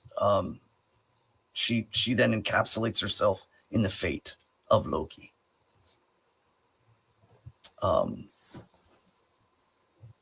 So then here we go into a mentioning in 36. From the east there pours through poisoned vales with swords and daggers the river Sleeve. And this is an interesting usage of rivers. I think perfect example of this is like some of the reconstructionists were talking about how all the rivers have to be at the roots and all the roots have to be at the bottom and everything. In order to make sense that there's a tree standing up, there has to be this understanding that they basically just completely flipped all of the cosmological power of movement without I think an understanding, perhaps just to again make sense of it all. But this is an interesting one because it is mentioned about being in between kind of Jotunheim and Helheim or Niflhel. And that's again because all the rivers and Sleeve is not from Jotunheim. It's known that. So basically what's saying in this is that from the east, it is known as one of the Ellivaur, one of the dreadful waves of the underworld. But it pours in from the east of that land, the sword, the river Slither, and Slither just means cruel. And you'll notice that about all the rivers mentioned in the lower worlds they have a connection towards. There's like the festering battle wound. There's the river of the crying out of souls. There's the river that is cruel, the one that is a noise, a cacophonous monster or a cacophonous singer. All of the rivers of the lower begin to have that kind of very, very, just desperation in them. So, from the east through the poisoned vales with swords and daggers, the river Sleeth, northward a hall in Niederveller. So in Niederveller Niedervolum is the land underneath the earth. It is the shady place where the kind of the bridging between the mortal realm and the timeless realm of Niflheim. And there is again a mentioning to the Dvergar or to the Dwero or the dwarves or the Svartalfar. And this again is a part that perhaps is lost, but there's the brewing so the northward a hall in Niederwelle of gold then rose for Sindri's race, and Sindri's race is mentioned as Sindra Etter, or the family, or the people of, or in essence the family of Sindri, the dark elves, the Svart elves, I mean. And in Okolnir, another stood, where the giant Brimmer his beer hall had. And again, oak is the place of oaks. And so oftentimes this is kind of seen as a place within the East, a place amongst the Jotuns. So there's not a ton of referencing as to, the Northward Hall in Niederwelle and the beer hall of Brimmer in Oak, in the Oak land, or the power of the oaked place. And it's kind of, again, perhaps alluding to stories that we've lost in relation to especially Okolnir. So again, it's establishing as we're moving down, and that I think is another important point that you'll notice in the poem, that the Valla starts with the upper world, and then she moves to the middle world with Mimmir's Well, and then she speaks of the slaying, and now she devotes all of her attention to the lower, the shadowed realm, the place in which the tree of heaven, its roots burrow into the shade of this place, and few know of it. And in here she says, a hall I saw far from the sun. On Naustrand it stands, and its doors face north. Venom drops through the smoke vent down, or the central place, and from around the walls do serpents wind. And so now we're talking about Helgard, and with an understanding of certain things. One, a lot of people automatically jump to the act like, oh, Snorri was a Christian, and so he's going to make Helgard very terrible because his understanding of like an underworld. But I don't think that's necessarily the case. I think that it's worth noting that our ancestors took to the understanding that that death was the opposite of wholeness, that it was the breaking apart place. And so it was often seen as dark and mist, and that's because, again, they're relating the mythos of death to what its proper station, which is dark and grounding and dissipative. But there is clearly places in which on that there stands a kind of good and a bad, and she mentions Naustrand, the nether beach, and she talks about the door that faces north. Again, one of the reasons this is mentioned is, one, a north-facing door catches the northern wind, a cold wind. It's also mentioned that Nipa's cave. Nipa means like a mound. And so it's, and I know it's going to laud some laughs, but it survives in our language, like in the same as like nipple. And it means like a pronging spot. Nipa's cave is a cave inside a kind of a mound. And it could be viewed as a kurgan, or it could be viewed sometimes as a natural structure, but it's seen as the place that kind of juts up in the north, and that, the soul travels down that road, and then that the door that's awaiting it, that faces the north, is the ever opening door of Helgard, because all things must end and all things must die. Venom dropping through the smoke vent down. I mean, that's worth noting. The smoke vent of a hall, and the idea that venom doesn't necessarily just mean like from fangs. It was the fetid process, or the things that which break down. And so all of Helgard is always associated with what I call the calamity of Midgard. It's the all things that are used to catalyst and break apart and slowly pull down. And I think it's just an understanding that our ancestors had towards death, and that it was not entirely just Christianization. If that was the case, I would think like perhaps if he was bringing up concepts of like lakes of fire and things of that nature, he might have that might have been an overstep. But that is not the case, and so I think it's worth noting that there's a power in an understanding that our ancestors, if they accept us, we can then move into sacred and held space. But if we are rejected by them, then we find ourselves on Naustron crossing, the river Gjol and the river Slíður, and finding ourselves there with, the serpents and the beasts of separation. So again, the reason why I'm keying in on that is because a lot of, I would say, modern Asatru in one of its follies, as far as I would say, like, not even Asatru, perhaps Norse paganism, is they have a tendency, that's Snorri's Christianization of the underworld, and we don't have a place where there's like consequences. And I would beg to differ. Yeah, that's silly, and it's part of the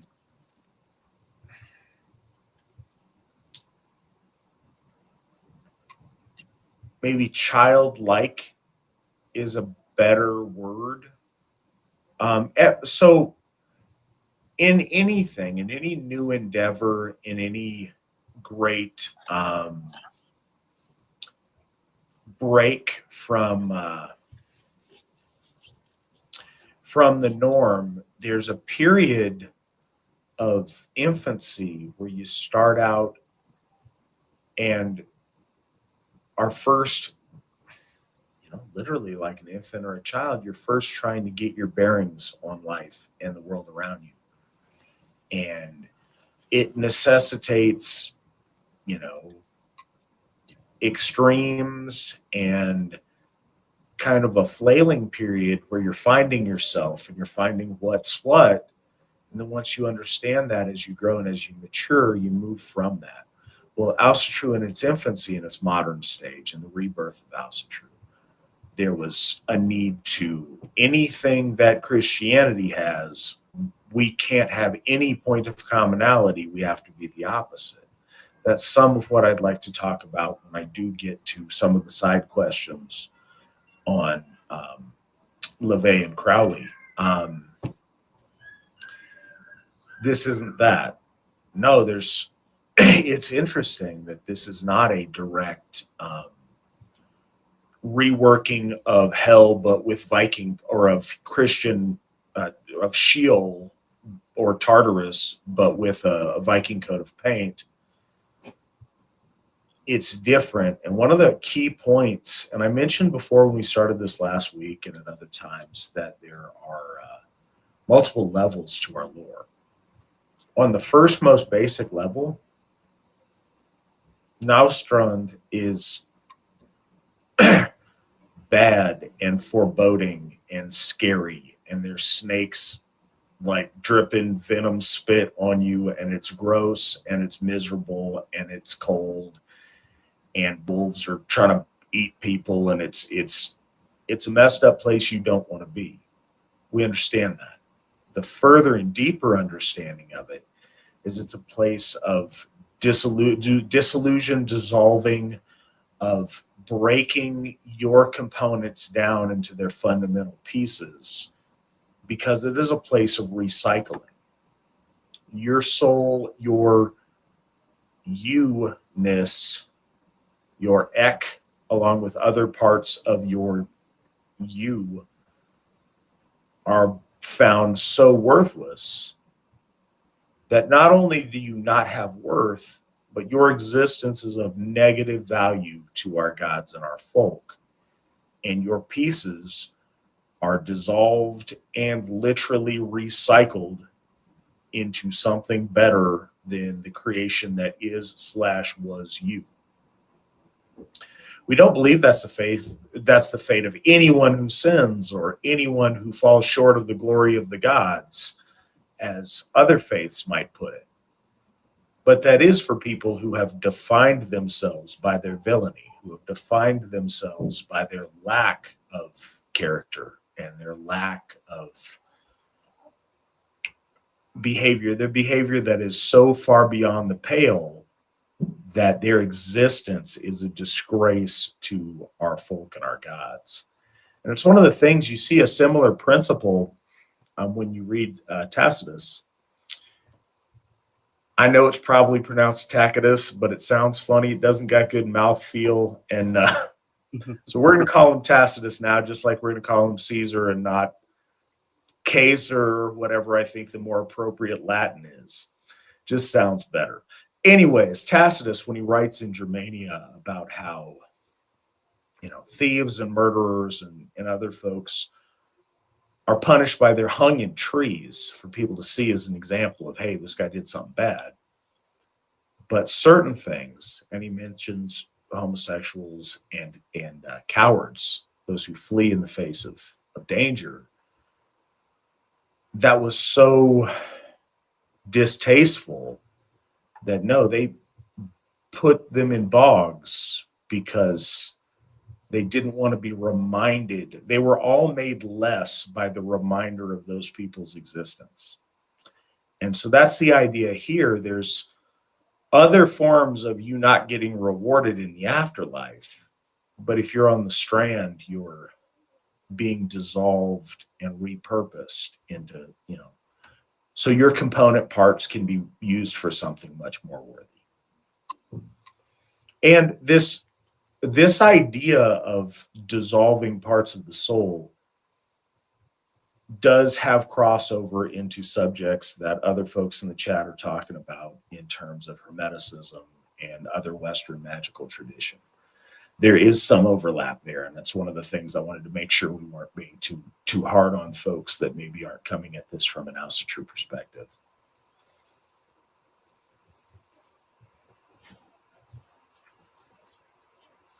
Well, it speaks here in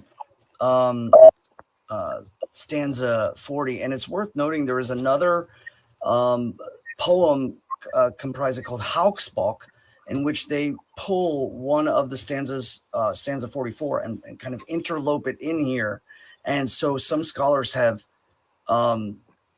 it's worth noting that at least in that one there is a mention of it, but the verses are moved, and I think that's again because in this part there's repetition being mentioned, and verse 44 still doesn't migrate away from the realm in which the Vala is talking about, the underworld. So it doesn't necessarily even kind of contradict anything in Hauksbok, but here it's pulled in later, but it's again a part of a repetition that is established when again saying the poem and filling in sections of it with repetition in order to bridge to the next point in the verses is kind of what the poets are doing.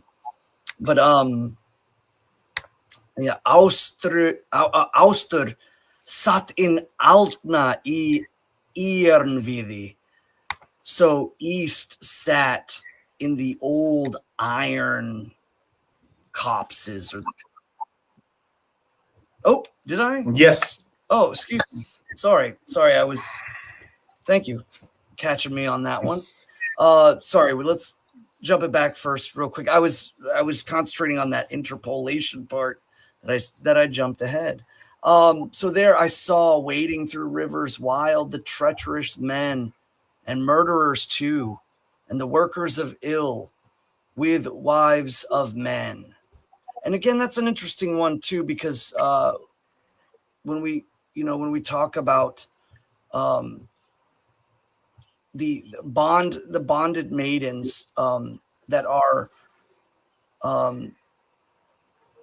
it's generally alluded to being like the trothful maidens of men, even though it's not outright, mentioned. It's spoken of as that these ladies are of the bonding of oaths, and so therefore they are wed women. And so I saw their wading through the rivers wild, and this again is the referencing to Gjol, which is the name Gjol survives very much in our language, like with the word yelp, and so it's like a crying out. So it's the river of mournful cries, and they're wading through, and in this is, there's treacherous men, murderers, wanton murderers, ones that kill without any, sense, the workers of ill and balefulness, and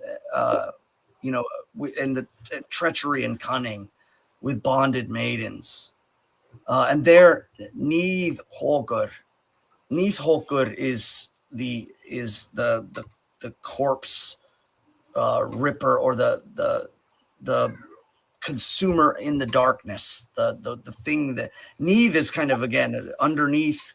It survives in our language with like nether or underneath.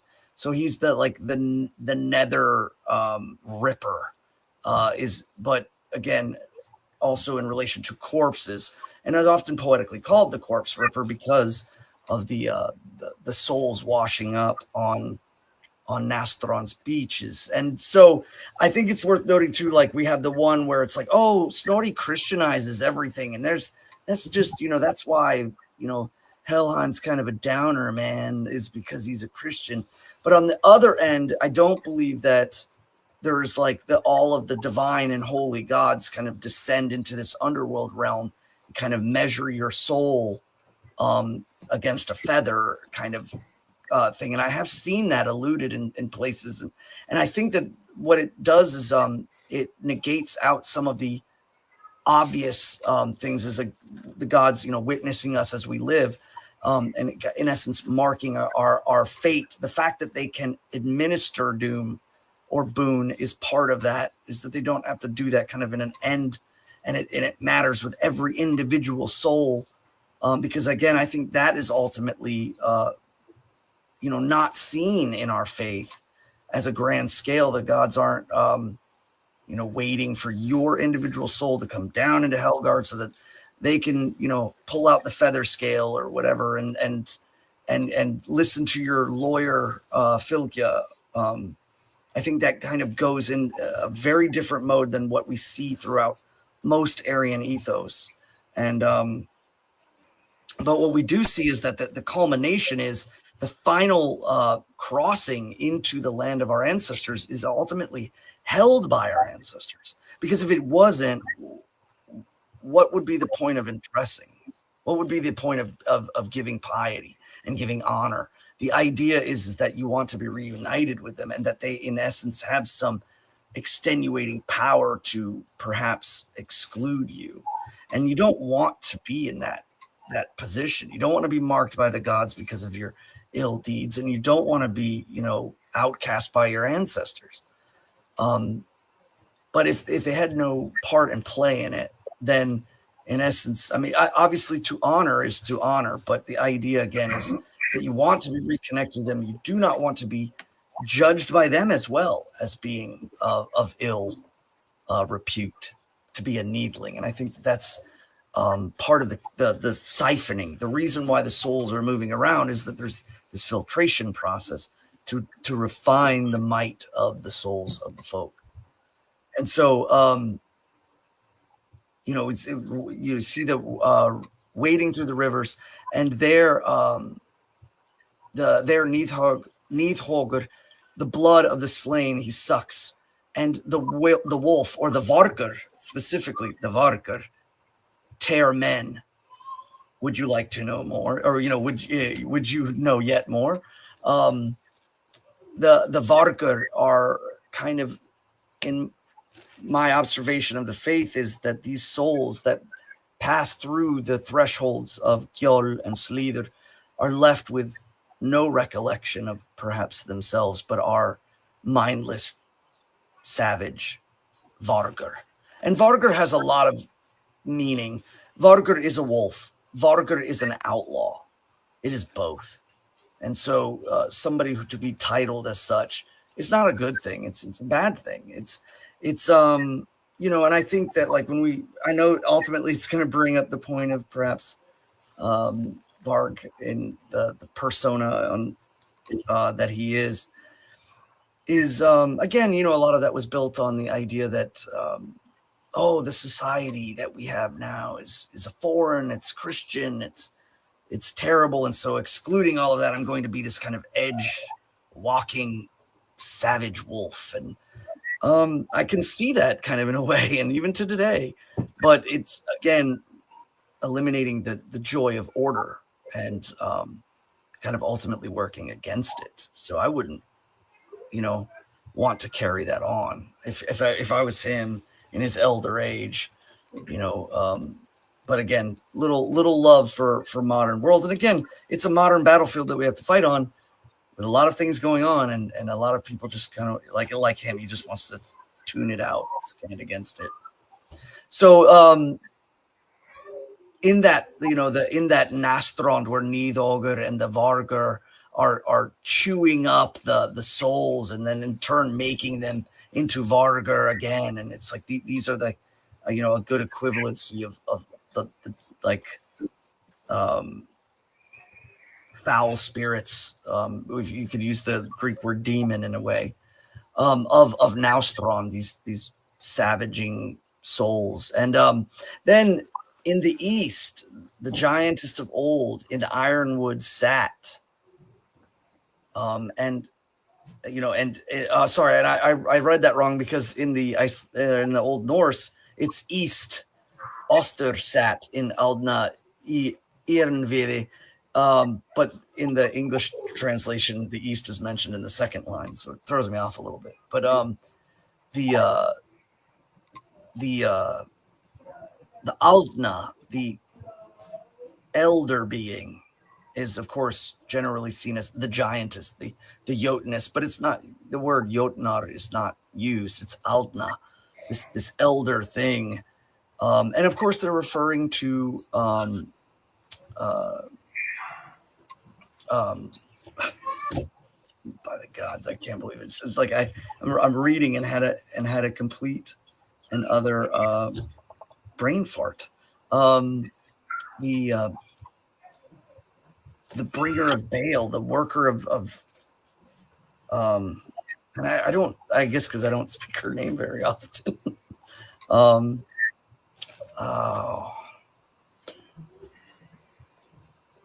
Chat, help me out. I need help. I can admit it. The mother of Fenris and Jormungandr and Hel is Angerboda. Sorry, I don't know if anybody answered it or not. I'm actually looking at something else. Angerboda, the breeder of misfortune and the bringer of the bearing forth, if you will. But let me see. I want to see. Did anybody answer that? Yes, Adam, you got it. Sorry, I wasn't actually looking at the script, or looking at the side. I wasn't looking at the chat script. And good job. Yeah, everybody's hitting it. Angerboda. I'm sorry, it just didn't hit me right away. But yeah, that's what this is referencing to, is the Alda, the ancient being that resides in the East Woods, in the Ironwoods or Ironvidi, is Angerboda. She is the true and kind of opposite of Sigyn, the bearer forth of the tripartite of woe, if you will. Fenris being the most detrimental in heaven, and Jormungandr being the most static in the middle, and Hela being the most stasis and kind of unoffending in Helgard, but given a kind of position of function. And so you see it as kind of, again, the closer to heaven, the closer to the tree, the closer to the roots, the closer to the gods, versus the farther away.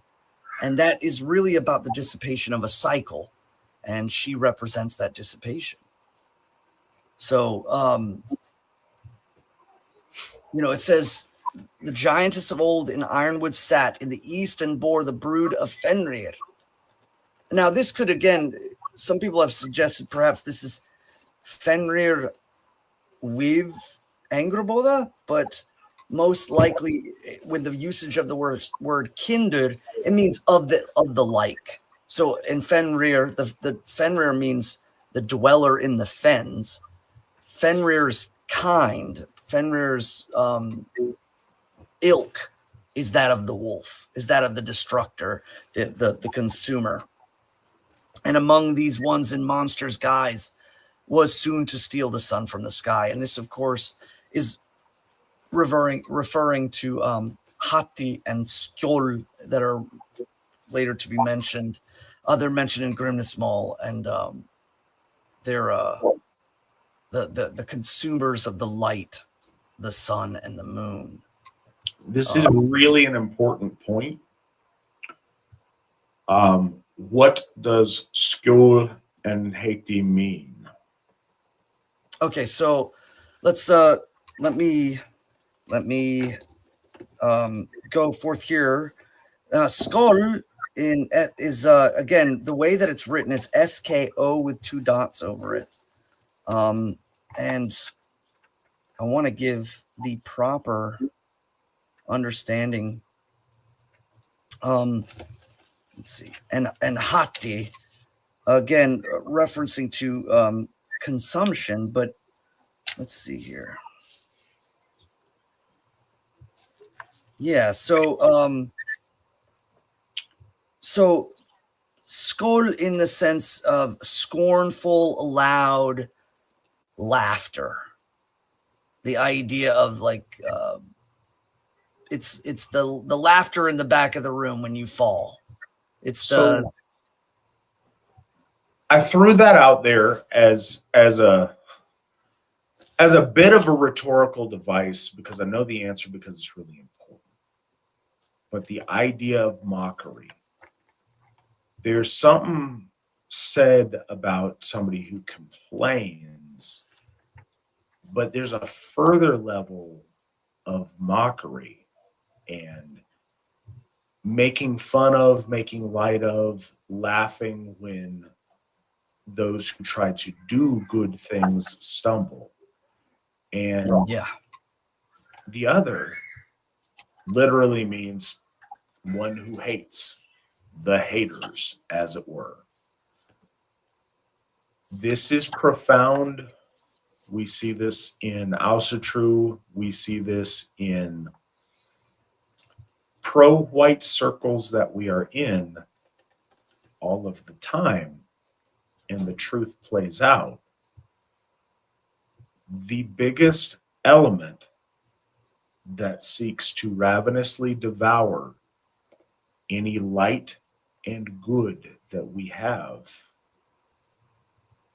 are those that sit on the sidelines and criticize and hate on everything you try to do and mock everyone who makes an effort. This is the Norse way of describing the crab in the bucket in a profound and very meaningful way.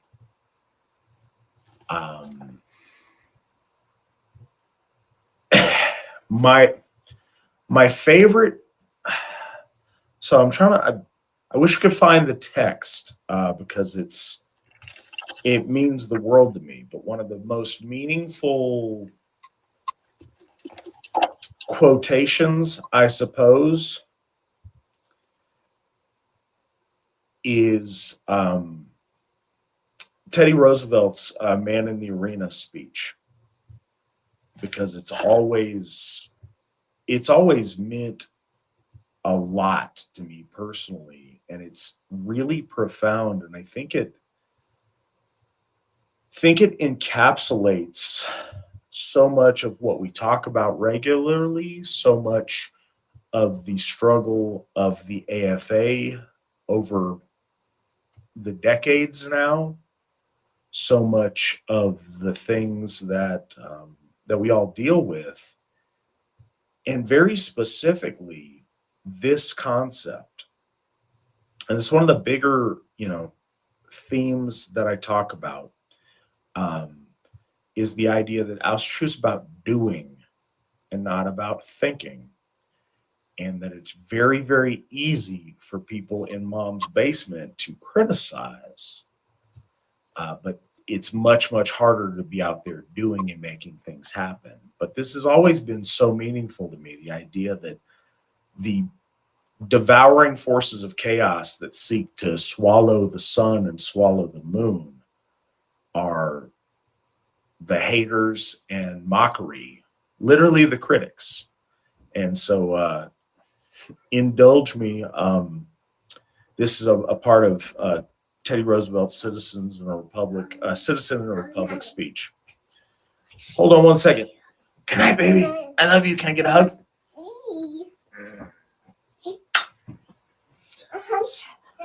I love you too. Sorry about that. All right. So Teddy says, it's not the critic who counts, not the man who points out how the strong man stumbles, or where the doer of deeds could have done them better. The credit belongs to the man who is actually in the arena, whose face is marred by dust, and sweat, and blood, who strives valiantly, who errs, who comes up short again and again, because there is no effort without error and shortcoming, but who does actually strive to do the deeds, who knows great enthusiasms, the great devotions, who spends himself in a worthy cause, who at the best knows in the end the triumph of high achievement, and who at worst, if he fails, at least fails while daring greatly, so that his place shall never be with those cold and timid souls who neither know victory nor defeat. Shame on the man of cultivated taste who lets refinement to develop in his fastidiousness that unfits him for doing the rough work of the workday world. We talk in Asatru, one of the things that you'll encounter time and again is that we are our deeds. There are a great many that search for any excuse not to do, not to accomplish, not to make deeds happen in the world. One of the things that we've seen is the struggle to stay one step ahead of the critics, one step ahead of the naysayers, one step ahead of the armchair quarterbacks who always have something to say, but never have anything to show for it. And this may seem like a strange aside, but it's a really important theme. And that's what I'm trying to jump on in the Völuspá as it's setting the tone for the rest of our series that we're doing on this. The theme of staying one step ahead of the jaws of the wolf. I always go back to the name of the program, but that's why it's called Victory Never Sleeps, is you can't let your guard down even for a second, because if you do, the wolf is at your heels trying to devour you. Our big good versus evil split in Asatru is order versus chaos. But the continuation of order is an action. And when you rest, entropy sets in. The act of not doing leads to destruction because the forces that surround us of chaos are always there with gaping maw one step behind us. If we stop, if we get lazy, if we get full of ourselves, if we rest on our laurels, we are devoured. We always have to stay one step ahead of the wolf. And I just thought this is a poignant reminder of that, and it sets a tone for the rest of our lore. Yeah, the scoffing. I've often spoke about that too. Is like the cynicism is the death of a lot of things that are trying to be built up. It's a destructive force.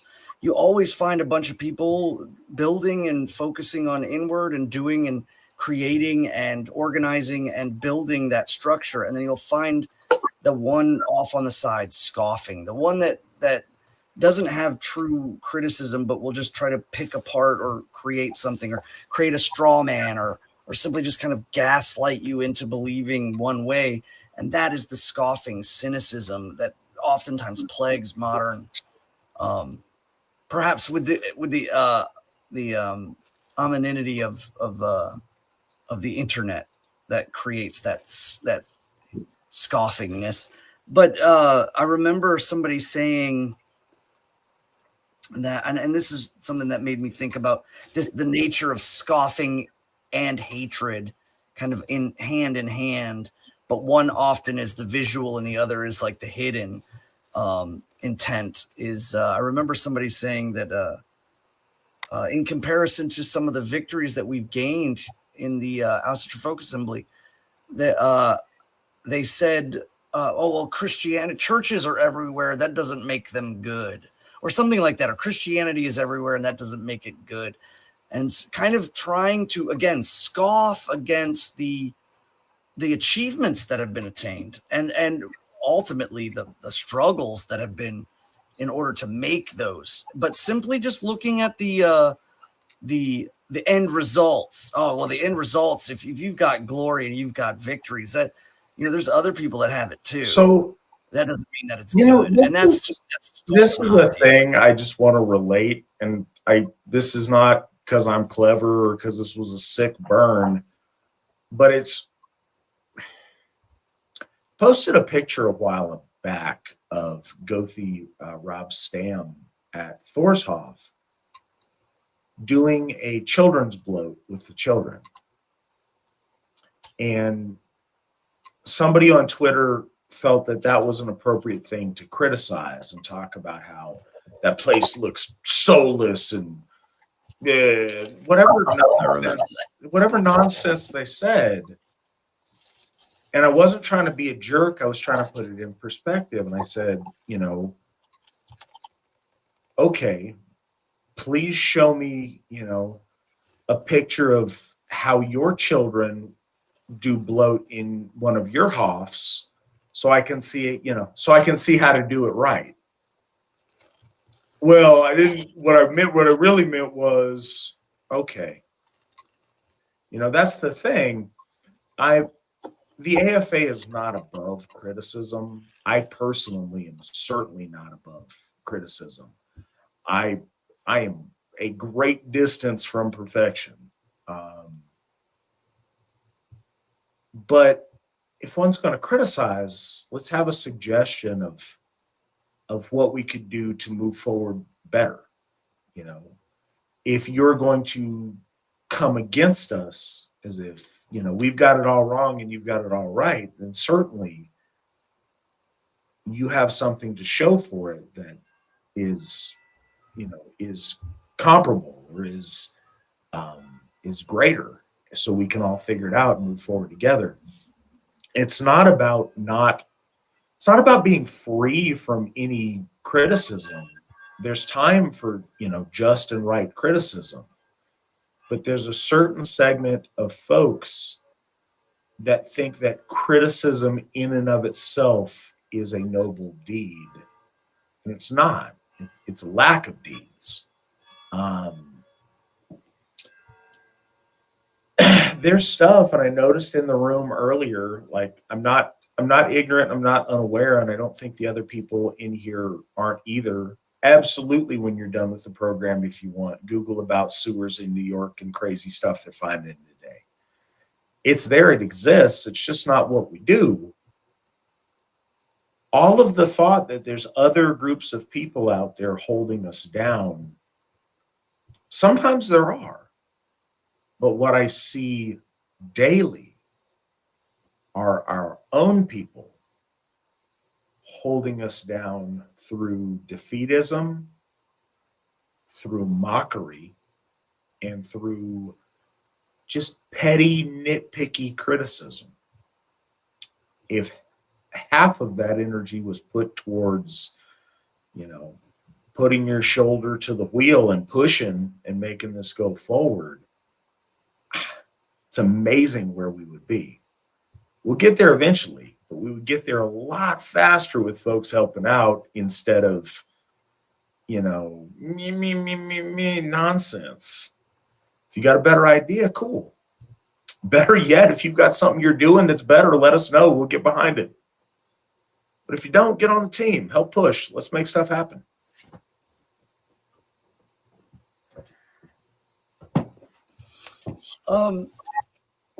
And correct me, we're moving on to 41. Yes, I tend to hijack these. That's why we've got to take so many episodes. I want to make sure I didn't want to skip, but I mean, again, very poignant parts, and I think perhaps bringing to light things that have merit, especially in the olden times to now, worth noting. Let's see here. There feeds he full on the flesh of the dead, and the home of the gods he reddens with gore. And so this, of course, to referencing to Fenris and the idea of the tainting of heaven by the chaos wolf, by the Fenris, by the dweller of the fen.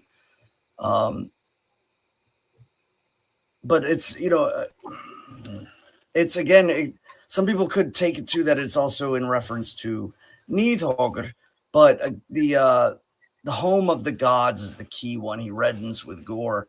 I think that is again a resurgence of, or a returning of Fenris to his home where he was raised, which is the heavenly abode. And dark grows the sun, and in summer soon come mighty storms. Would you know yet more?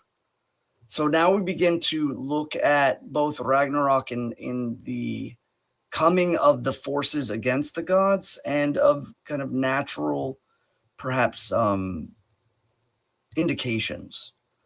So,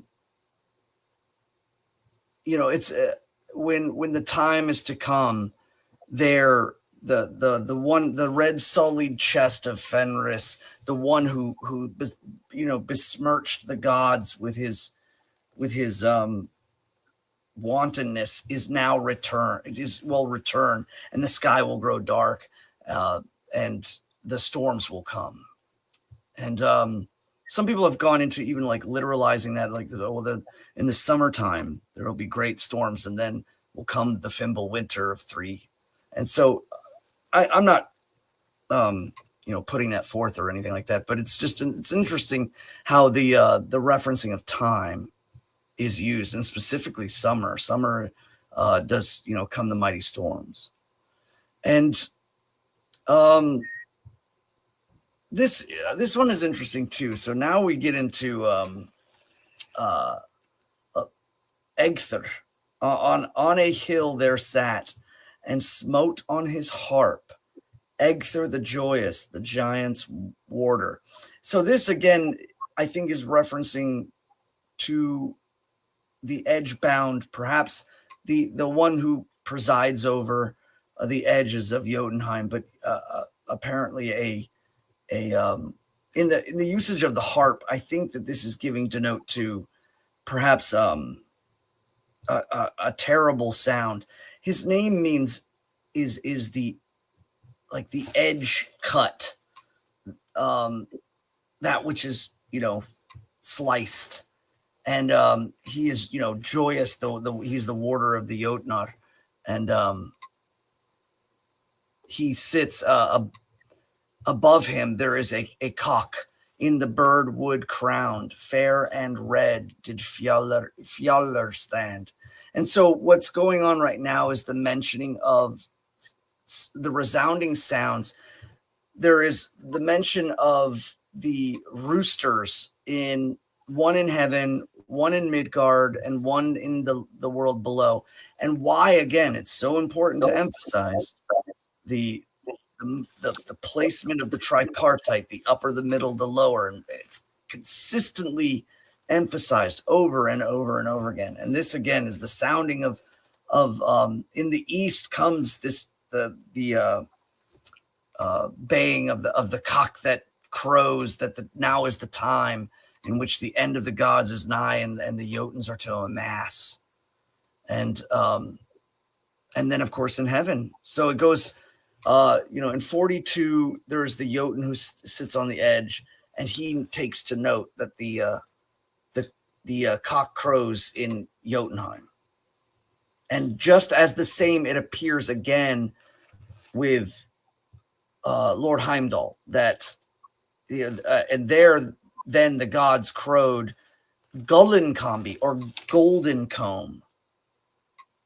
and he wakes the heroes in Odin's hall or in Valhall, and beneath the earth does another crow, a rust red bird at the bars or the gates of hell.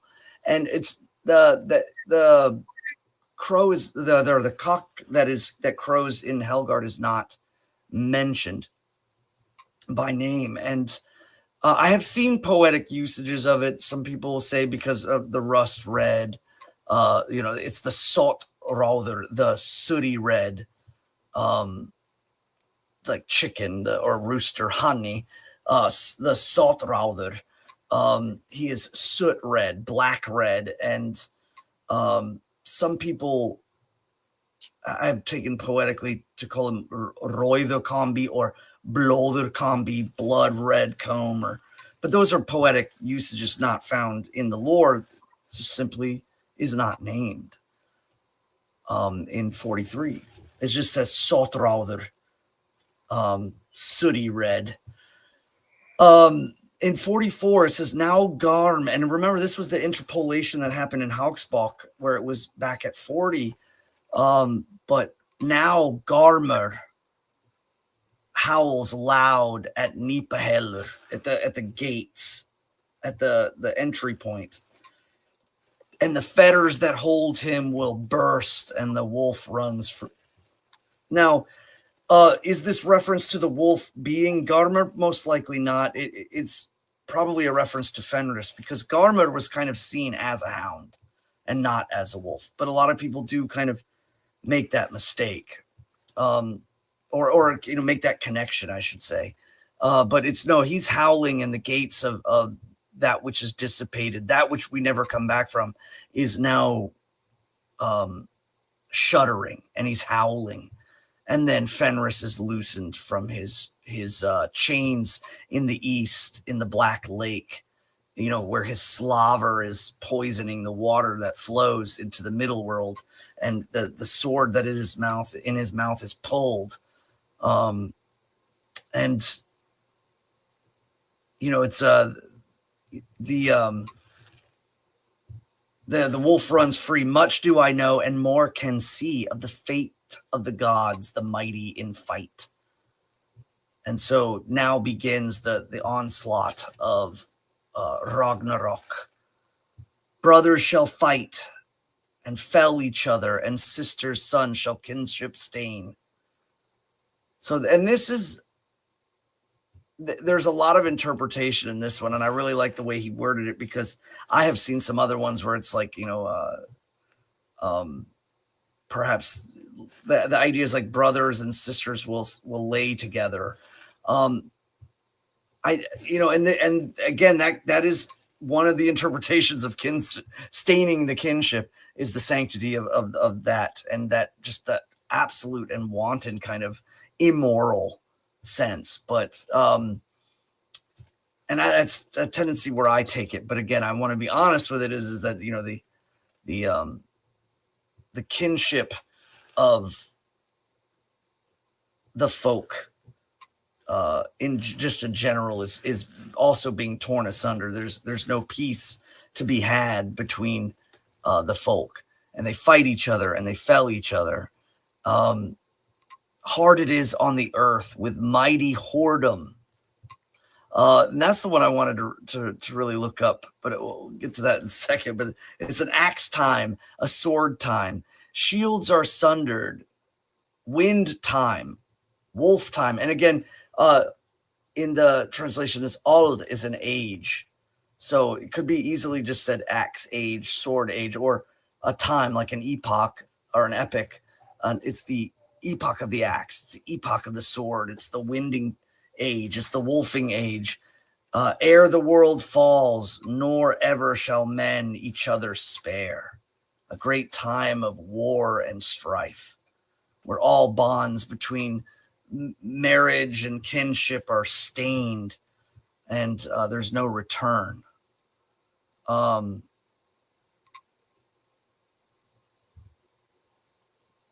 Yeah. So let me see here. Where we were on that one? Yeah. So the word the whoredom, the whoredom, the great whoredom, Mikkel, Mikula's the great. So it is the kind of sense of wantonness, or the destitution, the immoral. And again, a lot of people try to throw this, that Snorty's just, oh, there he goes being a Christian again. But I mean, the word is clearly in relation to whoredom is an Anglo-Saxon word. Hordormur is, of course, an Old Norse word. It's not something where he's like, stating stuff about Sodom and Gomorrah or something from the Bible. I mean, it is known. It is a word that can quantify a thing, and that thing is, again, wantonness and immoral impropriety.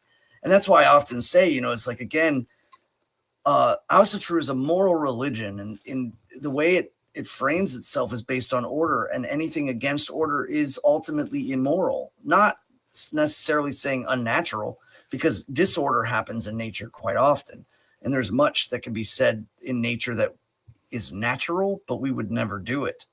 And so we always stick to the premise of morality versus whether it's happens in nature or it's natural. No, there is immoralness that is worth to be noted, and that is this time, the time that is it's making kind of a reference to the prophecy of the earth being filled with strife and immorality or immoral behavior, and brothers and sisters and there's no kidship that's sanctified anymore.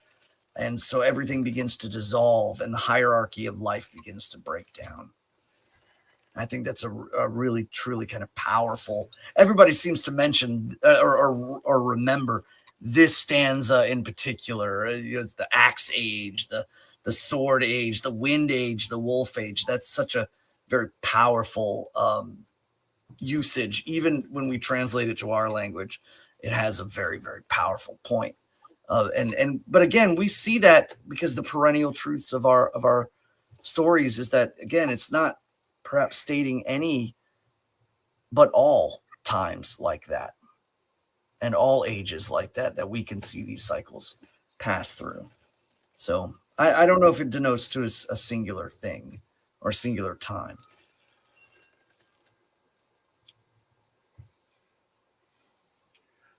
And I think that brings us. I want to elaborate on that. Does bring us to the end. Yeah. I wanted to. So I went in and said goodnight to my daughter, and I got back in time to catch Svan's bit about just because it could possibly be found in nature doesn't make it the natural order of things. And I think that harkens back to what I was saying earlier. The rule is based on the commonality, not based on the one exception or the one outlier.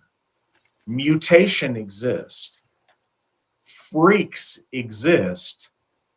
But the reason freaks are interesting and we, marvel at them or are disgusted by them or have a strange reaction to them is they deviate from the norm and from what is the right order of nature. Certainly you find deviations in nature that occur, and we marvel at them because they are so odd in their occurrence. Just because something could possibly be found in nature doesn't make it, quote unquote, natural. Natural refers to the natural order of things and how things are supposed to work and how things optimally work. The disruptions we see in nature are often omens of calamity and bad things.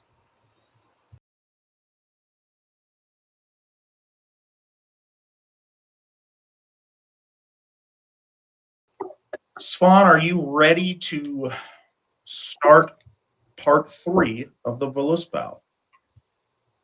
Yes, my Altair Godi, I am ready.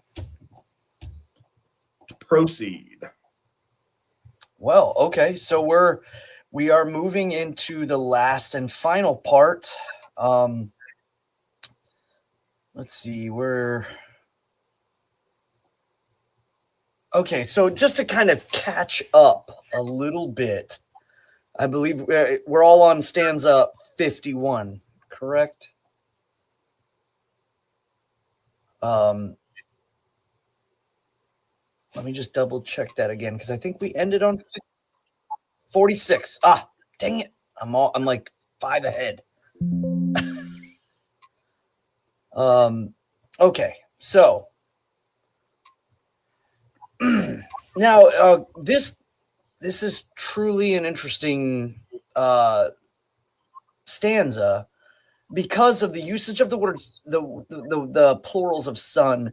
The fast move the sons of Mim and fate is heard in the note of Gjallarhorn. So the second line in that is pretty clear. We know about the referencing of the sounding of Gjallarhorn.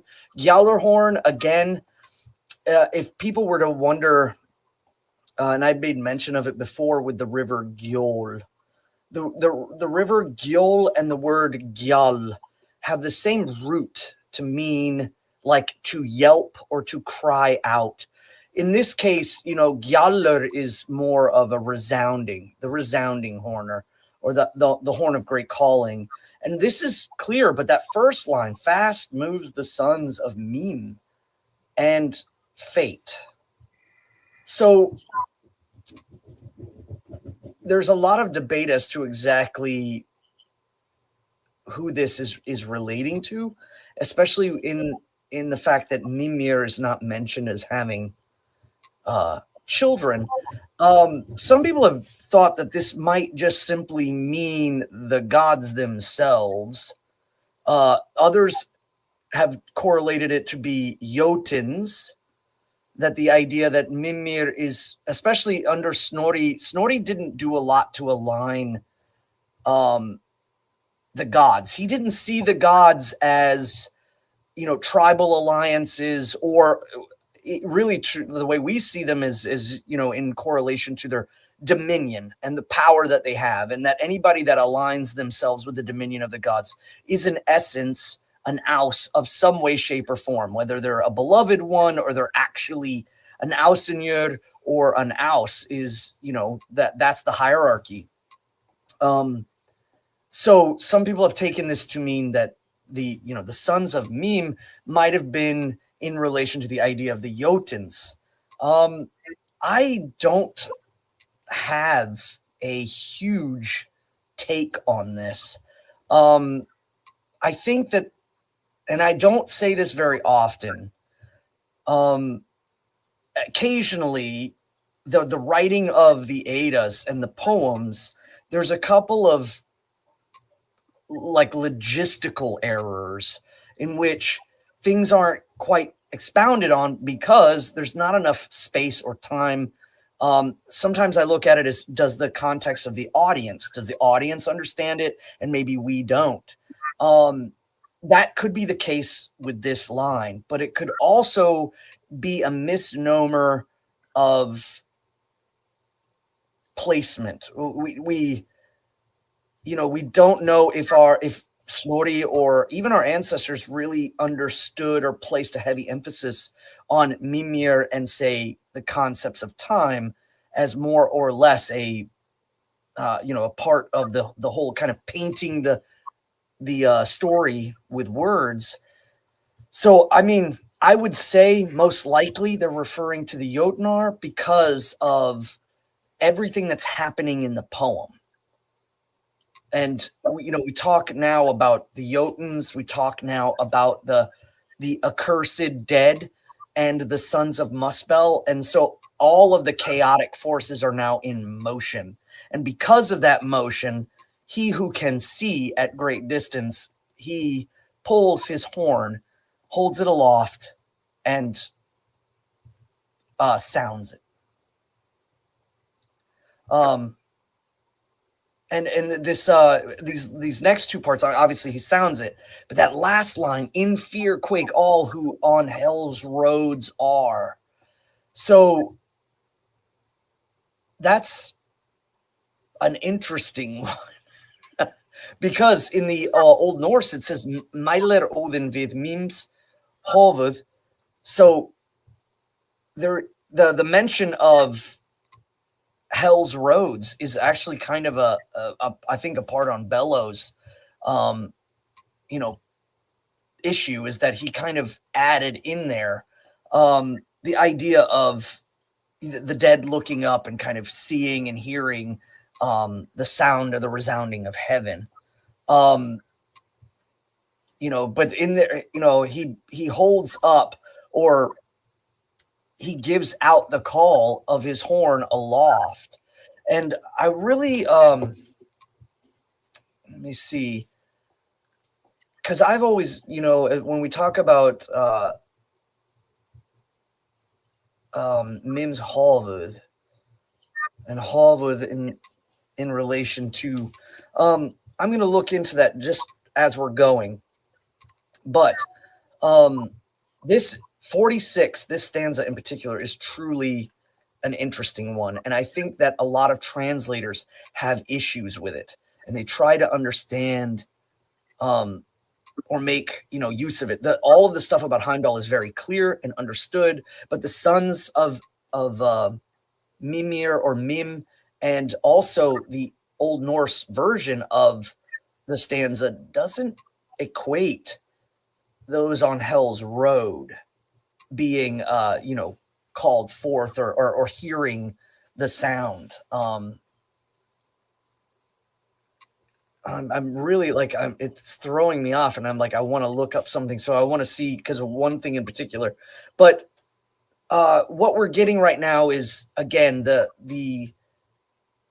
story is starting to take its zenith point. The zenith point is really, I think, all the movement. And the Vala is talking about the unknown at this point. She's speaking to Lord Odin in a projected sense of what will come. Now, it's worth noting that I think our ancestors and by design, the gods, project an idea of hope. There's a sliver of hope in this, is that for us, the future is not projected, but is a cumulative events of will. And so that which is not is basically a projection, like someone pulling back an arrow or pulling back a bowstring with an arrow in it. You can project the idea of where it will fly based on when it is loose, but it's not fully there yet. And there's a lot of things that can happen along the way. And I think that's the key point as to why Lord Odin is doing what he's doing. And I mean that in a very real sense. I'm not speaking about that in a hypothetical. Is I think that a lot of people have a tendency to forget that Lord Odin isn't just the Faustian caveat. He isn't just the archetypal mindset that a lot of people have. Is that Odin is actively doing things in order to, again, change the direction of, or at least prolong the projection of the Vala's prophecy.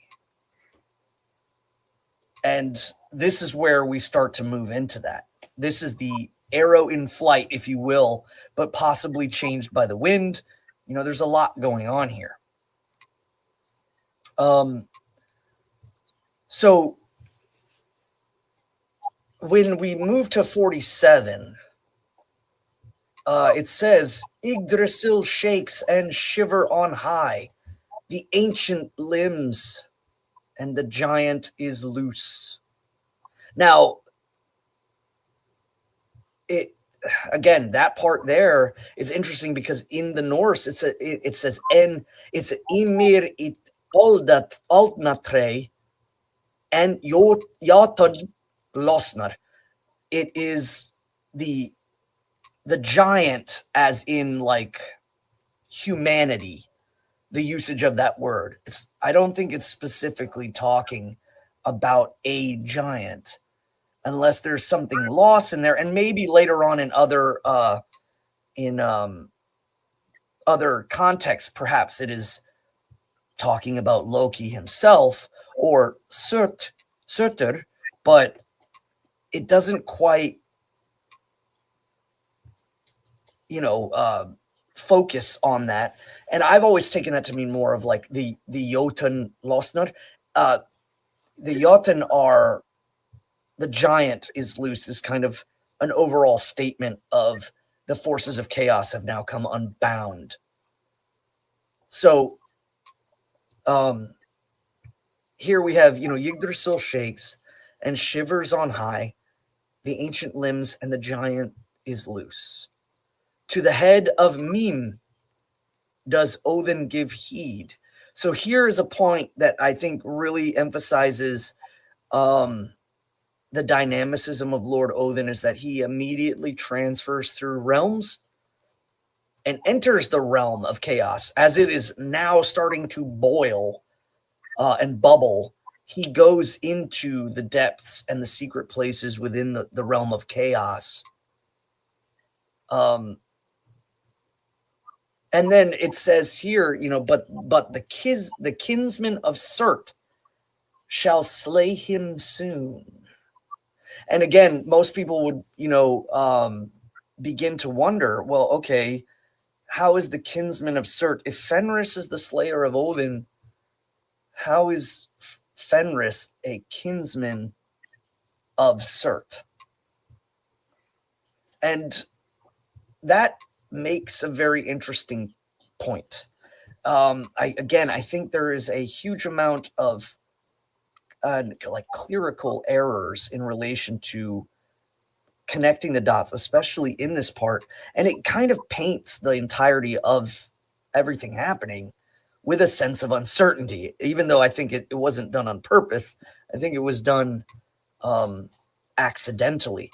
That again, this brings up a lot of I've heard a lot of discussions about how Lord Odin is perhaps slain by an unprojected, and I mean this in the sense that people haven't quite found a solid answer, but have thought of or perhaps levied an idea that Lord Odin is slain by a Jotun or a kinsman of Surt, whereas perhaps Fenris is more a meeting of which Lord Tyr has to finish his cycle.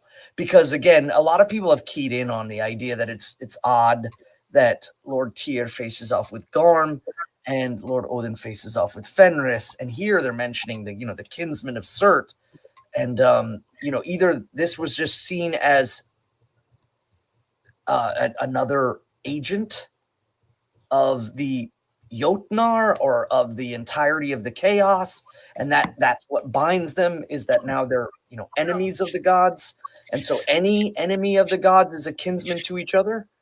I mean, we could read it into that, and I don't exactly know how far we could stretch it. But there's, I think, a clear sense of there's framing and leaning here in order to create, I think, connective points while also maintaining poetic correction or correct meter and correct linguistic holdings. And so these two stanzas are extremely interesting when we look at them, and there's a lot to pick apart. I'm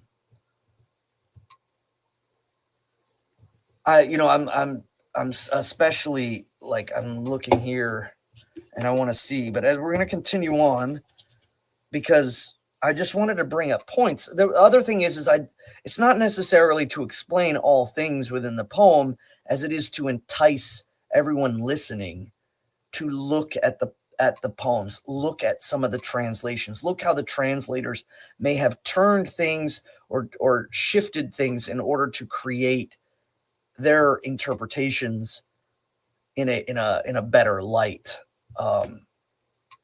As we go through, I'm beckoning people to look at these stanzas and try to figure them out and try to take in their own conceptualizations. I'm trying to state general arguments throughout that have been made, some that I've heard, some that I've read about, some that have been discussed, throughout the either the lore within the Gothar or the lore within, just peer studies in relation to this. And again, there's the connection between these two. The last line in Fear Quake All, who on Hell's Roads are, whereas the last line in Old Norse is Mælir Odin við míns höfuð. And that is not the the direct correlation. So these two are truly interesting. But we see now that Lord Odin moves his way towards the well of Mim, the well of memory, of all actions that have come and all things, and now is, in essence, seeing the motion of which things are going. And the Vala asks in 48, how fare the gods? The Ausum, as she, Hvað með Ausum? Hvað með álfum? How fares the gods? How fares the elves? All of Jotunheim groans, and the gods are at council. They hold Alþingi. They're holding council and trying to, again, project their next move at the well of earth in heaven. Loud roars the dwarves by the doors of stone. And again, the gates in which they're talking about is most likely the gates of Nidavellir. But, when we talk about the Dvergar, the Svartalf, we're talking about them beseeching the threshold of the material. The masters of the rocks. Would you know yet or more? So here now we're seeing linguistic and poetic placement of the gods. Lord Odin is moving. The gods are gathering to council. Again, it's been stated that the gods hold their council at the well of Erd in heaven. So we know now that if the gods are holding council, they're holding council at the well of time and its creation. So all of creation is kind of churning right now. The only one I would say that's notably lost in these stanzas is what's happening in Vanaheim, which is just an interesting point. Or perhaps the idea is, again, poetics doesn't allow it. I mean, they mention the elves, and they mention Jotunheim, and they've mentioned, Niflheim, and they mention Svartalfheim, but nothing of Vanaheim. And I think that the ultimate understanding of that is that Vanaheim is much to akin on the middle world as Yggdrasil is to the whole of creation. It is that life spark, that place of starting. And I don't think that, that place goes away. And I think that it's worth pondering and conceptualizing. We talk about Yggdrasil and its shakenness, but it does, in its own form, and heaven itself survive, even though everything is wiped. And of the middle world, most pointedly is that the Vanaheim survives, and that in the lower Helheim itself survives as well, almost like an encapsulation point. So each of the three levels in the Aryan mythos have like an encapsulation place, and each one of those things holds its place, its point. So this is in stanza 49. There is a mentioning that we will see again. This is a repeating in which cries out, Garm, the hound of the dead, the hound of hell. The hellhound is at the gates, and it is baying out because things are loosening and the fetters will burst and the wolf will run free. So, this again, referencing clearly to Fenris, but also to all fetters. And the fetters will burst in the idea that even Garm's place of keeping and containing things is lost. So Helgard opens up. Jotunheim opens up. And even heaven is opened up. And all the fetters and all the bindings, all the gates, all the thresholds are loosened. The rivers are shaking, and the gates are thrown asunder and thrown open. And she says, "Much do I know, and more can I see of the fates of the gods and mighty in fight." And so she speaks here of Ragnarok, and in the Old Norse. And again, that is truly it's the regency, if you will, of the powers, of mighty powers. So it is the inevitable, it is the fate of the mighty powers as they are coming to be tied, and they're coming to be wound towards their doom. Here we have mentioned in stanza 50, Hrym is how it's pronounced. Hrymr. From the east comes Hrym, with shield held high. Now, it's worth noting that the word Hrym means cracked with age, or to become decrepit, or to become aged. And again, you see repeatedly, Jotunheim is often kind of seen as a place where time ends or time breaks apart. It's that threshold between the world of man and the underworld, and that is kind of where time dissipates. That's why Mimir's well is there. And again, I think it applies here with Hrymr and his agedness, the agedness of his cracking and coming to an older state. Again, the Jotnar are always seen as elder beings, or beings that have been around like the mountains. And that's kind of how the jump came into them being giants. But the elderness of them is oftentimes, I think, lost. And his name really holds true to it. And he comes from the east with his shield held high. This, of course, means ready to battle. He's generally seen as, the strength of the gods is rallying behind. I mean, it's the strength of the giants is rallying behind him. So his shield is held high, and he is ready. And in the strength of the gods does the serpent writhe, in the giant wrath.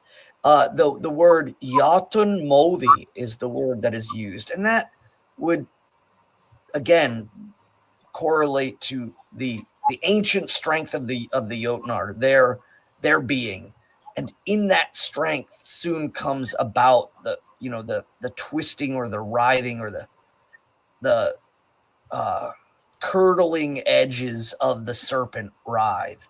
And again, this is speaking of Jormungandr, and it's not mentioned in the English translation, but it is in the Old Norse. So, from the east comes Hrym, with shield held high, and here we have Hrymr ekkur austen, hefisk lind fyrir, and then snisk Jormungandr I Jotunmodi. So the writhing Jormungandr is of great Jotun strength, or is of Jotun strength. So it's really interesting when we see these translations, because it doesn't make a lot of sense in English the way that it's directly written, and it has to be kind of contextualized. And then again, what does it exactly mean in Jotun strength? Or so, again, ancient and great strength. I'm getting a little echo. We're still doing that? Let's see. Okay. And we're still doing audio, correct?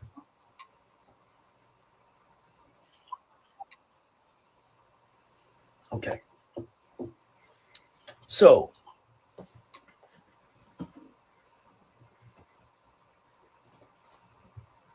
all right. Here it mentions in over the waves he twists, and the tawny eagle gnaws corpses screaming. Nail fari, or it's worth noting that the G is kind of a softer G. So instead of nagelfar, it would be pronounced nail.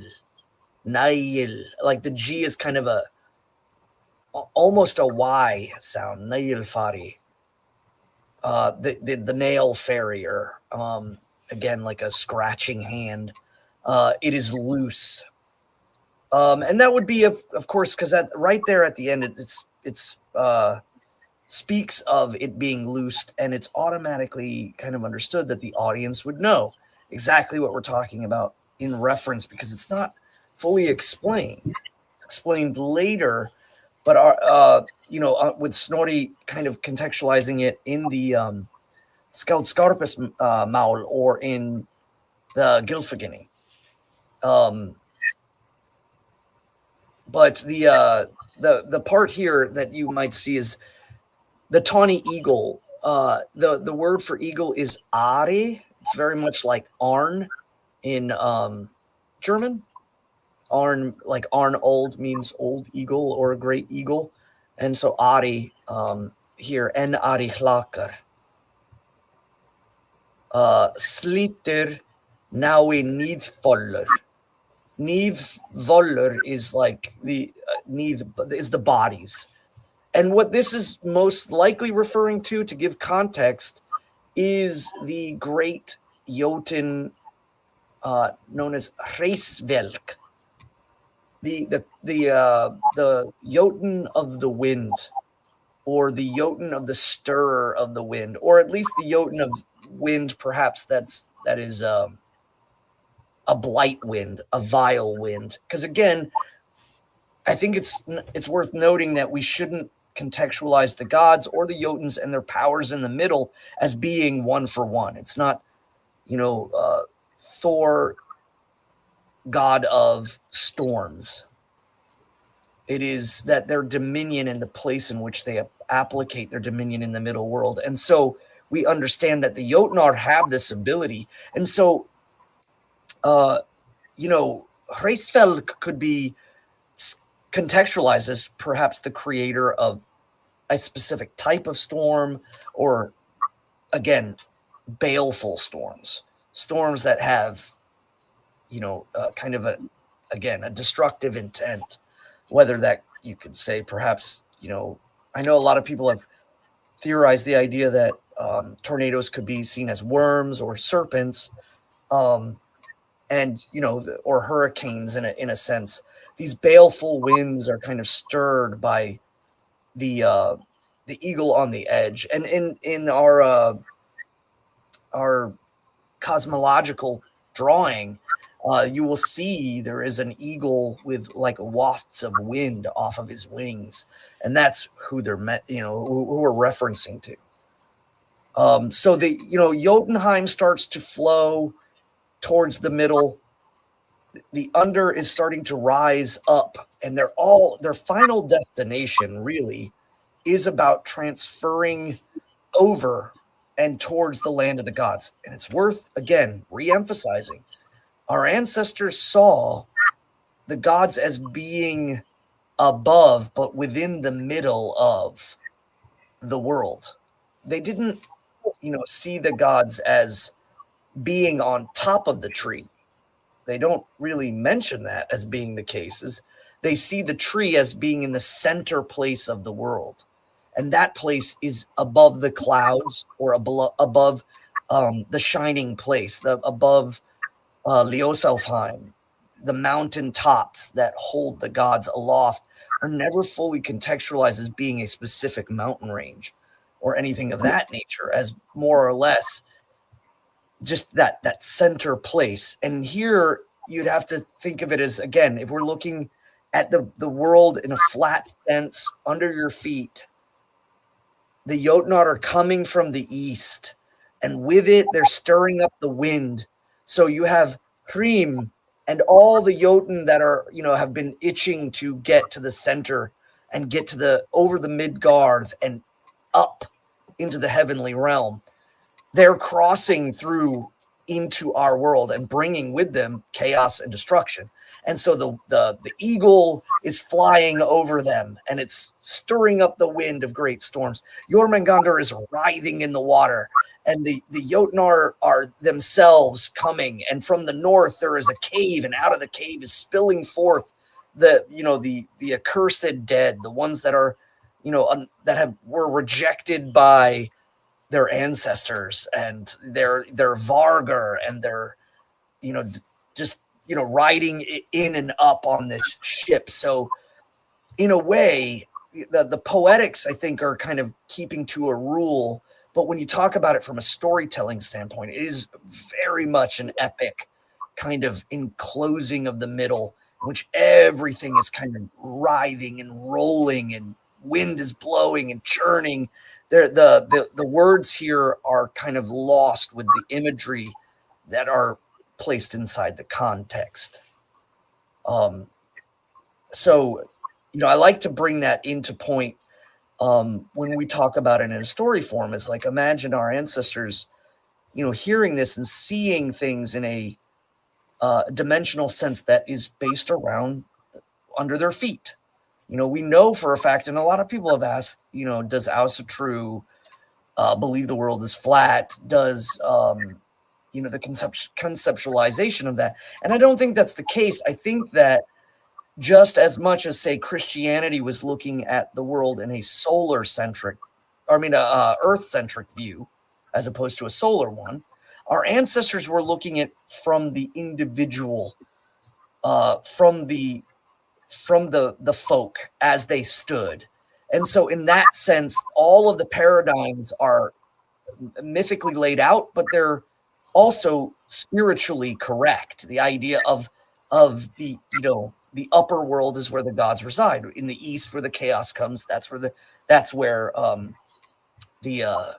Jotnar come. From the west, that's where the life and the growing and the cycles of all things. And beneath us is where the Dvergar are, and beneath that is where the souls return to Vergelmir and the roiling and rolling well. So I think it is super important to look at cosmology in two ways. Is one is as it is written, but also two, as it was conceptualized from ourselves and from our feet and from where we sit and from where we stand and from where our house is, as opposed to, seeing, it's like if I drive to the east, I'm not going to hit Jotunheim. Or if I, go eastward from my position directly, off the planet and into, the cosmos, it's about planar thresholds, and what these planar thresholds mean, and what the powers and the dominions that derive from there. The gods are above, and they derive their power and dominion down into the middle world. The Jotun are in the east, and they derive their power, into us in a westward motion. The Vanir are in the west, and they derive their power easterly and into creation. And so all of these things are, I think, really important, and get lost when people try to diagram or perhaps overanalyze just strictly the poems. Svan, so a lot of these things aren't that we're going over in specifically these last 5 stanzas aren't really that separate. They're all imagery that explains to us that chaos has broken down the structure that orders our cosmos and our existence. And you see that, as Svan said, in different contexts, in different parts of the alignment of the worlds. You see all of these things colliding because the elements in our cosmology that cause separation, that cause order, that cause structure are broken down. And things from one begin flowing into the other in chaotic, violent ways. The order of the cosmos is broken and shaken up. And that's the most grand scale that they can portray Ragnarok on, is chaos breaking down that structure and encroaching upon the very essence of order, which is our gods. And that's where we're at starting this next section. What's that? Starting 51, I believe. So Svaning. Yeah. So I think we hit a couple of things. We do have some questions. Everybody who asked questions on the other side, we have those written down, and we'll definitely get to those. Folks that ask questions that aren't related to the text, we'll get to those when we're all done with the text. So we do remember they're there, and we will get to them. One that does have something to do with the text, though, the Wolf Throne asks, is Mimir the Godhead? And I think that's an interesting question, and I think the concept of a Godhead in general is confusing, especially depending upon which religious tradition is using the term. In one sense, Mimir literally is memory, and is the contemplative nature of that memory in a very real way. Mimir embodies the folk memory. It embodies something that comes from that ancient time before the current order is established. Mimir's head is a font of ancient memory. It's a font of Orlog, and the idea that it springs forth, it's an embodiment or a access point to that which springs from the most ancient and from the beginning. There are elements that do coincide with an impersonal Godhead element, but our myth isn't broken down in that kind of verbiage and kind of function. So I don't think there's a clean yes or no answer. And the fact that it's a font of Orlog, if you will. One of the other elements, just kind of in the poeticness of the sons of Mimir, in a way that speaks a lot to the progression, because it talks about that in relation to fate. And, the sons of memory chronologically take us into a present, and they mention fate as into a, likely future outcome. So it gets those 3 separate ideas of time in that one passage in a very poetic way. And that's the thing, Chris, reading your comment over inside, depends on what you read. In Christian religious studies, Godhead means something slightly different than in Hindu religious studies than it does in Jewish religious studies. All of those things have a different degree on how much Godhead equals a personal totality of their supreme God, or how much it is the concept of godness itself, or various things along that structure, the truth that underlies God in some of those conceptions. So again, it's not exactly clean the more you read it. But no, Mimir does not equal prime mover, impersonal, supreme God, but certainly is a font towards accessing that most ancient memory of our folk soul. Absolutely. What say you, Swan?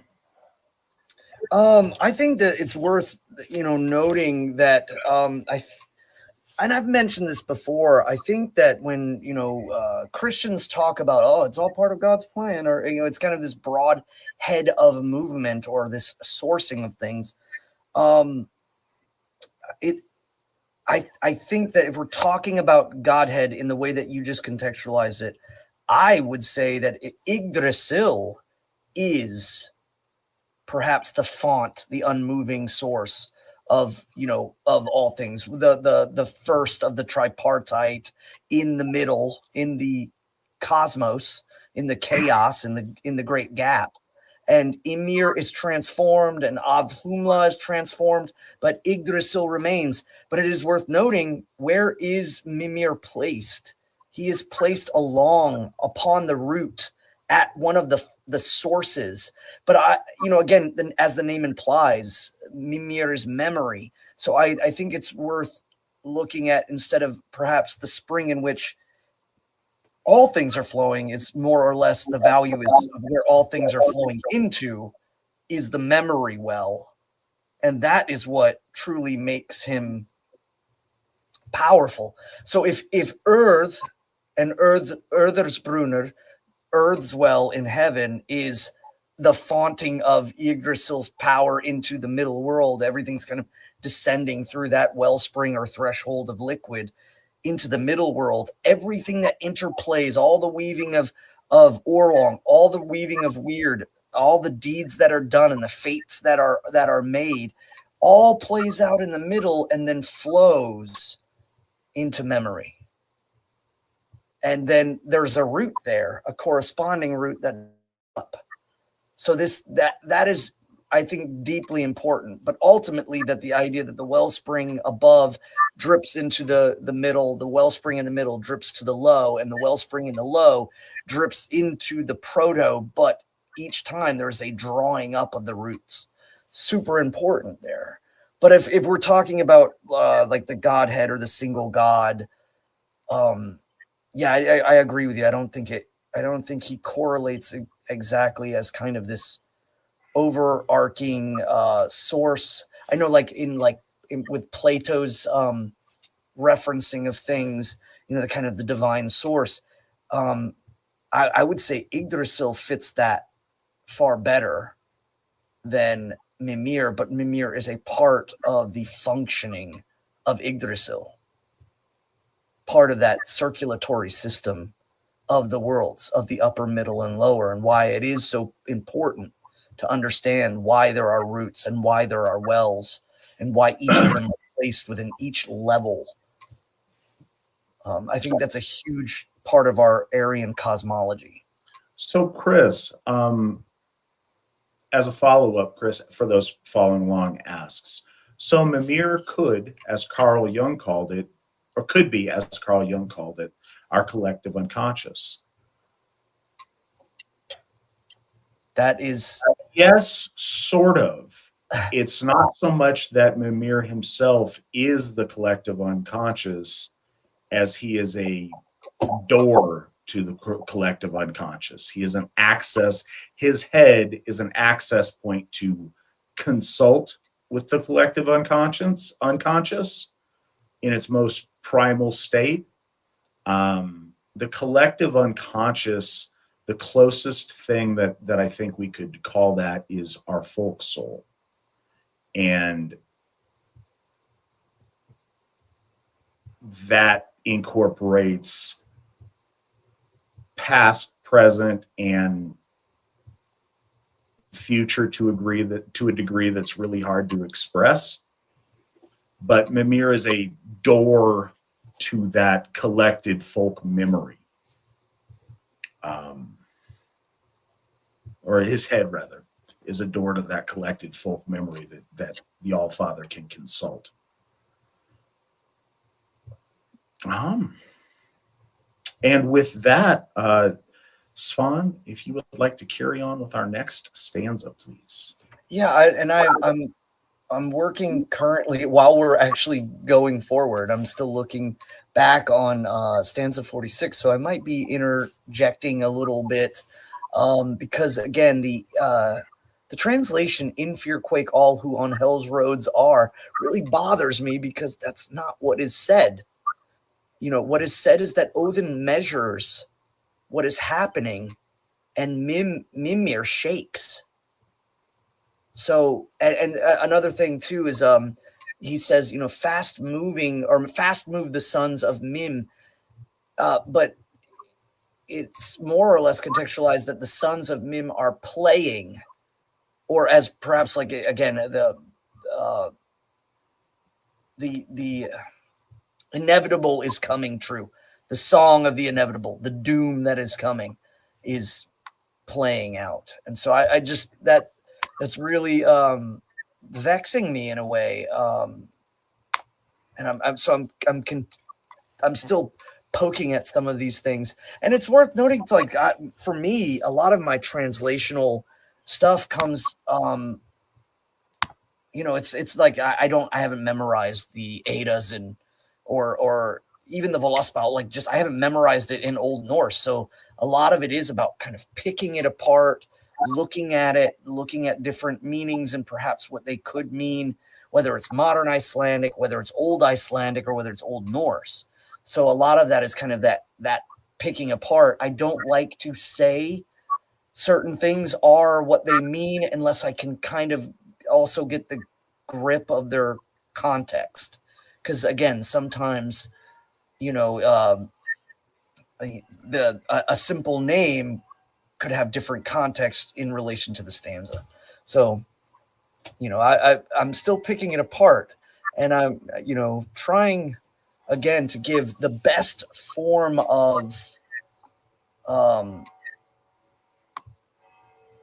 guess, laying it out for people like a buffet for people to read into, to study, to go back and look and say, okay, well, I can kind of see it like this, or perhaps Bellows' translation is slightly different in this way than obviously like Hollander's, you know, and so on and so forth.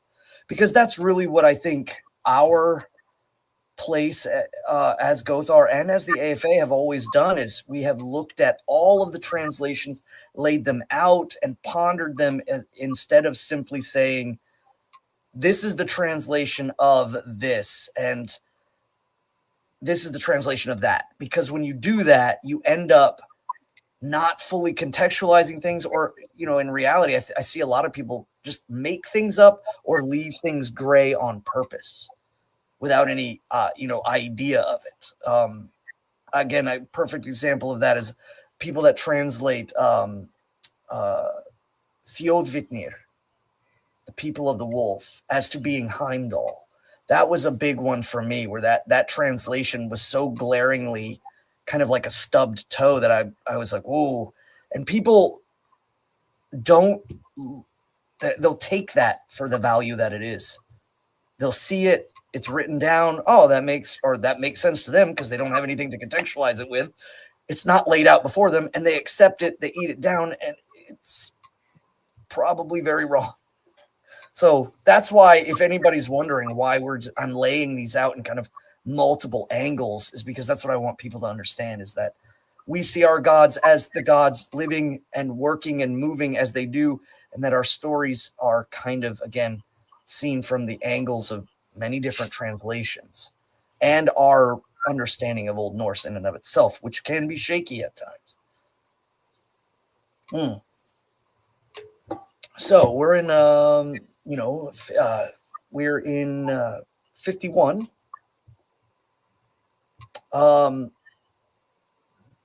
So this is an interesting one too. So he says, over the sea from the east, there sails a ship. And I was looking at this translation too, the word kjol. If anybody's following along, or I don't think we mentioned that they can follow along. We didn't this episode. Yeah. Because we had the visual thing breaking down. Nick, if you could post the link to the version that we're reading this on, so folks can follow along if they'd like. And yeah, and that's the reason why we chose Nick to do that, so that people had the ability to do it from the internet if they wanted to, or from their tablet while they're listening. Of course, people I think that are listening strictly with audio are left at a slight disadvantage. But I was looking here. So everybody knows we are doing the Bellows translation, and you can find that independently. We just happen to have a really convenient website with the exact screen that Svan and I are looking on.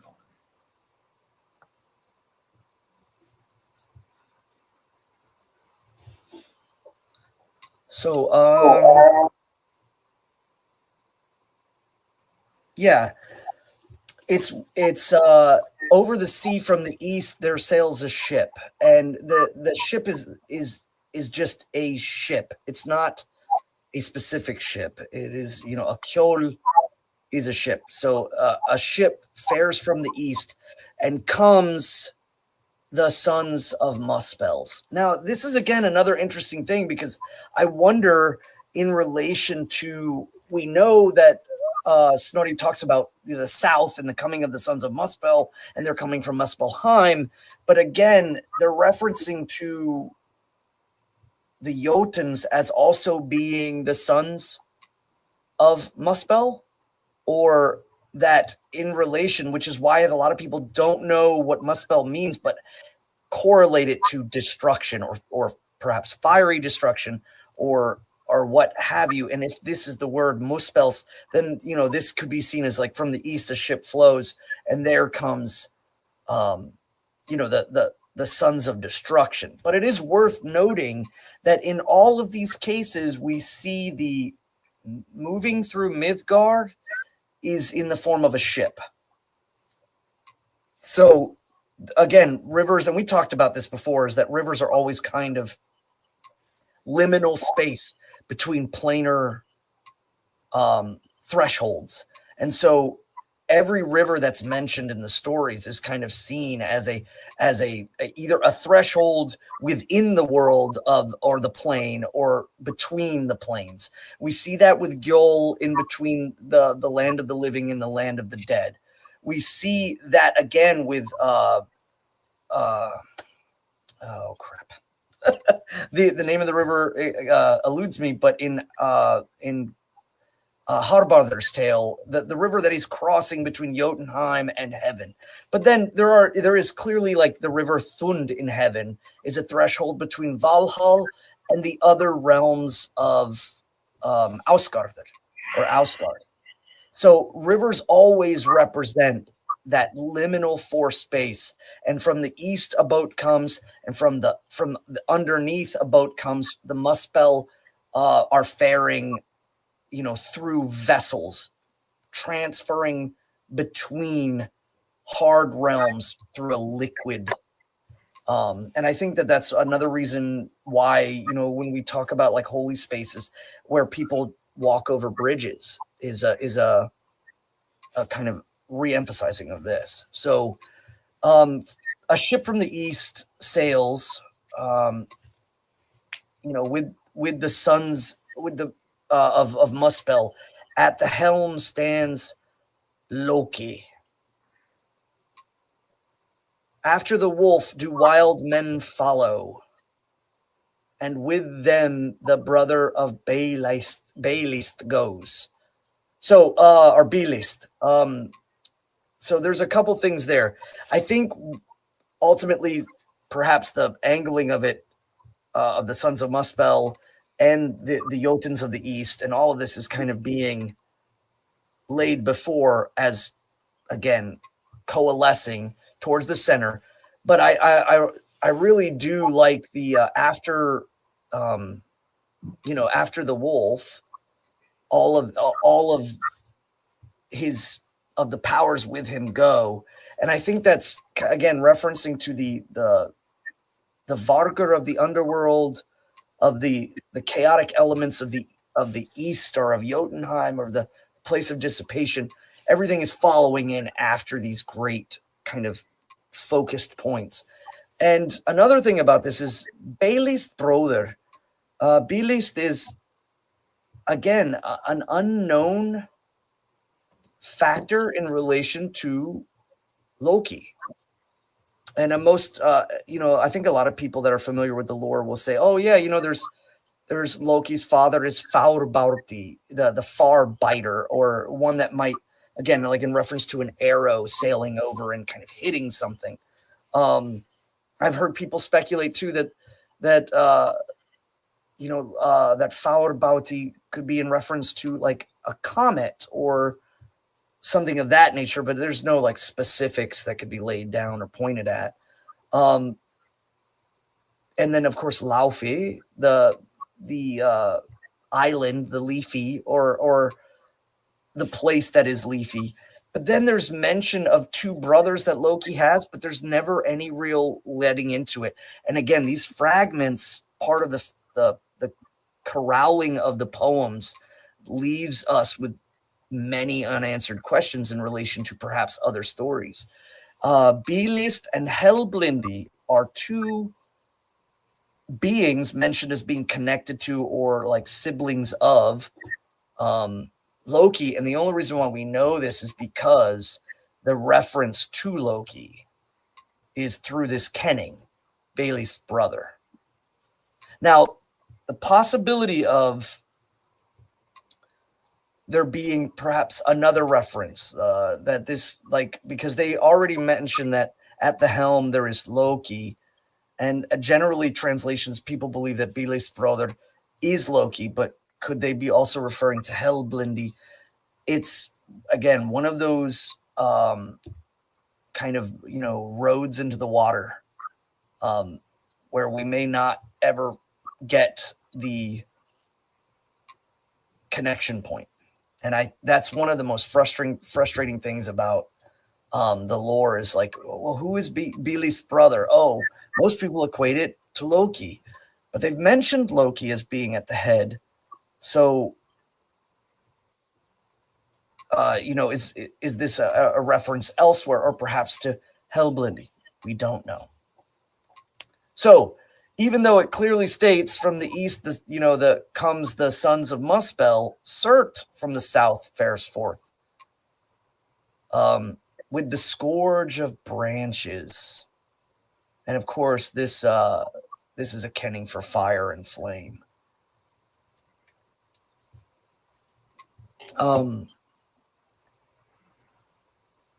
So we have here the son of the battle gods shone from his sword. Now, this is an interesting thing. I think the translation is misplaced in the idea that they're talking about the skeins of light that shine from, or the spark of Muspel, the flames of Muspel shine forth in skeins of light from his sword or from his weapon. And they liken his sword to like a beam of the sun.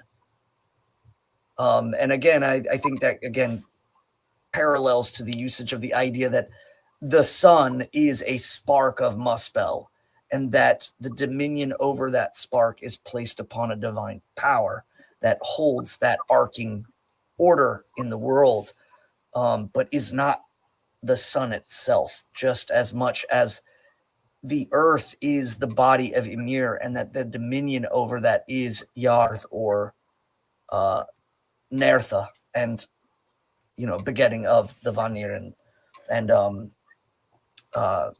Frigga. So we see here, he says the crags are sundered, the giant women sink. The the dead throng hellway, and heaven is cloven. And I really love that line. It's such a powerful line in the idea of what we're talking about, is that the mountains of heaven are shaken, that the Nornir, in essence, are drawing in. The road to hell is breached, and so the below and the above are both kind of in a way met, and the clovenness of heaven is such a powerful thing. And in the translation in 52, it says in himmen klovnar. And so again, I want to reemphasize to a lot of the folks that might not realize that heaven is a Germanic word. It is a German word. It is not in Aramaic. It is not in Hebrew. It is our word, if you will. And so a lot of people definitely get caught up on that, like they do the word church. And even though we could clearly talk about the circle or the Greek usage of the word, heaven is ours, and it is quite clear. So, as below is above, everything is cloven open. And so, okay, this is an interesting one here. Anybody that is familiar with the Ausenir at length of all the goddesses, and we clearly have a reference to Hlin. And it says, now comes to Hlin yet another hurt. And a lot of people have always correlated Hlin directly to Frigg. And that's where a lot of the hypostasis idea comes from, is perhaps the, Frigg is Hlin and Frigg is Saga and Frigg is so on and so forth. But I would say it's worth noting that what Hlin is an Ausenir directly in correlation to the protection of those that Frigg is beloved. She loves and cares for, and Hlin then is the arbiter of that protection. And so the sorrow of Hlin would be that one of the beloved of her lady Frigg is doomed now. And so I think it would be worth stating that it could simply be just as it is, and that there's no reason to try to correlate these two and get confused. It's just understanding the Ausenir. I think that the Ausenir, when we talk about the goddesses and we talk about the two major goddesses, absolutely and clearly, unshakably, are Frigga and Freya. And when we talk about the Ausenir in relation to, like, say, Sauga, and Stjolven and Ljoven and Var and Vor. These Ausenir are kind of, again, correlated in as seen as kind of a court, or seen as kind of as a perhaps spokes in a wheel, where Frigga is kind of at center, because a lot of the motion that Frigga has in the world, or she's of stasis, but the motion around her is through the Ausenir. And so again, now comes to Hlin yet another hurt. When Odin fares to fight with the wolf, and Beli's fair slayer, this of course is referencing to Lord Frey, as he has been referred to as the slayer of Beli, seeks out Surt. And so these two are kind of, again, correlating the end dooming and connection points. And so Odin fares forth to fight the wolf, and Frey fares forth to fight Surt. And if you take things quite literally, you would be like, well, why are those two mentioned as being the hurt of Hlin? And I think it's just simply noting that the protection and the charge of the beloved of Frigg is about to meet the doom, and that is yet another hurt. And I think that when we're talking about yet another, we're talking about Balder. Balder is, of course, Hlin is, in charge of, in the protection of him as beloved of Frigga, and now to another hurt is to come. And then, again, the addition of Lord Freyr fighting Surt is, again, doesn't quite correlate, but there must fall the joy of Frigg, which is, of course, Lord Odin is the joy of Frigg. So 53 is, I think a lot of people read into it too much, but it's an understanding of poetics, and the addition of "and Bedli's fair slayer seeks out Surt" is again an addition that throws a lot of people off. If you look at line 1, line 2, and line 4 in stanza 53, they're all in correlation to Odin. And I've often wondered, was this an interjection? Was this something that during the compiling of the poem, it was added in order to create the correct, meter? Because it just kind of sticks out. But that's, again, perhaps that was just something that at the time, and understanding with Snorri's translations and with the compiling of all of the Eddas at that time, we're talking about 150 years after Iceland is converted. So there is a lot that can happen in those translations, and it's just worth considering. So in stanza 54, then comes Sigfather's mighty son, Vidar, to fight with the foaming wolf. In the giant's son does he thrust his sword, full to the heart his father avenged. So the usage of the sword, the usage of again, the avengement of, and in the giant son, the understanding of who that exactly is the Jotnar, or the Jotun-born Loki, who is the son of his father, Faurbauti. So this is Fenris, or this is the chaos wolf that is being avenged by Vidar, who has come to finally commit to his correct action and bringing that. So, we talk about the meetings of these one for ones in the Völuspá, and there are, of course, gleanings in other poetics, but here it's pretty much just straightforward. In 55,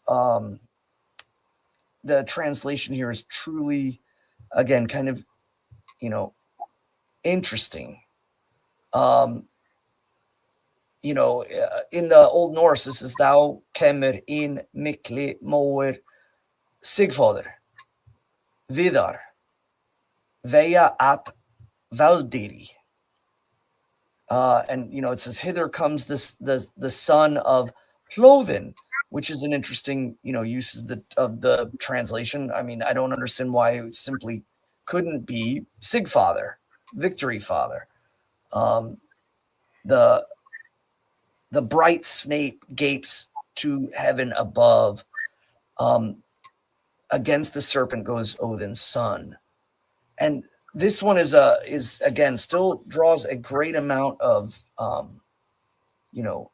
question as far as where we go. And a lot of people reference the Hauksbok, and which this stanza doesn't even exist. It's not placed within there. Hlöðin, of course, too, is another word for Jörð. So again, I think the reference there is that Bellows is trying to say this is Thor coming forth, but he doesn't say like the son of the Sigfather. He says the son of the earth. And again, we talk about that quite often with Lord Thor, as he is the primogen of natural order natural law and cosmic order. He is exact birthing point of those two powers. That makes him different than, say, perhaps any of the other children beget from the earth, is that he is of the earth and the sky specifically. And that's why at the mural at Thorshof, he is wearing red and gold in his chest with a blue cape.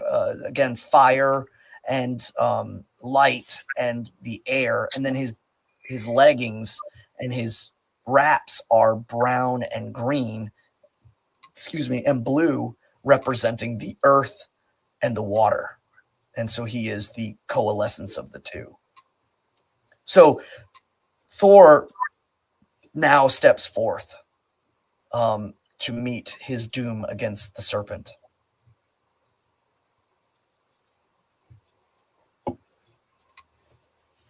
And it's also worth noting too in 54 that he doesn't talk about the referencing of bringing up that Garmr cries out again at Nipa's cave, or Nipaheller.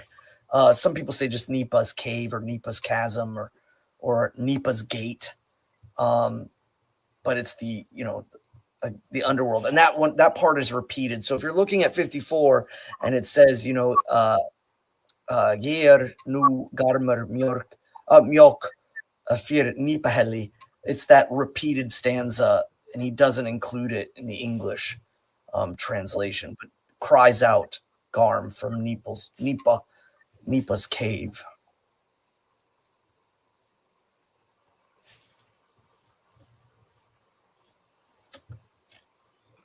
So I don't know if you want to take questions, or we keep. So we don't really have any questions that have come about so far from the text. I think that, maybe some of the poetic expressions of these things are unfamiliar or confusing, but I think most people understand what's going on here.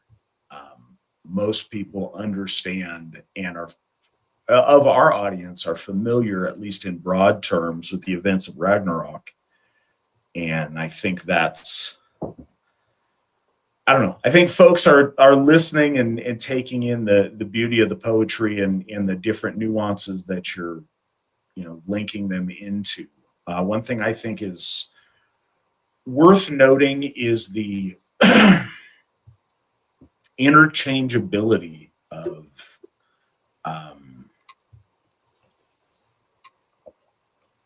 Jotnar, of the forces from Muspel and the forces from Jotunheim.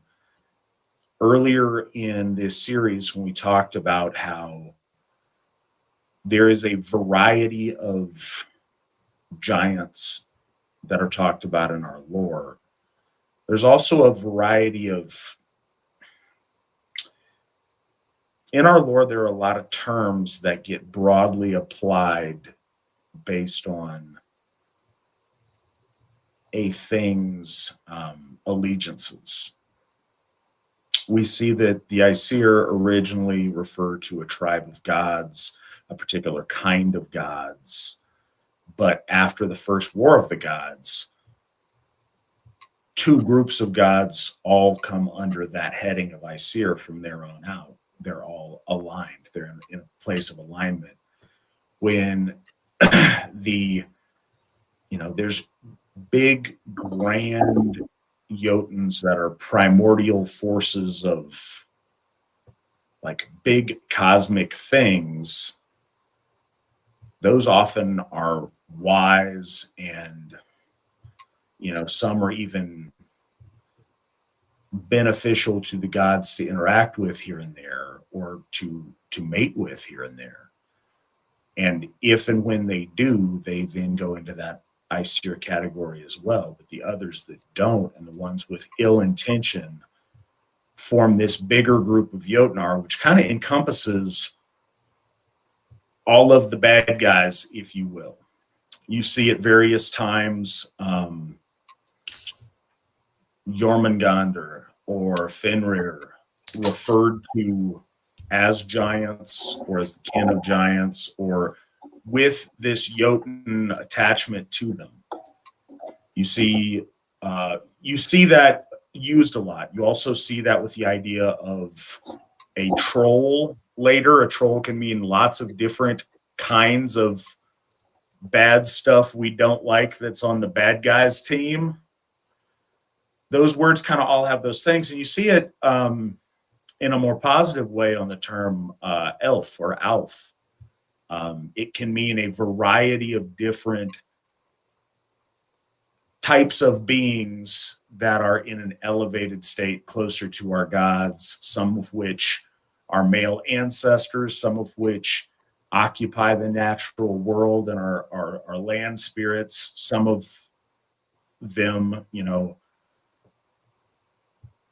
are conceived of as like the Yule elf that delivers presents and stuff. A lot of those good beneficial spirits are Alvar, just like any of the bad enemies of order, enemies of the gods, forces of chaos get the term Jotnar applied to them in a way. And it's just something to kind of track in your head as we go through the information. Yeah, and it's, if you're able to read along on this, the 54 and 55, especially in relation to like Hauksbach and how the standing, evidence of the verses are kind of in bad shape. But there's it's also, worth noting that Bellows kind of shifts things around, because in 55, he says, "Then comes in great strength Sigfather," and I got that mixed up. The Old Norse, he has, it's 55, but he says it in 54. Then comes Sigfather's mighty son, and I realizing that Bellows' translations kind of again chop things up and then rearrange them on his end kind of throws me off as I'm reading the Old Norse side, and it's like, some are correct in their placement, and other times he shifts things over in the English version. And keep in mind here, you're trying to get the bigger points that are laid out, and you're trying to get an understanding of a better way of relating to our gods through our lore. The lore as it's come to us is not perfect. You can see in the text that we have where Bellows makes a mistake in translation from the, original source material, which is, again, many generations after the first telling of this in that language, which in and of itself is eons after the origin of these events, as our, the spark occurs divinely in our folk to manifest into our lore and our Eddic stories. So the exact specifics of all these things are fun exercises to try to hunt down. And as you can tell by Svan's enthusiasm on these things, it's cool and it's fun and it's worthwhile to do, and you learn a lot through the etymology. But the point of all of this is to better understand and build relationship with our gods and to align ourselves with them. And I suppose that's another thing that's worth mentioning going forward. And again, we're going to do this from time to time, is take little detours off the lore to talk about some of these points as they're relevant to Asatru. So just as different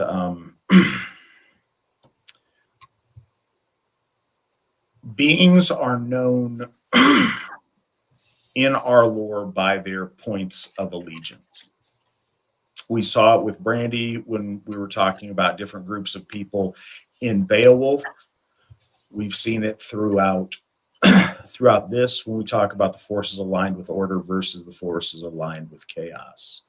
The defining characteristic of these people is the team that they are loyal to.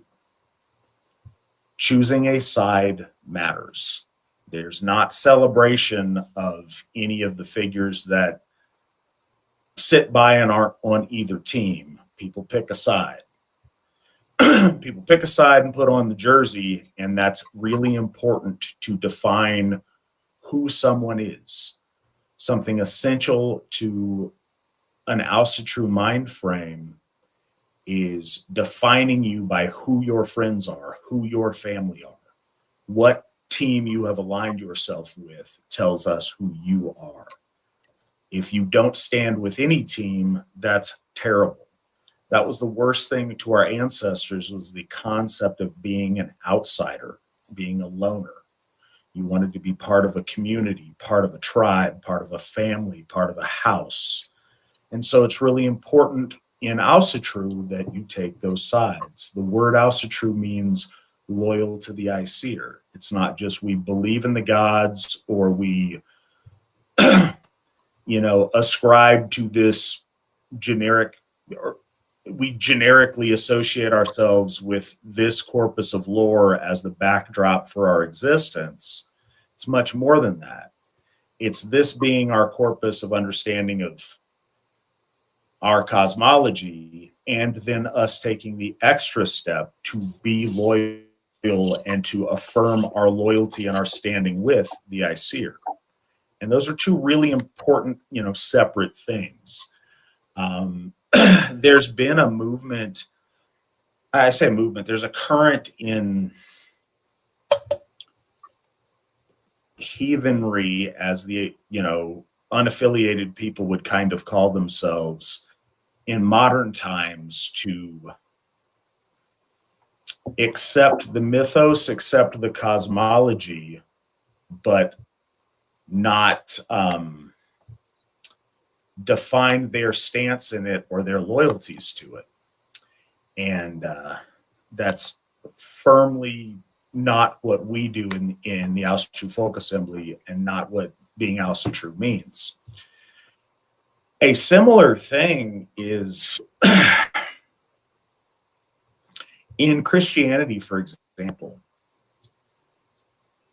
You have Christians that define themselves by their loyalty to Christ, and you have Satanists that most of them don't even really believe or really worship the Christian devil as much as they stand in opposition to Christian normalcy.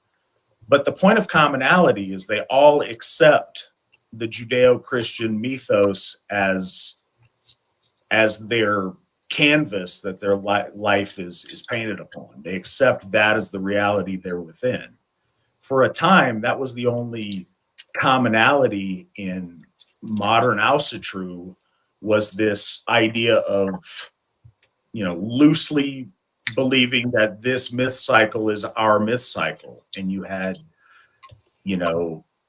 misguided people trying to be Rokatru or Vanatru, or all these different little things to make themselves a special snowflake. No, we first accept this as our reality, and then from that place of understanding, we choose to stand loyally with the Aesir. And that is a fundamental to our practice.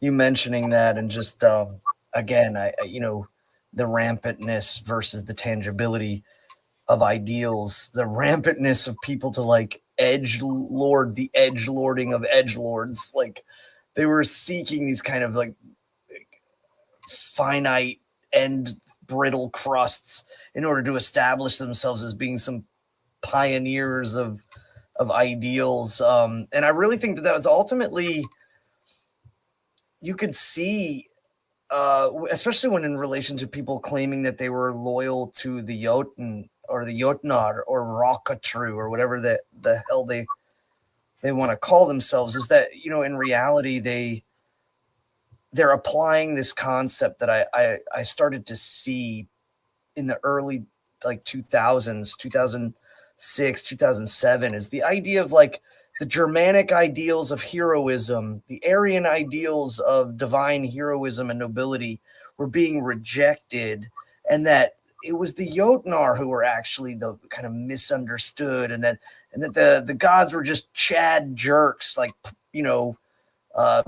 bullying or being or what have you. That was a clear thing. That was something that absolutely, even though it wasn't said outright, was was clearly being leveled.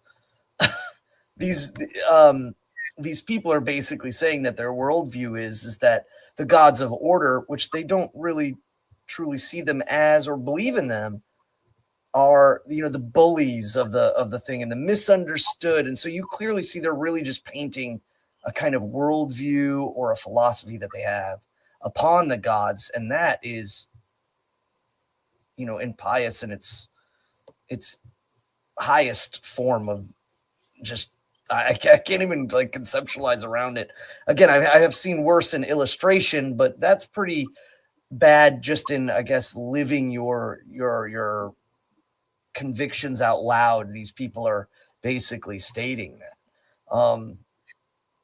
And what hubris to be able to live in a world where, you know, that if the sky was to quake above them, it would clearly shake them to their core. But when they're at home and they're in their armchairs, they can, you know, state like, oh, well, the gods are really like the bullies of the whole thing, and the Jotnar are misunderstood. And, you know, it's like that. It's kind of the obliviousness of being so disconnected from natural law and cosmic order at the height. And I think that the Jotnar revel in that ignorance. They revel in that,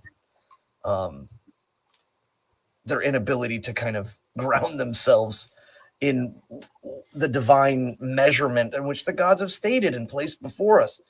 And, you know, again, if you are a supporter of that disillusion, if you're a supporter of that cosmic kind of chaos, you are not Asatru, and you are in essence kind of feeding into the overall. And I think that also came about with a lot of the blanket caveat was that according to the lore, Snorri was just Christianizing things. And again, I spoke about that in the last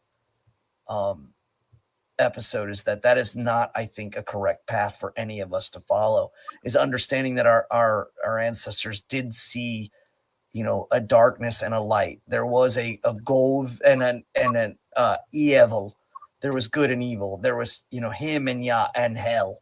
And it was just that, yes, perhaps there is Christianization in context, but it's not being made up as in like there's an absence of it. It's just that he's changing the context. We still have those points and references. So these people are just basically creating, you know, caveat arguments in order to get out and do what they wanted to do. I'm sorry, I'm reading some of the comments. Corroborated by Tumblr. What a terrible place. Yes, that was what I was speaking of in relation to the blasphemy of, and I'll use that word because I just, not because it's ours, but because it's worth it. It's the terrible pictures of the Asa being like utilized for political jargons. Sif wearing a hijab was probably the most just enraging to see, as if that was in some case, you know, because her hair was cut off in the story by Loki, that now she's, you know, down for wearing Muslim garb.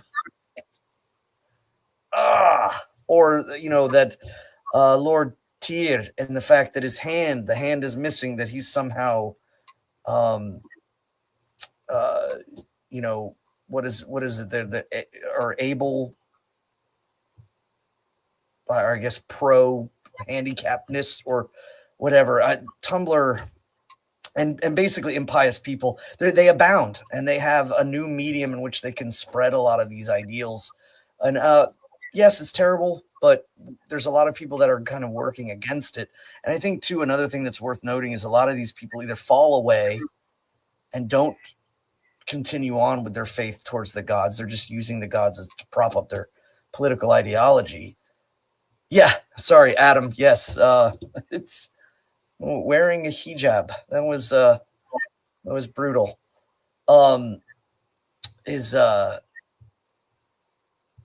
You know, they're utilizing the gods to kind of push their agendas, and that is the greatest way of understanding that they don't believe in the gods as powers.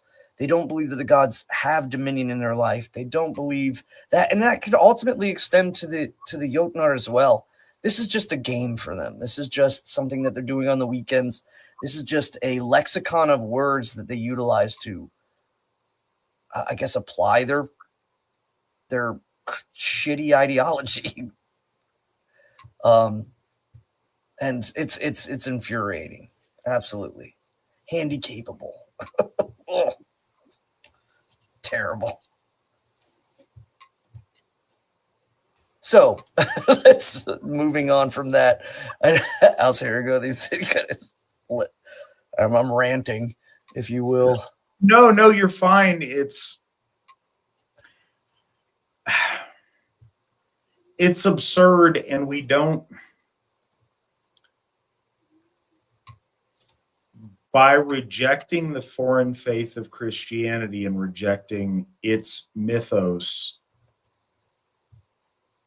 that's one step. But if we're just transferring the same rebellious edgelord stuff, but putting a Norse coat of paint on it, it's not fixing the problem.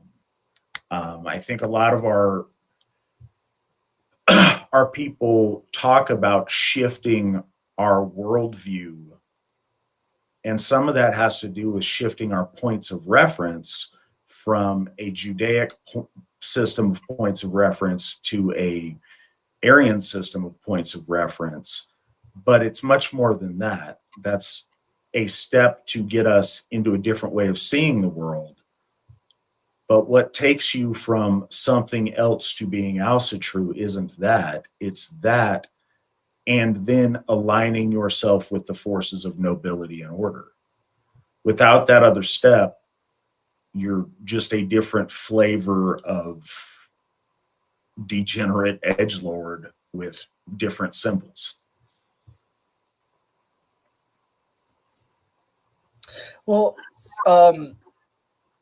again, a lot of the beauty of the poetics are here in Bellows' translations, but there's like some key points too that again kind of show up in relation to perhaps the way he translates things. So, he says, in anger smites the warder of the earth. Forth from their homes must all men flee. 9 paces fares the son of Fjorgyn. We'll get into that. And slain by the serpent, fearless he sinks. So, in 56 in the Old Norse, Thou kemerin meiri moir hljóði Injar. It now comes in might, the son of Hljóð, the earth. So the earth's son of the earth and of Odin, he comes forth to meet the mighty Midgard serpent. And in Midgard's, the usage of the word Veyr is really one that I like to, key in on there. Is the, from the might of Midgard's holiness, the Veyr, the strength of. So now we're talking about the might of Thor against Jormungandr.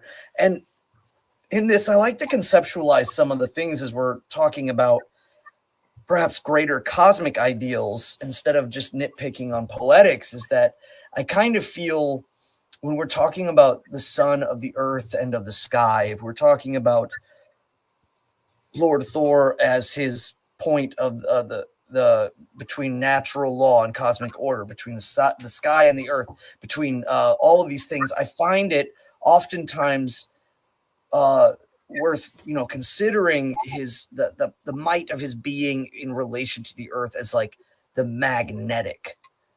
Sometimes, and as we know in this understanding, and I've spoken about that before, is our understanding of science kind of also helps perhaps look at myth or mythos in an interesting way.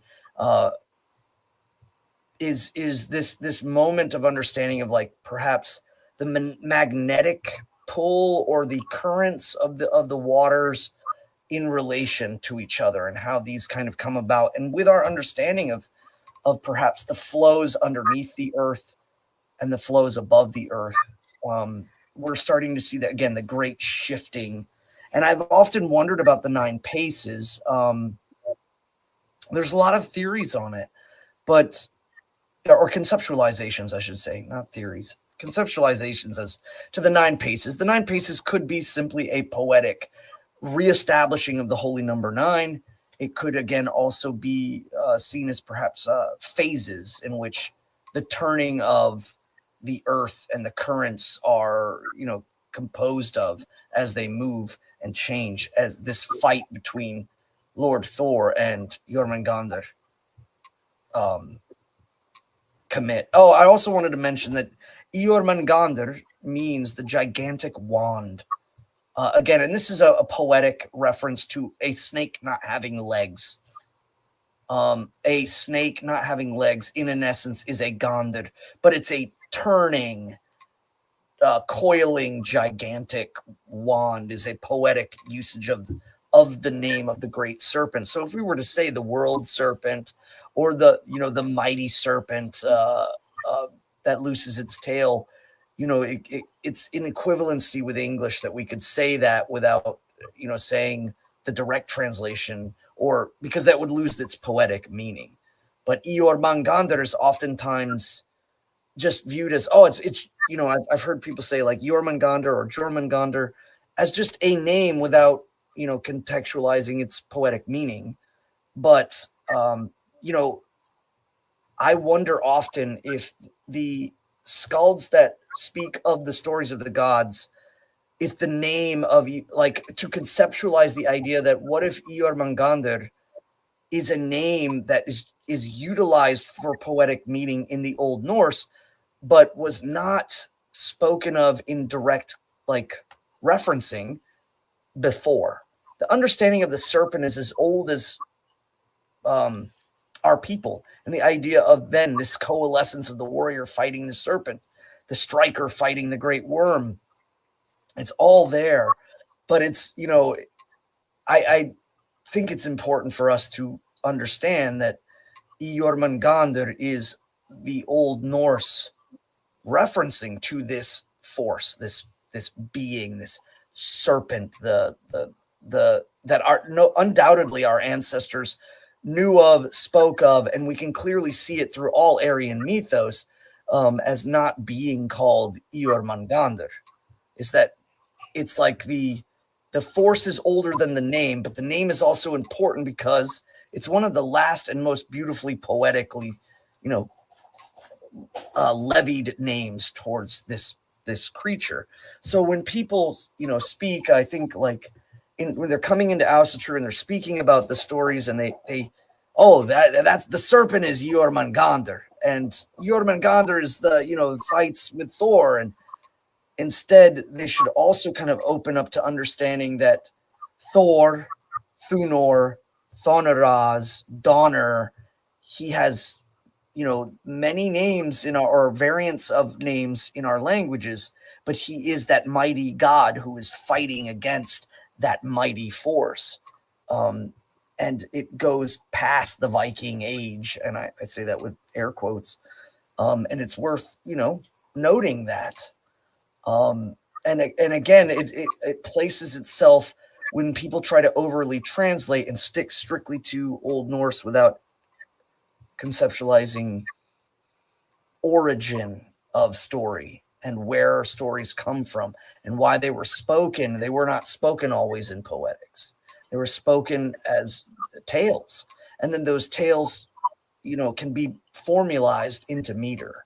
And it's beautiful. And even to the point where, again, it's almost semi scripture-esque in the idea of how beautiful it's sounded. But I don't think we should overly focus to the point where we lose origin and core and understanding. Again, that applies here with the son of Fjorgen. So Fjorgen is like the word Yarth. It is in relation to, and Snorri calls her a Jotun, We know that the goddess of the earth, as according to Tacitus spoke of, he calls her Nerthus. And so a lot of times this correlation is, seen as more of a linguistic and not a hypostasis thing, is that the Old Norse simply just called Nerthus Yarth because it means the same thing. It's the earth. It's where we get the word earth from. It's where we get the word hearth. And in the same sense, when we talk about Frigga being born of the earth, so Fjörgynr can represent, and it throws people off because it's mentioned clearly of Fjörgyn as she is the goddess of the earth or the dominion of the earth, and she bears forth Frigga. And a lot of people try to, again, hypostasis her and Frigga as being simply the same, or they need to make, again, Odin is singular sky daddy and Frigga now is singular earth mommy. And all of those iterations and the plurality of polytheism kind of starts to get washed away, even by people who claim that they're polytheists. The idea of the usage of the word Fjörgynr clearly states that he is the son of the earth, and that the earth is, again, Yarth, or the birthing of the solid to the sky, the above. And in that case, Odin is the sky father. That's what he is, the father, and he is of the sky. And he comes and he, melds with Fjörgynr, or with Fjörgen, or with the earth in the beginning, when the battle is ensuing. So, a lot of people try to conceptualize, well, no, he couldn't be with Yarth. He would have to be with Frigga, but they're trying to create marriage lines or different things, and they lose context of what's going on here. As Lord Odin is dynamic and he is threefold, one of his fold comes down and impregnates the earth, and the earth then gives forth the great being of fury that is Lord Thor. So I just wanted to contextualize that. They're talking about him as the son of the earth, but that kind of levies itself to be, again, the son of Yarth, the son of the earth as a goddess, and as a being that is the dominion of the body of Ymir. And that puts a lot of people in a tizzy. I don't know why, but it's like, again, I think that when it comes to tangible bodies, whether we're talking about the earth or the moon or the sun, it's very clear for us to say, or even just, let's just say people that we know, like, oh, that's Mother Nature. Don't mess with Mother Nature. But the manifestation of the elements or the earth, our ancestors saw as much like an inhabited thing, like a house, or the dominion of the earth is being formulated by Yarth. And so therefore he is of the earth through her and of the ground itself, kind of both the spiritual and the tangible, if you will. So in stanza 57, the sun turns black, the earth sinks in the sea, the hot stars down from heaven are whirled, fierce grows the steam and the life-feeding flame, till fire leaps high about heaven itself. Even the sky is on fire.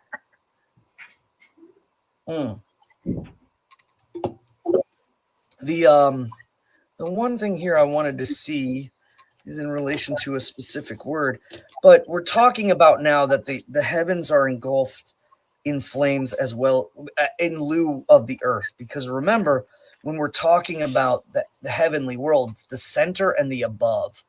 And so if the earth and the world is on fire, now the flames are reaching the place of the aloftness. Even the tree is being singed by the flames now. And that's a huge, huge point, as we're seeing movement again in reference to flames. Let me see here. I was wondering too if you wanted to take a couple of questions. Yes. The turning black. So instead, the kind of dimming to turn into darkness. The sun turns into the darkness, and the great power of the earth sinks into the waves. And heaven is stirred. Great torrents flow, and old flames are, lick the edges of heaven as it is set ablaze. 58 then does commit, and he adds this. He correlates it, even though he didn't before. Garm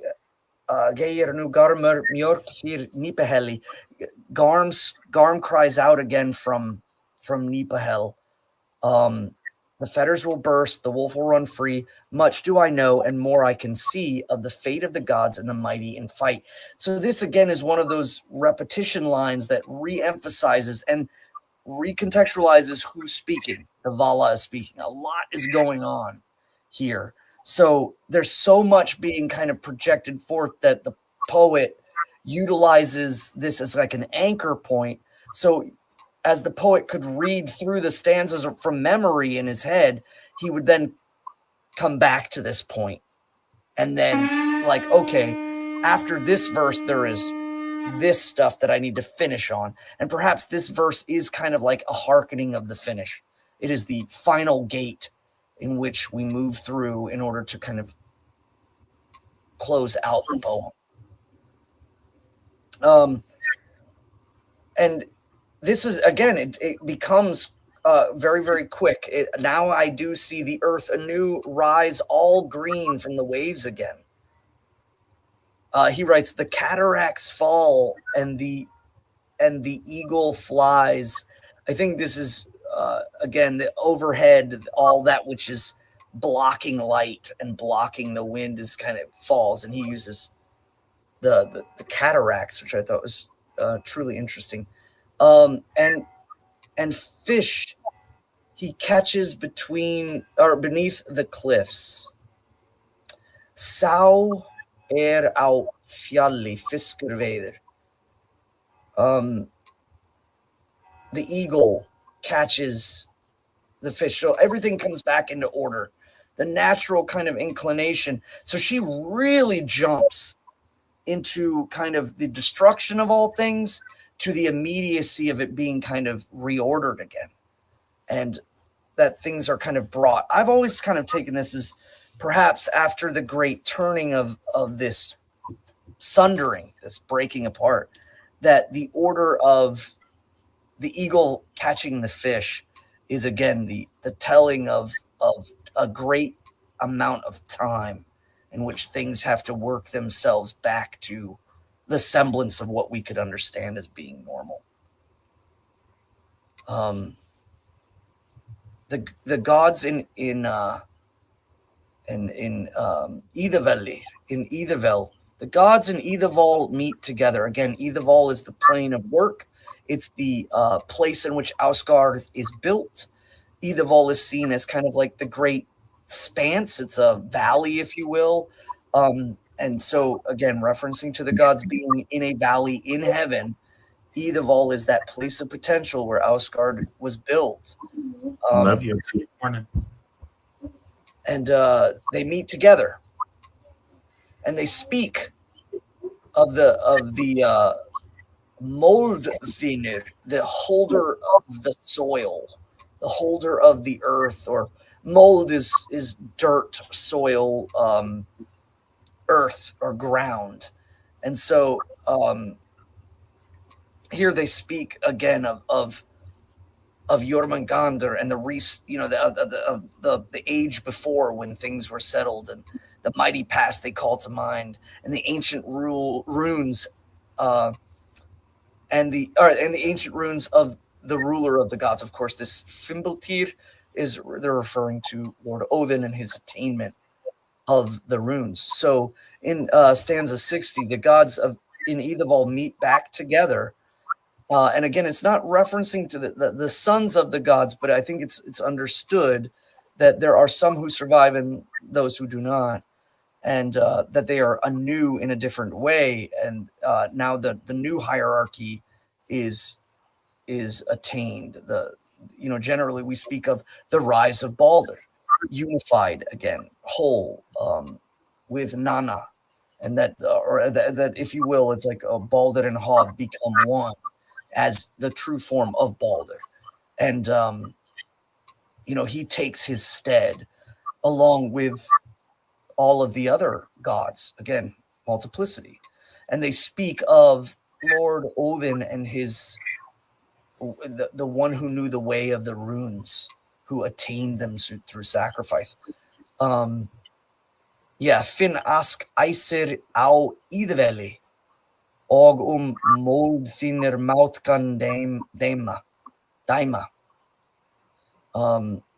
That that part right there about the gathering of the gods in Eidavall. And I think it's also worth referencing that perhaps they're calling to mind Eidavall because it's the place in which Asgard stood, and that they're talking about the new potential being built up again.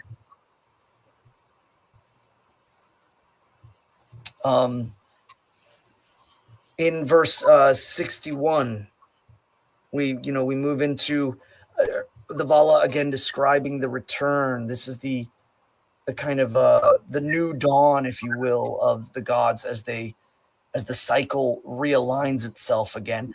The holy land of the gods has been sundered. Heaven was given asunder, and now things are turning, and that new dawn is to arise again. In wondrous beauty, once again, shall the golden table stand mid the grass, which the gods had owned in days of old. So the remnants of the heavenly order, the remnants of all that which they built, the organization of the world, lays in ruin, and they are being picked up by the new descendants of the gods. Then fields unsowed bear ripened fruit, all ills grow better, and Balder returned. Balder comes back. There Balder and Hoth dwell in Hropt's battle hall, in their father's hall. They stand, and the mighty gods, all of them. Would you know more? Would you know yet more? Here is an interesting part too. I think that one of the points that I bring up about Lord Odin as being the three, if you will. The three is one and the one is three is in here in reference to Honor, and his taking of the prophetic wand, is the idea that Lord Odin is three but one, and if one is taken down, he is not let go. He is not destroyed in whole. And so again, Honor or Vili, if you will, takes up the prophetic wands, the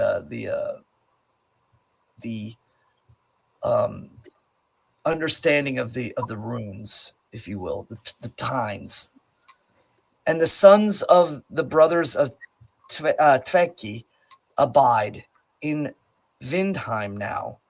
Would you yet know more, or how? So this is truly, I believe, like it's just a really, really interesting translation. When we talk about Tvigi, I think they're referencing to Odin, and I've brought this up numerous times about him being the trifold. But if he is slain in Ragnarok as one, there are two that still remain in the idea. But it's not two separate. It is still Odin. Odin still remains, but now is two. So he's the twined one, the twisting one, the one that is, bound together in twos. So I've always kind of taken these translations as why I, at Odin's Hof, when I spoke, I said Odin is 3 but 1 and 1 but 3, is again kind of in correlation to these stanzas. And the idea that the dynamicism of Lord Odin is that he is a tripartite. And that tripartite is stilled after Ragnarok because one of the three is kind of destroyed, but he is still here. He is still, takes place within Vili and as Ve, or in this, Tveki, the twice bound now instead of the tri-bound.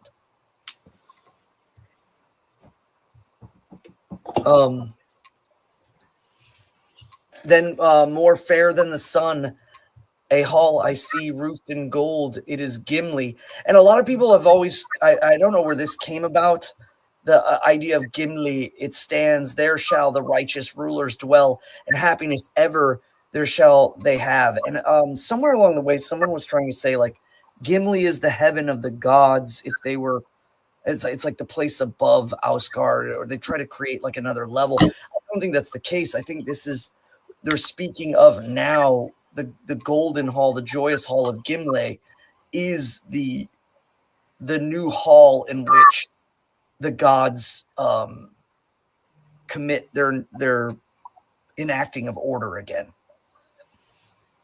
And there comes up high all power to hold, a mighty lord, and all lands he rules. And so this is an interesting one too,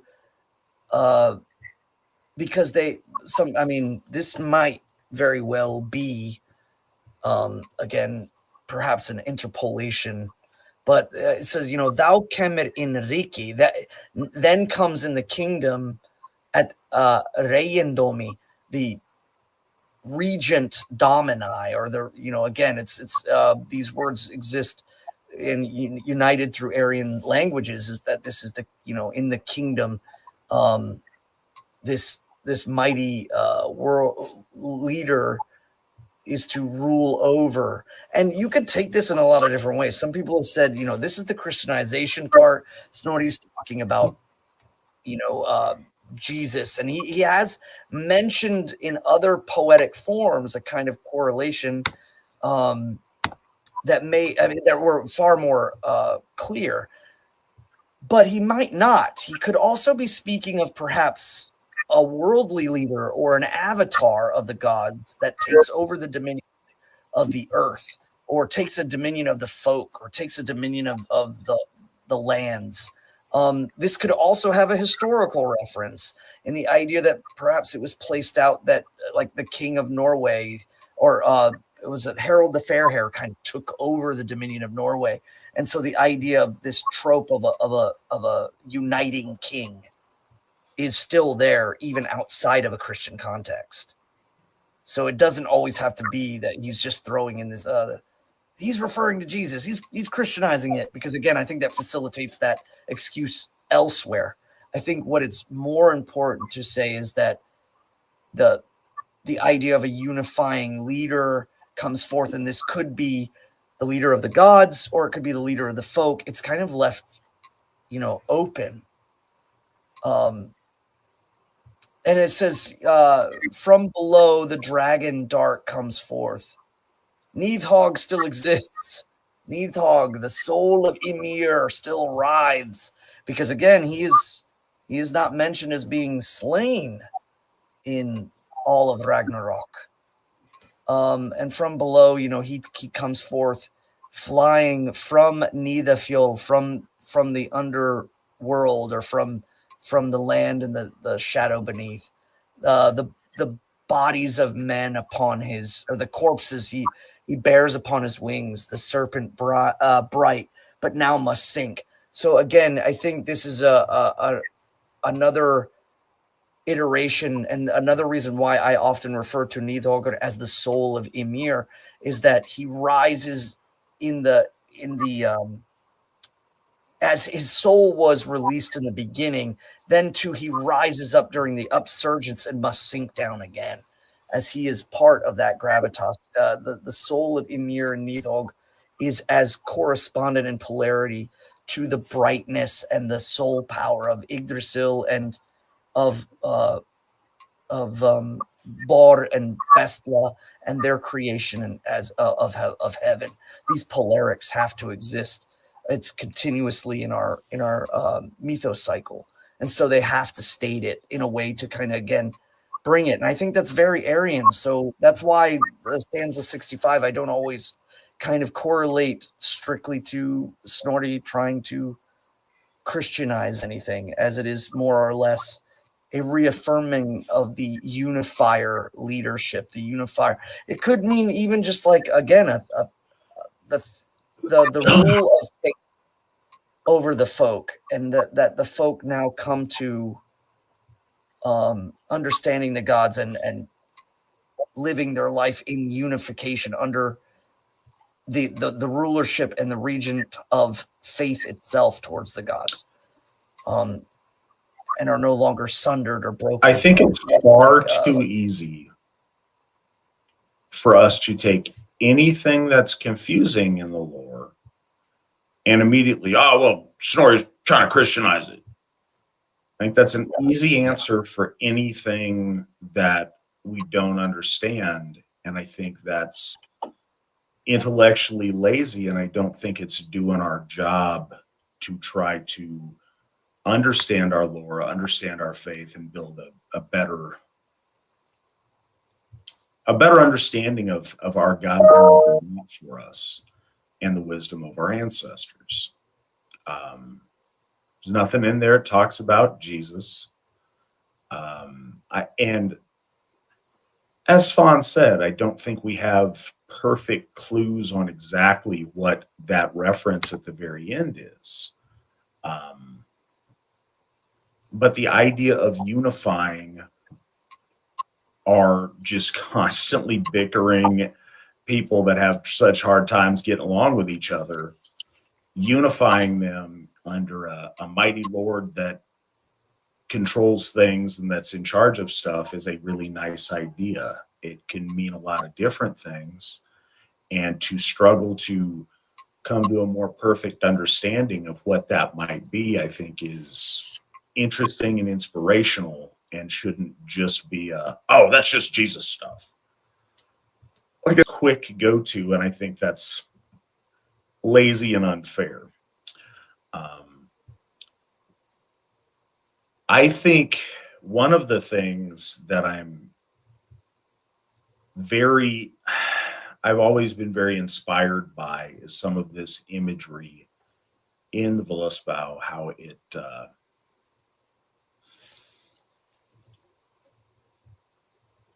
how the cycle of our divinity starts and ends in this tale with the bookends of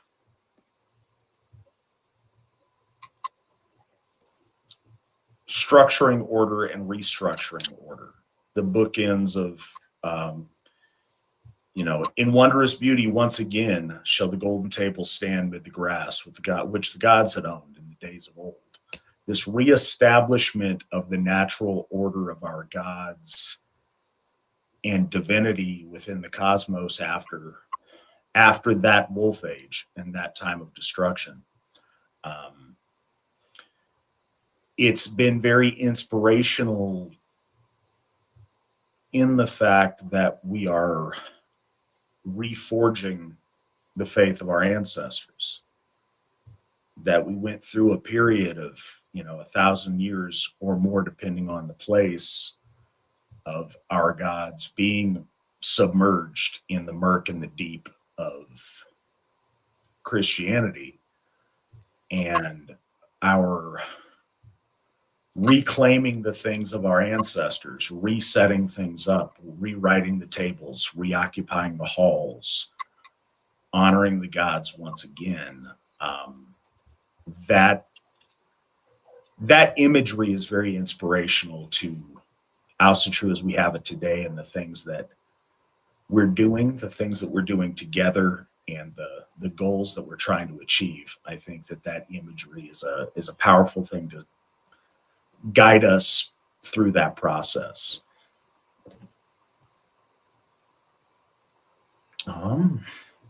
So I hope you guys enjoyed it as much as I did. I've enjoyed having this time to go through the Völuspá with you, and I've really enjoyed listening to Wittensvon share his deep insights on this with us and go through this with us. So thank you very much for that, Svan. Oh, absolutely. Oh, absolutely. This is good. I'm reading these comments. I'm reading a lot of these great points. I think one thing that was brought up is the ideas. You'll hear a lot of the word interpolation in relation to like when they're looking at Hauksbok and the Regius, the Codex Regius, and is there an interpolation, or was it dropped out? Was it forced in? There's a lot of that. But if we read the entirety of it as the stories themselves, I think it's clear that they have like a great correlation. I mean, people correlate the Futhark with the Völuspá greatly. Here's the other thing. In relation. If this is the only Epic poem that you ever read or have ever read, then there's all kind of references to things you may not be familiar with. There's things that may not make as much sense. One of the things with our lore is there's not a clear stopping and starting point, because it's gathered from far and wide. Once you become more familiar with all of the different stories that we have access to, each of them shed light on the others, and you gain a more complete understanding and a more complete picture of the story as told. And it gives insight to these little tidbits that may seem odd or may not be readily accessible to you. So that's a really cool thing. Also,